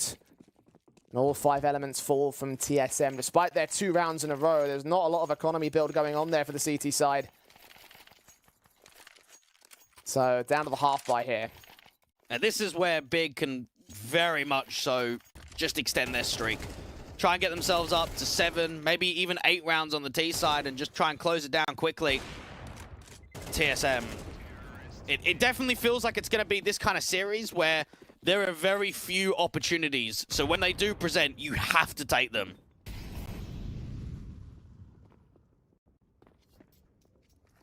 Big about to have the half hit. Surely there shouldn't be much resistance from these pistols. The upgrades are without much Kevlar, without any util. Easy for Big to walk in and deal with them as appropriate. Smokes down as the AKs lean in from Process. Inters are going to get caught. Quick burst of the hen. Cypher and Modo. Taps base. That actually gives the P250 a decent kill. His backup's fallen. The advantage extends for Big as they continue working these AKs, continue conceding only damage to themselves mostly, and gaining the half at the 7-4 score. And I think, again, it shows that in CS2, Vertigo is completely rock solid. I think that and Ancient are the 2 maps that that like to get picked in the most. 9 wins and just a single loss. Their only loss was to Heroic. A lot of these Tier 2 competition squads, over the course of the entire CCT Online Finals, I think are going to start to realize that you want to either be banning your Vertigo or your Ancient against them, because it's just going to keep getting picked.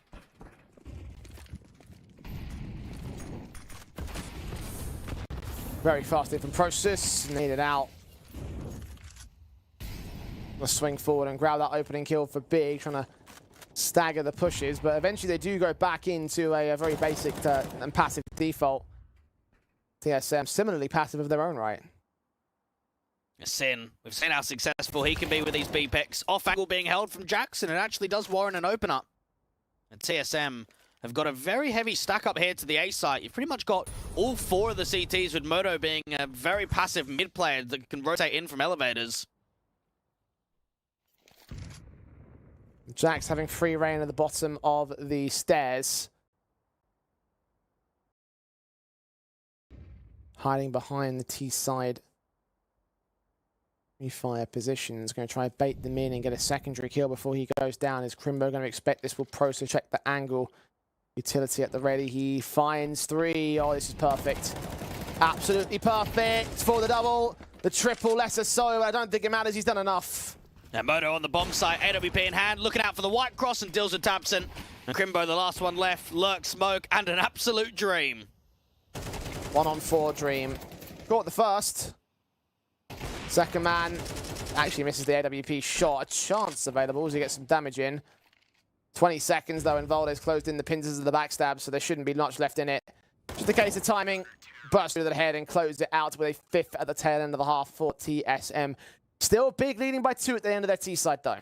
Yeah, that was a very good round coming through from Jackson. I think that's something that I'm hopeful for TSM. Not only in this map, but just even going into map number 2, is that your more veteran players can step up with the trigger discipline moments, with that high level of impact, and I think we saw that exactly there from Jax. 7-5 though, I think Big will be very happy about their T-side performance. Now the defensive half. TSM had a couple of struggles when it came to dealing with this big camp. Now's their opportunity to really hammer it home on Vertigo, their own pick. Large number of CT rounds being won out here by the big side. Got Glocks are standing on the pistol round. Julie set in for process on Big. Sin jiggling down, lot of util, double stack out there towards the white angle. So much util raining in. Not much of it doing much damage towards the big side. Mansu falling back ahead of the flashbang. Sin's in the midst of the smoke. Tabson's caught the first. Mansu's caught a second, and they all just fall apart on TSM. Big secure a very easy pistol. Well, you have a look at all of that util, you have a look at the armor. There's actually only 2 players there for TSM that have Kevlar. Everybody else is invested down to util. You've got the nade stack out to white, you've got the molly, the flashes, absolutely everything. And unfortunately, there's not really any entries coming off of the back of it. Tabson out here to the right-hand side of Jenny is just tapping away. The crossfire's being locked. TSM didn't even get a look in.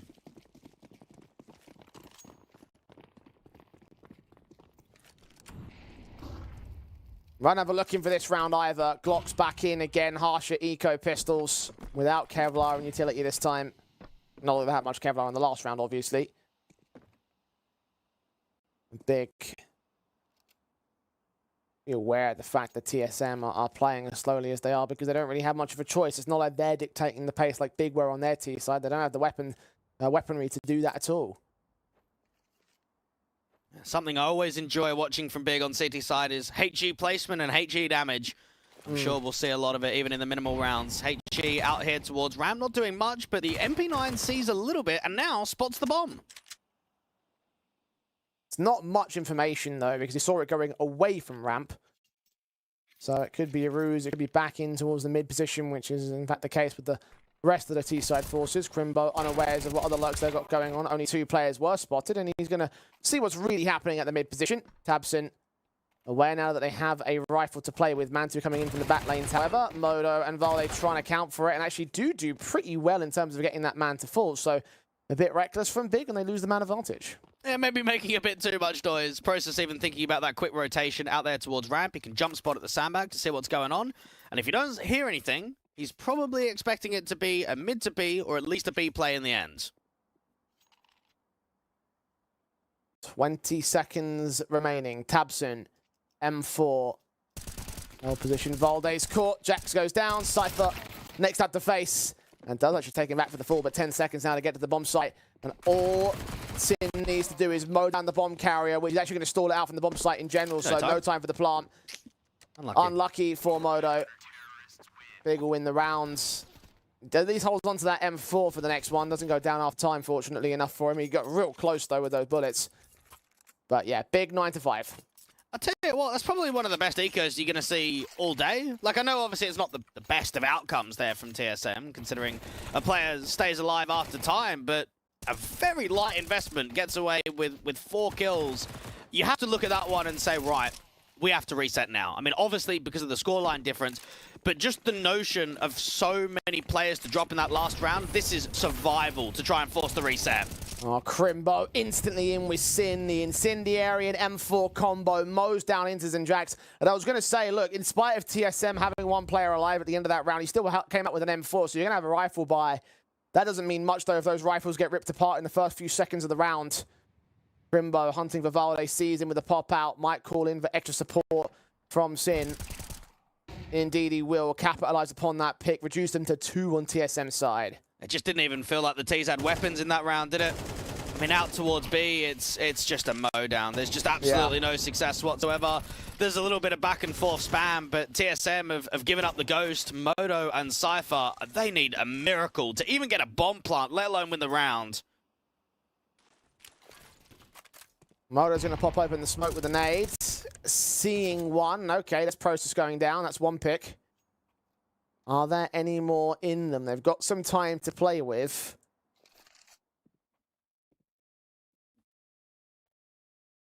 Going to run that clock low.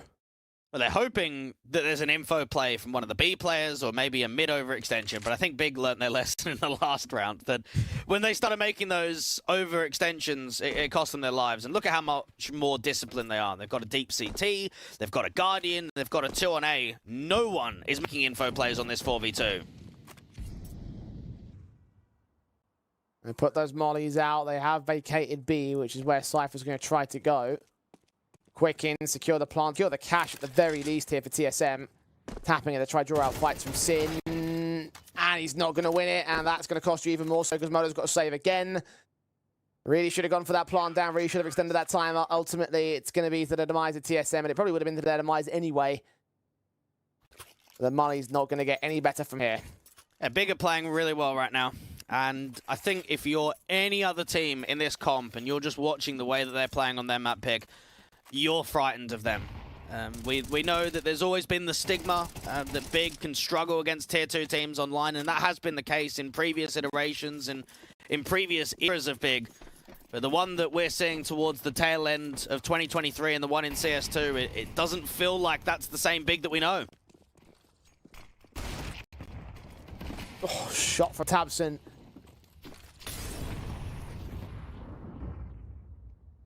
Starting advantage again for Big. The rifles working well against the TSM opening. 2 rifles for Moto and Cypher to play with. Cypher getting back in to the Galil here. The footsteps in mid, giving up some information towards Sin, who recognizing that he might be in a bit of danger. Pulls back to try to support Moto to a certain extent. Valde does dive in, give Moto a chance to get the pick, but Sin's right there to lock into, make it a triple in fact. Jeez is right. That is absolutely ridiculous. TSM given absolutely nothing to work with. Inters has got to go for a hero 1v3. Not even bothering with the bomb plant. And I think Big recognizes they're happy just to sit pretty and wait. Yeah, Inters just begging for another kill just to try and help himself out. Only his 2nd kill coming into this round right here. Re-smoke off just under Guardian.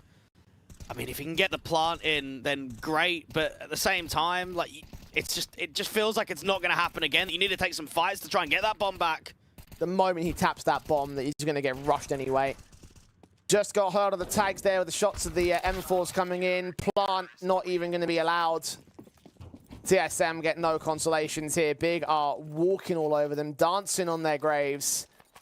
They got 2 more to go to the W.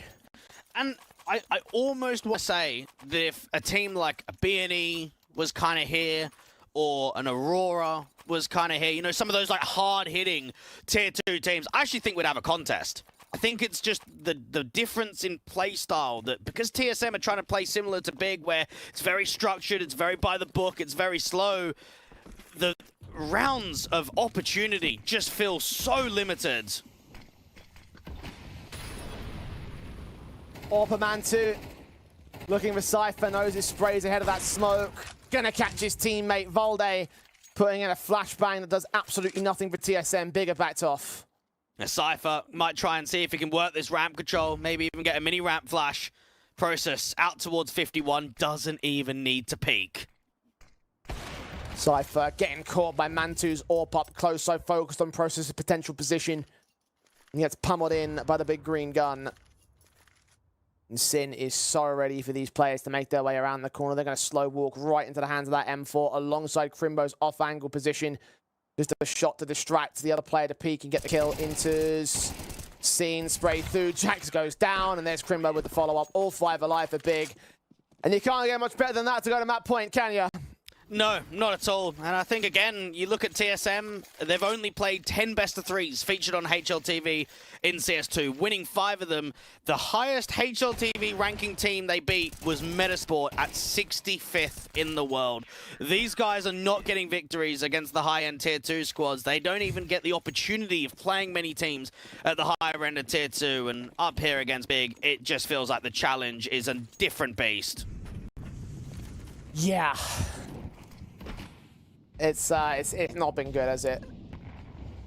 Rank 14 versus rank 103. That's the kind of difference we're talking about between these two teams in terms of HLTV's world rankings. And it shows. It really does show.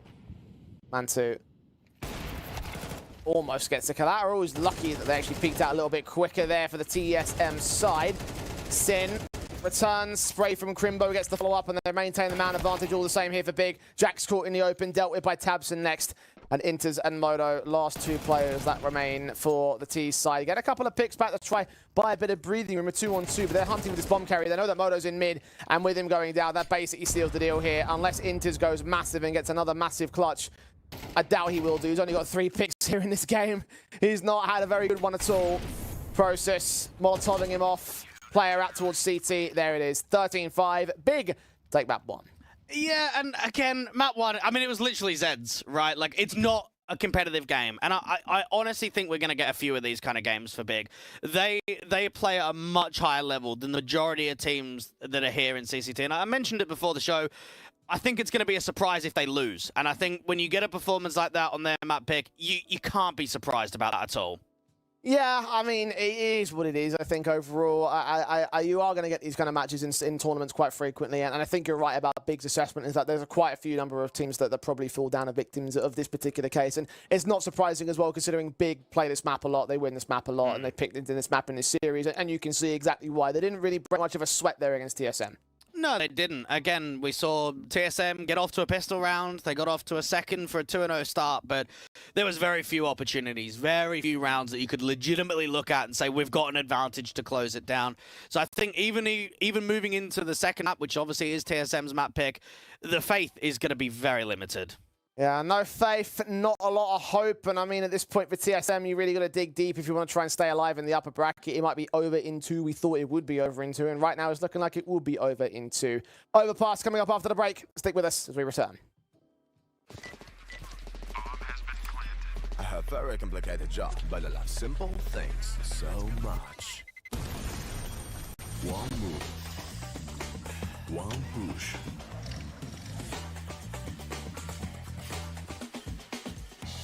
One touch.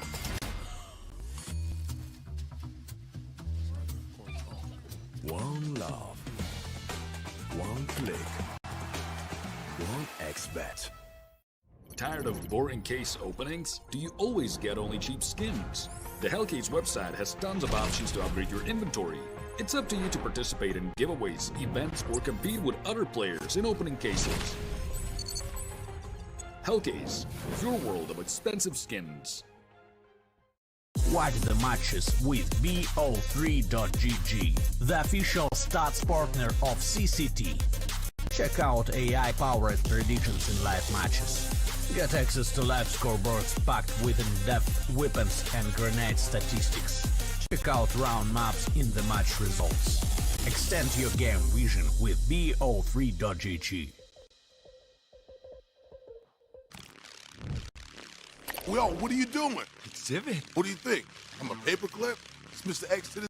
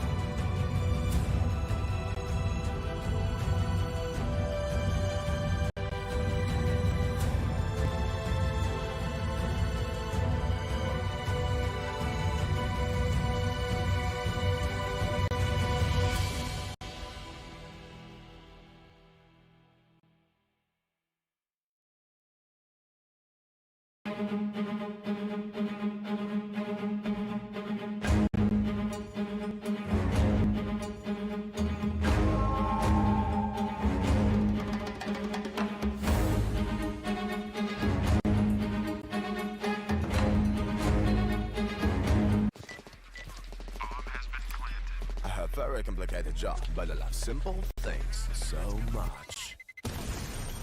One move. One push.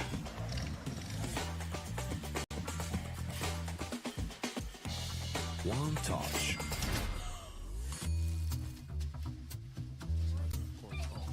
One love. One click. One XBet. Trying to get the skin of your dream for a long time but can't get it in any way? On our website you have a unique opportunity to get your favorite knife. Users on our site can hand out skins themselves, and participants need to fulfill some simple conditions. For example, watch a video or buy a case on our website. After that, you automatically become a member of the distribution. Go to the user giveaways tab and do what you like. Hellcase. Watch the matches with BO3.GG, the official stats partner of CCT. Check out AI-powered predictions in live matches. Get access to live scoreboards packed with in-depth weapons and grenade statistics. Check out round maps in the match results. Extend your game vision with BO3.GG.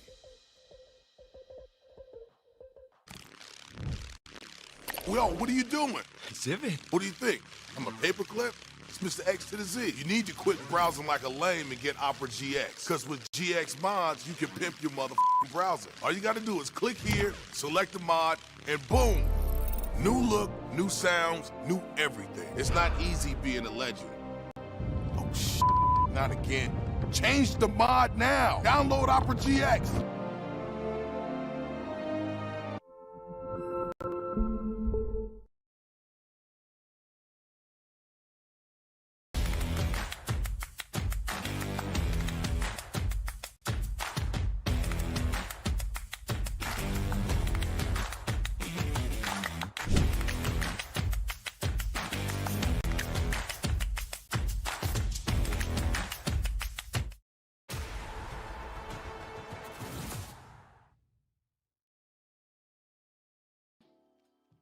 Well, as Willy Wonka once said, much to do and little time to do it in. That certainly seems to apply to TSM. We'll have a lot to make up for off the back of that first map. Yes, it was the Vertigo pick of Big, but a 13-5 really is not an encouraging scoreline. And considering what we watched as well, with a number of times that they just got beaten into submission, to me, even though it is the TSM pick over pass, I still don't see them going past it.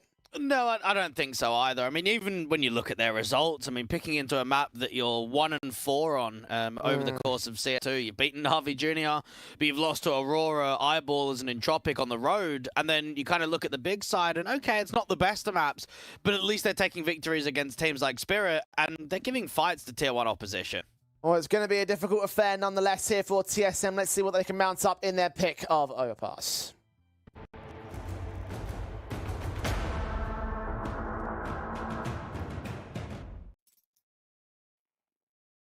Well, at least they get on the CT side start here for the big side, which could well be do or die for TSM. If they're allowed to get comfortability going, then things are going to get very awkward very quickly. The T side is at least very heavy-handed when it comes to the win rates on TSM's part of things. So this could also be the opening half that allows them in with an opportunity to really stack up the hurt. But I feel like that might be their key win condition here with the pistol. We saw Valde come with a triple on the pistol round to start off Vertigo. A walkout from Monster with a smoke to come down to Bridge. Flashes ready for Tabson to try counteracting, and to set up his teammate of Mantu in for the engagements. USP held back over at Water. Bomb plant can be secured. Mantu locks in Cypher. Jax can get the trade. Tabson now waiting for Sin and Co to get back here. Looking for the taps, looking for the engages. Jackson enters, now being known entities, but neither player going down. The other two spread out towards that short position. A backstab's also incoming from one. Tabson has fallen. An advantage for TSM. Sin falls back, baits in two, gets both of those kills to a 3-on-2 now for the big side. They're aware of the short presence, but where's that last man? They have no idea on the they have info on one individual, not the second. On the defuse goes Sin. He's got the kit. Crimo and Process have to back them up. Two nades onto him. Oh, he's alive. Process, Modo, he can't get the right kill at the right moment. Oh, that is so Oh, unlucky for TSM. It gives Big the pistol. I actually feel for them. It's very similar kind of round to what we saw in that Sprout series where you just play at the time, you got double nades for the bomb, you're going to swing on the contact, but I think it shows there from Big, they had players ready. They had players in crossfires to make distraction happen, to try and drop as soon as that first contact comes through. So a valiant effort there from TSM, but not enough to win the pistol. That's just tragic. I mean, what really needed to happen was Inters to get that trade off of Jax, right? I think it showed that that double frag, or double swing, I should say, onto Sin, they gave up 2 fights. One positive for TSM as well on Vertigo was the pistol victory, right? They converted that. They had those 2 rounds, could then find a later couple off the back of the reset, and then from there they started to bounce up at least a decent set on the first half. So that crutch has been taken away already from the boys. The Lils at least come in. They got the bomb plant bonus, so they have the buy. I mean, knowing that even back-to-back is featured losses on Overpass to teams that we wouldn't even consider at the higher end of Tier 2, teams like Eyeballers and Entropics that wouldn't find their way here into CCT Online Finals, it starts making you wonder how much of a contest could this first half really be. Tamsud could be on for quite a bit in this close divider angle. 2 to line up, 1 to go down. 1 low HP, however, in Modo's part. Cypher can follow up with Crimbo's casualty, so there is an advantage. It's 1 apiece. TSM. He's losing an exit there on Valde's part of things. But all important for them to get back under control and try and maintain Big from taking a spiraling start. It keeps them away from just getting out of control, right? Just to stop the City side from absolutely pummeling them in. Because that would be a very bad sign for them. The 2 M4s stay in for the Big side. Several players on double eco status. So the buy will not look good. No, it won't. And they'll have to buy as much around these M4s as possible to give themselves a chance in the round. And get one into the hands of Tabson. It seems like Process wants to maintain his. And you start thinking to yourself, for TSM, is this the possibility of start at least building a bit of a round streak and a bit of a lead into this map? Because this T side of Overpass could be quite difficult. This is a perfect opportunity to go 3-1 up. Molly sent in. Tassin looking for Inters, spotting Cypher, spraying through, but cannot get the pick. Process can, though. Gets his double up as Big maintain the advantage here. Jack spraying back, can return towards a low HP Sin, and Process is forced back into the bomb site. Cannot stick around there and sure. Yeah, Mantu and Crimbo haven't seen a huge amount out here to the front side of the bathrooms or out there towards Long, so they might actually leave Crimbo and actually float Mantu back over. Scout shot straight to the head of Mantu's part. Crimbo can follow up with both the remaining players, and TSM in an instant are ripped apart by that mid defensive. Oh dear, Big are back in control. And now they're in a bit of a position where I was even going to say they don't need to buy here for TSM. It's not double eco status for everyone, it is for Valde. But I guess TSM also know that the economy of the opposition are on the rope, so forcing up and being successful might be the way forward. I mean, good first pick there from Cypher, but Process just has an incredible couple of kills, and then when it looked as if that scout might have rotated back over to Heaven, it helps out in the crossfire, and Crimbo is out in the open. I mean, that's a huge angle to play. TSM just didn't see it coming off the back of the headshot of the scout as well. Just got so distracted by it, weren't wary of the forward man. Well, the end result is what you just saw right there. As you mentioned, though, the Force is back in. They've got 2 AKs to play with. They've got a Galil as well on Jax. Flashing from Process, moves up. Cypher is spammed down. Sin gets the 2 players over in the monster position. Cypher can get the trade back of the Deagle and the double up on the Process. Not quite so far on Crimbo. In Heaven, he's tagged the 12 with the returning fire of the Galil. Nay is back on Mantu, chipping away and chunking away at their HP bars. Inters out to the bomb site. Bomb's been dropped in at Monster. He's got to win a fight, and he can't do it against Mantu. Jax accounted for by Tabson, but he loses that fight. 1 out of 3 kills needed in the 1v3 clutch. Mantu ready for him, though. Knows where he is, running into the crossfire. Someone's going to take him down, and it will be Crimbo. I'm wondering to myself, how long's this drought going to be for Inters as well? I mean, a guy that was sitting on 0 kills for a long time out there on Vertigo, only finished with 3, and I think that's, again, the criticisms that you can give the current TSM roster is who are the players that are going to step up? I mean, you're kind of expecting it to be your Moto, your Valde, and your Cypher as a core 3 trio, but we don't often see that in games, and I think that's why we've seen so much of a struggle that your in-game leader of Valde, very much so, kind of gets left high and dry. You mentioned Inters and his lack of frags in this map so far. He ended the last map on just 3. Yeah, I mean, again, he is a supportive player, but it doesn't help when the numbers are that low.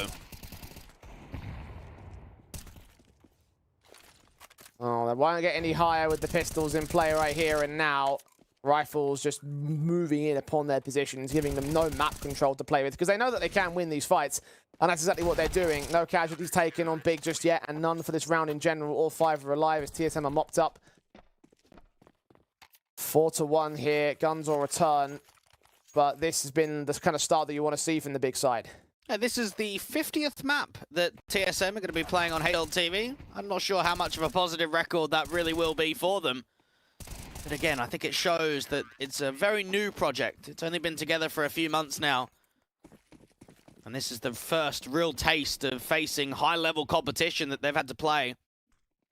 Down 1 and 4 on the T side. They've got to start at least stringing rounds together soon.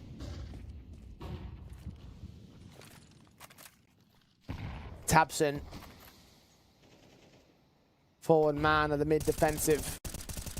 Flashes in to allow Krimmer to look up on that boost position in the short control. The jump face on the T-side line has given Tabson a bit of information, knowing that they have got part control and they are trying for something. There's several players out there. Jax in from connector control might become the forward facer. Is there a flashbang to get him in? Doesn't look like from anybody that's in that position directly. Antu will pass his utility back and try get back into a much more passive angle on the A site. Very defensive from Big across the line. I mean, you got Sinners a little bit of a jiggle out here towards Monster, not seeing anything. Process watching out to short. Again, no contact as of yet. Now, we've seen this divider angle be held a couple of times previously. Hasn't been all that successful for Big.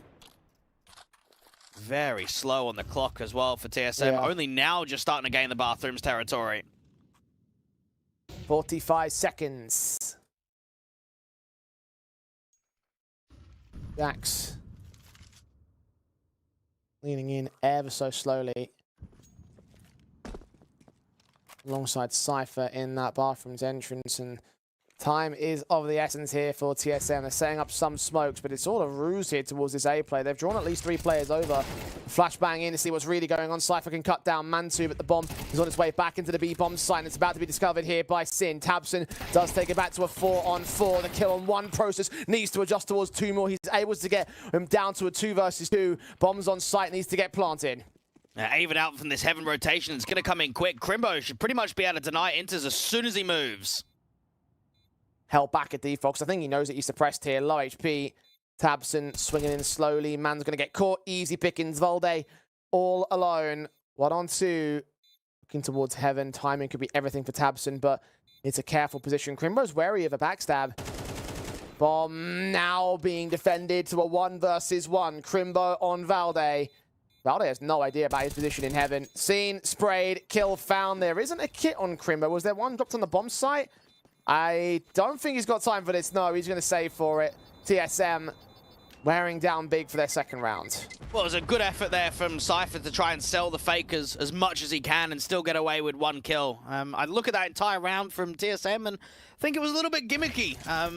That could have got out of order. I mean, one thing, that they didn't have a single lurk out towards B, so they had no idea what was going on. They didn't even know if short water was compromised or connector was compromised. But in the end, they are able to find some decent entries onto the bomb site and a good clutch in the end there.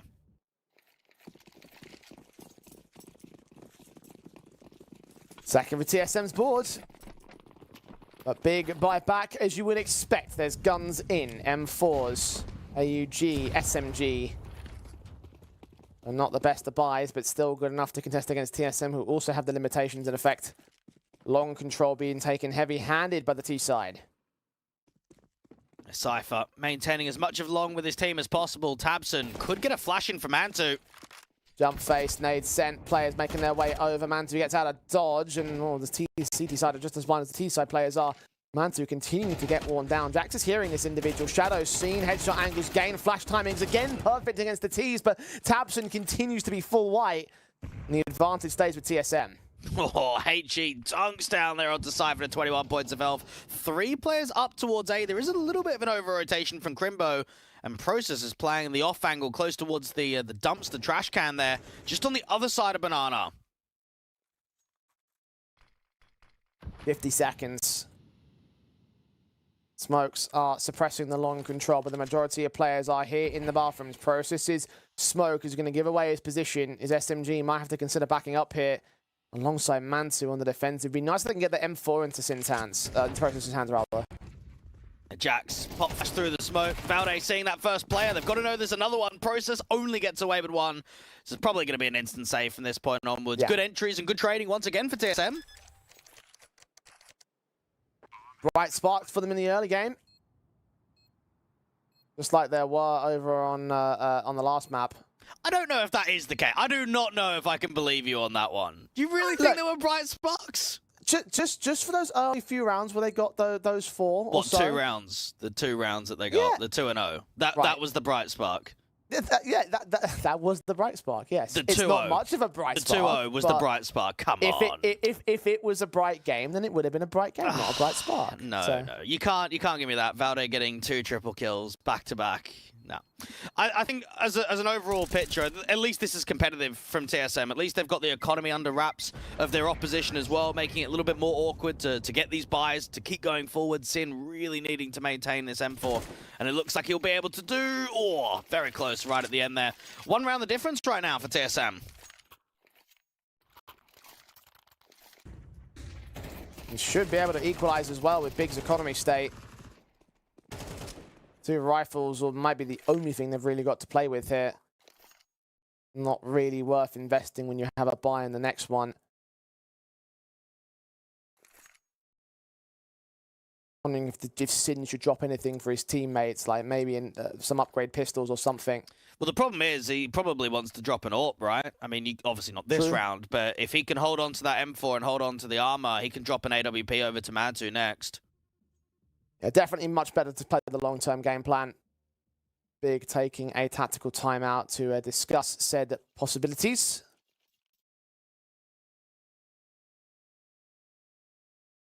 A chance just to chat internally and try to defend their lead because, again, the history for TSM has been a lot more T-sided on this map and statistics, on CS2 at least. So if you can win this opening half, then Big stand to gain quite a lot out of this map. And Big know themselves that Overpass is one of the weaker maps in the pool for them. I mean, I think it showed that in the best-of-3 series against Apex yesterday. 4 rounds on that CT side, not really enough at the turn of the half to even claw back a 3rd map decider. Sin using that M4 quite aggressively with the HE out towards TCOM.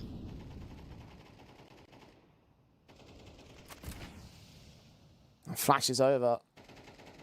And that aggression to come through from Sin's part of things. Crimbo boosted up to look into the short control over on the B-bomb site. Definitely an angle that we didn't see any of in Go, obviously because of the geometry of it. But that one right there for Crimbo, the off angle grants an opening kill.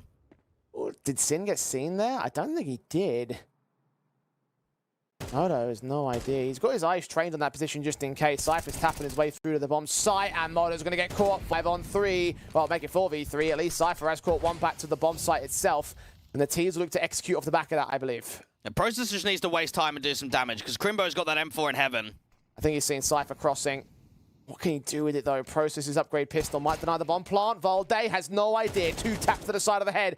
Cypher will get that trade to respond. Time still workable for TSM, but that backstab's closing in slowly from tabseN. He's picked up an AK here. Now, Crimbo's expecting that fight to come aggressively from heaven. We've seen that in previous rounds. Jax is actually backstabbing the backstabber tabseN. He's going to get seen. Back of the head tap, 2v2 now. Both players in a heaven, both with M4s. Crimbo is trying to look around and catch off Jax's position, but a swing to the headshot is stellar from him. And now it's all on Sin. It hasn't given the info away just yet. Jax has even tapped the bomb. He's trying to draw this fight. Put it down in the end. Sin's so far back, massive. He's looking towards default as being the primary angle of the plant. Should start to realize now that he could be anywhere. He's got a kit this time. The 1 versus 2 from the heaven position. Cypher and Jax playing extremely far away from the site. Sin will get down into water as Jax makes his move to check out the bomber's position. Cypher starting to move out of monster scene. Spray through. Transfer's not going to be there. Jax responds the same, and TSM can equalize. I think you can look at that as a bit of a positive for both teams. Obviously, for TSM, it doesn't get out of order. It continues the round streak. For Big, though, I mean, that is a lighter investment kind of round, and they've been very successful with what they came out of it. tabseN will feel disappointed in himself that it wasn't enough. I mean, that backstab looked like it was going to be closing in the elements, but Jax just has the above-mind thinking to do the exact same thing. A really good tap up there towards heaven. I mean, that was the kill that pretty much secured it all. The stellar shot. Big get back on a guns. Modo's AWP can win out the AWP v AWP battle, though. Mantu dealt with Sin to put up an incendiary immediately. Block any further aggression from TSM. Got a smoke at the ready as well to extinguish those flames and put away any real contact from the T side. Now, Sin's going to try and get his hands on that AWP. Now, there has been a slight walk forward for both Crimbo and from tabseN out towards long. The question is, when do they keep pressing, if at all that they do? Because it is being watched right now from Cypher.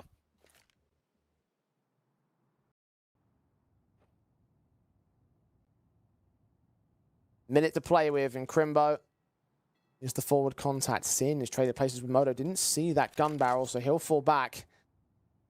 Now it's Crimbo on to take these two individuals down. He could drop the bomb right here. Valde. Inter's the man to face. Modo checking his corners. Inter's will fall. And Process just evading the likes of Modo, doing some damage. Oh, tabseN can find a lineup here towards the A side. And just when Modo got that first pick out from Monster, it's all falling apart once again.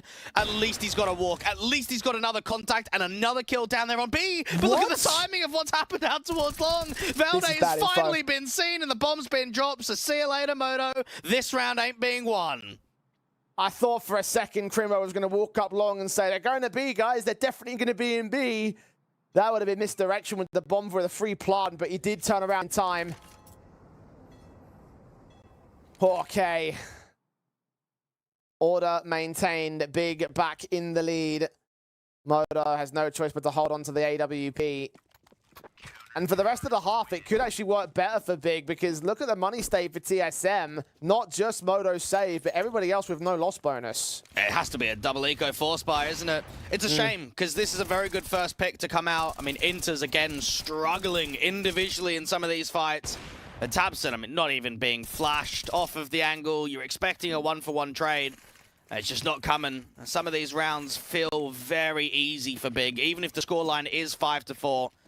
And this is an opportunity to catapult their lead, though, and look to try and strive for an 8-4 half. AUG looking up for tabseN. Nade sent right onto Cypher. Doesn't actually do as much damage as it looked like it should have done there, but starting advantage for Big anyway. tabseN now hunting for Inders. Did not quite see him there in the Condor. The most forward man of the line of engagement. Big, very heavy-handed towards the B site. tabseN needs to catch the right timing between looking up from top con and down from underneath. Cypher has not given up the body just yet, but Process has aggressed forward, and that's actually drawn Jax into the fight. tabseN with the execution kills. Cypher allowed to cross. tabseN doesn't know. The flashbangs kept the Brit blind, but the CTs couldn't capitalize and get the trade, so... And no one's got bomb as well. It's being lifted in T-Spawn right now. Well, that's going to be a problem, isn't it? Because they'll have the bomb site, but tabseN's about to get to it himself. So this round is a loss. They haven't even got time to go back to the bomb, even if it wasn't contested. They've got to get all the kills pretty quick. Cypher found Valde looking for Crimbo.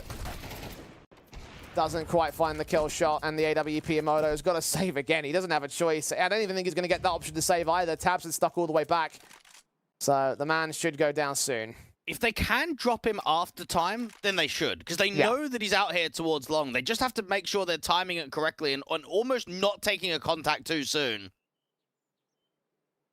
Abson actually going to get shot down by the AWPer, so bit of expense. But Mantu's AWP will finally put him back in his place. Within the timer, so not quite the damaging economy state that you'd hope out of the big side, but it's still going to be double eco status, though. You mentioned the force spike. This is going to be the harsher one.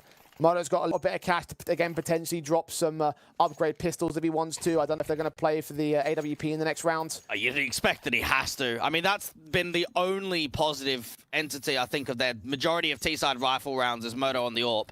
You want to try and make that happen again. TSM.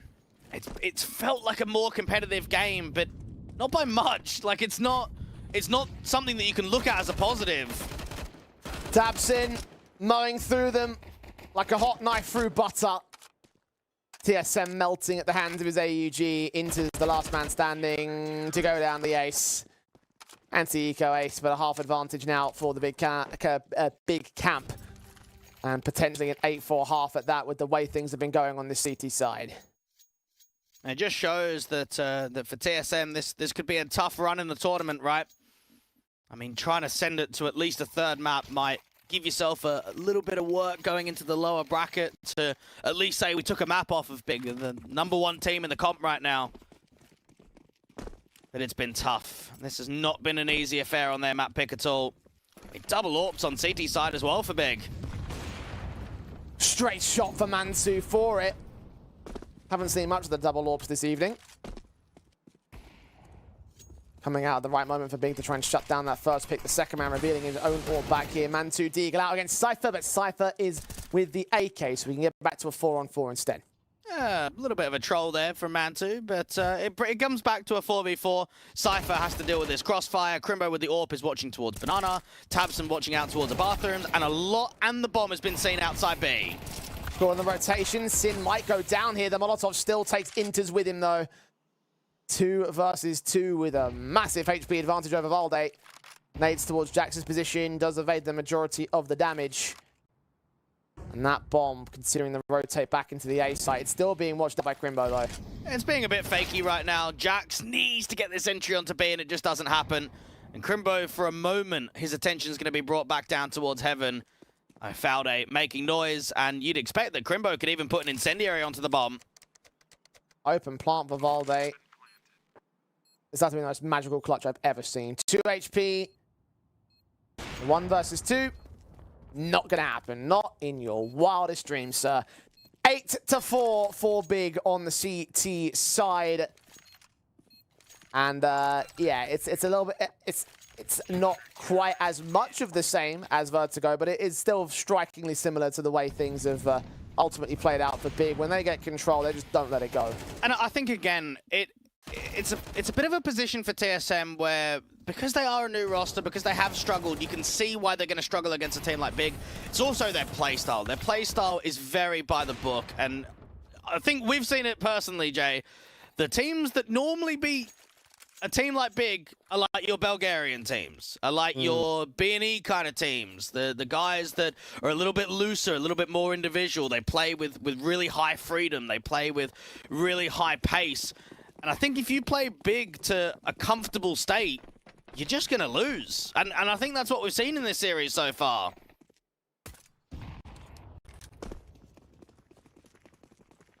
CT side is the only savior. Team solo mid. I'm going to go 4 players long, and in fact, 1 is solo mid. Tabsin, caught off by Cypher. It's Big.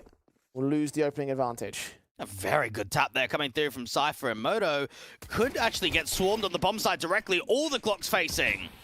Process credited with the kill, so back to 4-on-4. Smoke has a gap there towards the right-hand side. Cypher's still going to find Mantu in the end. He's blinded off by the flashbang as the bomb is on site, but not getting planted. It's not on the back of anybody. Cypher ends with a triple, does manic work to hold the defensive, and Process's flank is not being accounted for here. Crimbo engages 1. Process is caught by Jax. He didn't check all of his corners, and now Crimbo's got the 1-on-3 clutch win. At least they know that Valde's down low, but this is going to be a tough clutch. He's being flanked in from the backside, and Jax just isn't even peeking. Giving him nothing. Wait for the backstab to come through from Valde, and that's exactly what's going to happen. Nicely done by Cypher. His triple involved in that pistol, giving TSM an important lifeline in this matchup. I think it showed that Cypher's first tap not only won the opening man advantage, but kind of dealt with the player that could insert themselves into the bathrooms and make it quite difficult for the CTs to defend from that area. And Big will be quite happy to very low buy into this round and focus on the rifles in the next.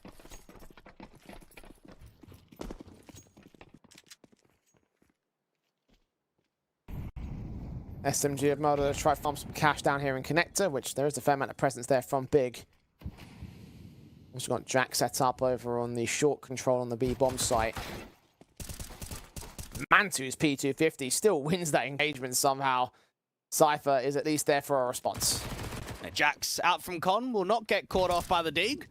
More players swinging up from Party, the bomb being dropped. Crimbo with the dig, does get away with one, and Jax comes close towards the smoke. Has been tagged up to 62, but the Glock at that kind of range is always going to be difficult. So a couple of picks get gained and 2 rounds of the difference. And now we get to see the opening rifle round from Big in the second half. We've seen how well they dictated the pace of these matches, or these maps rather, in this match.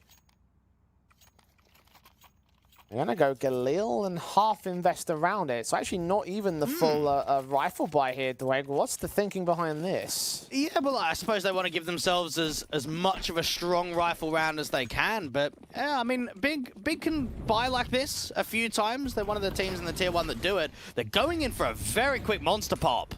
Mac 10's the first player forward as well. Intis forced back. Jax mows down one, trying to look for the second approach with the distraction intended towards the toxic barrels. It gives Volde a chance to also swing up. Mantu naded to 41, so the fast rush not even working out for Big at all. Bomb is in the open. It's with TSM, and this should be number 7. Very easy rounds. Very good discipline with the counter utility, and very good repositioning from Jax. I think from translating map number 1 to map number 2, I mean, he's performed well again. I mean, it was only 9 kills out there on Vertigo, but we saw the impact that he had in the rounds that were won. Mantu and Sin, they'll be surprised if they even get a fight. I mean, it's very unlikely that they win any more duels from this point onwards.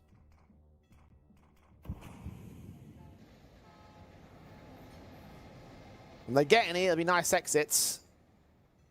The flank coming in from Mantu, hoping he can get back towards that A-bomb site. But it is a tough ask. 40 seconds. They do have to go down and get the money, a bonus at least here for Big. With the Mantu can take out the likes of Modo, remove that AWP from play, which would be a nice reinvestment for TSM to have to suffer with. Not going to happen though. Pick found, Sin now. 1 versus 5 against all of the CT forces. No one below 100 HP. Valde's now spotted him, and the firing squad will line up for the execution. Sin just open to try and see if we get a couple of taps to the dome, and it does come actually to quite a bit of damage to Cypher, and not enough to get the kill. So this is where we can look at the proper rifle round investment to move forward. Mantu had the opportunity of investing into the AWP and body armor, opted against it. Now, Tabson heavily invested into that last round, so he's going to be down to a Galil rather than an AK. Nature of the hero rifle setup. 2 Galils in for Tabson as a result in the last 2 rounds. Let's see whether his teammates can step up and provide the support of the AK accuracy. Tabson is the man that's been the top fragger of the server so far for Big, though. Whether that will be a hindrance to their overall performance will be about to be found out. He's playing forward first outside of T-Con, bursting in from mid-control, forcing those players away from the birthday party angle, but not sticking around for any further fights. It really is just Inters down on B. Everybody else is very aggressively taking party and out here towards long. So if there is a B-site exec, I mean, Inters will just have to try and play his life, get as much damage in as possible, and wait for the retaking individuals. Cypher sneaking in as the execution comes in. Rotation's a little bit too late from that A-bomb site. Overwhelm Inters, get that shot in immediately for Process. Bomb will go down. And Process can now try and maintain the graffiti run out and from heaven. Cypher on the backstab is being watched outside of Monster right now. It's a very tight angle at Monster, though. He's going to be allowed a fair amount of breathing room. A lot of short also being watched out by Mantu, only for a moment, though. Valde catches him. Crimbo responds. The backstab negate on one part, not on the second. Jax suits him to a 3 versus 3. Process waiting for the smoke to clear. Valde about to be revealed. Backs a turn, though, and Process is caught off. Tapson also goes down. Isolated to the 1 versus 3 now for Sin. Unawares of the second player right behind, and that's Modo's Orb. Not even a plant for Big.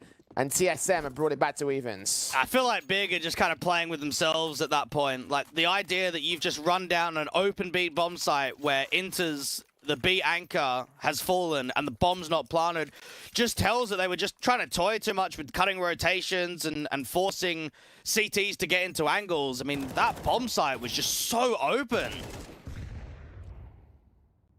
They gave him the time to rotate positions and close it down. A good sequence from Valde. I mean, individually, he's been on the money. We highlighted him in the pre-match for good reason. Giving TSM a lifeline here. He's not the top fragger, but he is the impact man at the moment. Eagle as Crimbo not quite landed the jump face over on the short control. It's only upgrade pistols, of course, for Big. TSM have been allowed back into this matchup and should be able to gain a lead over Big for, I think, the first time since the pistol round of Vertigo. And it's a very good position for TSM to be in. Again, for Big, we saw them in a rifle round where they decided not to buy and buy down lighter and go for that monster pop. You go into the next rifle round and you're unsuccessful. And they haven't actually shown us a massive amount on T side just yet. And maybe you can start getting a little bit worried here from Big. They were very comfortable in the first half. There weren't many testing moments. And one rifle round is all we've seen, but yet TSM should at least have a lead. But the question whether that half invest kind of hero rifle round was really worth it for Big. Nade sent up, actually landing but behind the divider, so Process and Co are actually pretty protected from the damage. Modo with the AWP set and ready to receive them. Tight angle to hold, incendiaries will come down as well. Looks in towards long, does not see where Crimbo is. Big need to act, 20 seconds to move into the bomb site, and the Eagles finally look to try and take some pop shots. Modo tucking his head away. Cypher in the back lines alongside Valde's M4, locking in Processing and Crimbo. Mansu also found, all 5 alive for TSM. Big need the guns. And this is where they need to probably tack as well, because you're getting into a position where, I mean, you've pretty much rolled over TSM into laughingstock across map number 1 and obviously the first half here and map number 2. I would say finally there's actually some level of resistance. Finally, we're actually starting to see TSM get some successful rounds, put numbers up on the board. It's just about how quickly Big can contain that and make sure that it doesn't get out of order to send this to a third map. Max loss bonus for them to try and get control back. Need to hit bomb site. Gonna plant down ideally. They had the opportunity in round 16. They didn't do that much at least. Ideally want a round win. 4 players facing in from mid. One man's gonna break away looking to connect. A similar story, I guess you could say, for Big. AWP posted. Tabson about to flash his way in. It's Mantu gets that first pick. Cypher engages 2 and steps up big time with his double. Valde with a return on Process as well. It's a 4v2 now for TSM. A very good hold coming through from Cypher. Valde helping out towards Connector. There is a trade back from Crimbo, and Cypher might have to frag again. This might have to be his triple. 46 HP to do it. Crimbo's tagged slightly. Gun barrel not sticking out, and Crimbo has no idea of how close Cypher really is. The man's going to wait. Second player right behind him, both individuals in a connector, and now they've revealed themselves with that Molotov. AK spray, Crimbo engaged, goes down, AWP missing his shot. Second one also misses out from Mantu, and Cypher doesn't just get the triple, he gets the full-on quadra. A very good round from Cypher. And once again, that's an aggressive A-centered default there from TSM. Up there from Party with the AWP. Cypher working down from underneath. Jack's not even really showing himself towards long. And as soon as Valde gets the returning pick into Connector, everything just slots into place. Cypher with the 4K. TSM coming very close to taking their map pick now. Oh, Big haven't started on the T side. At all. Not a single round gain since the turn of the half, and the second tactical finally gets called in. We know how animated Big can get in these tacticals. Really helps when God B is your coach. And we've seen it on land several times in the past. And in this case, I imagine some very harsh words maybe talked about by this man to his team, because like, it's 0T rounds. You had TSM on the ropes for the entire match. Well, I'm surprised they're not even punishing B more. Like, just press tab and look at Inters with 3 kills. Like, he's the B site anchor. Like, I'm really surprised that Big aren't targeting B more so because of the lack of foundation that they have. You even think about the fact that they had that on the 16th round, wasn't it? When they pushed on, they got the kill, made it 5 versus 4, didn't even get the bomb plant for it. But it's back to a mid default instead, and Modo, the AWP of the moment, 10 kills to his name, finding the first frag on Mantu. There is one AK on Tabsin. He's pressing onto that long control, trying to attack that A site again. Jax catches the only angle he can find on Crimbo. Yeah, they've got to try and get as much out of this hero AK as possible. Sin at least baits the NWP for a moment, but Cypher out towards Connector wants to take a duel. Bomb's been dropped. Valde probably just won the round right there. 2 left standing. Tabson gets that 1 engagement. No more than that. Hero AK gets nothing more than a single casualty. Maybe Sin gets Cypher here. Maybe he gets Modo. But with the bomb out of this one, the round has almost certainly been lost. At least dropping the AWP would be something quite large. Get the AWP in your hands, try and see if you can fight again. Any more damage from this point onwards is good. Trying to get back, get rid of that weapon if possible. P250 versus the rifles. The incendiary is coming in. He does manage to find an angle to back off from bathrooms, but there's a player on site as well now, so he's surrounded entirely by TSM. Jax with the kill. AWP stays in play as well. 11-8. Big have a buyback. Here come the AKs, the AWP on Mantu, to make up 3 against TSM, who are 2 away from the win. You think about even the performance that we saw from Big against Furia only a few games ago. 7 rounds on the T side at Overpass. That grand final game in CCT North Europe Series 8, we saw 6 rounds on the T side against Spirit. And they've definitely got T sides beside them and against some very good teams. But right here and right now against TSM, there is a hurdle that they can't overcome.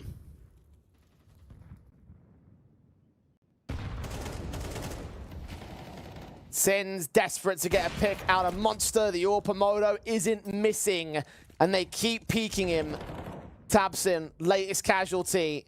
Top fragger down at the start of the round. And Mantu might try and set up that AWP towards short to at least catch one of the CTs repositioning when the smoke clears. Jax getting out towards that Monster side, catches off Sin as well. Mantu sees one, finally takes a trade back, needs a second though, and has no idea of where Inters is holding from. Needs Valde ideally up close. The shot of the flick misses out. Process out in the open, gets one. Valde stands with the 2K, and Crimbo is all that remains. 1 on 3. Modo catches in with his own double. And it is map point for TSM. Big showing us signs of the old Big here online. Yeah, very much so. I don't even really know what to say about this second half. Like, this has just been really deflating. It's been very unsuccessful. I think that they've put themselves in a very uncomfortable position where you are just thinking about map 3 now, which we should never even be in a map like Nuke. I mean, you got to remember, TSM even pick Nuke. Like, TSM even go towards Nuke in best of 3 contexts. They've picked it in many best of 3 series. We saw it recently from them. It's somewhat successful. They picked it against Ikla. They've picked it against Metasport. Like, I just can't believe that we're even going to a 3rd map after what was just such a one-sided 8-4 half. Yeah, I'm sorely disappointed in Big, honestly. Even if they return to overtime and take it back over TSM, it's never something you should even be considering what we saw in the first 1.5 maps.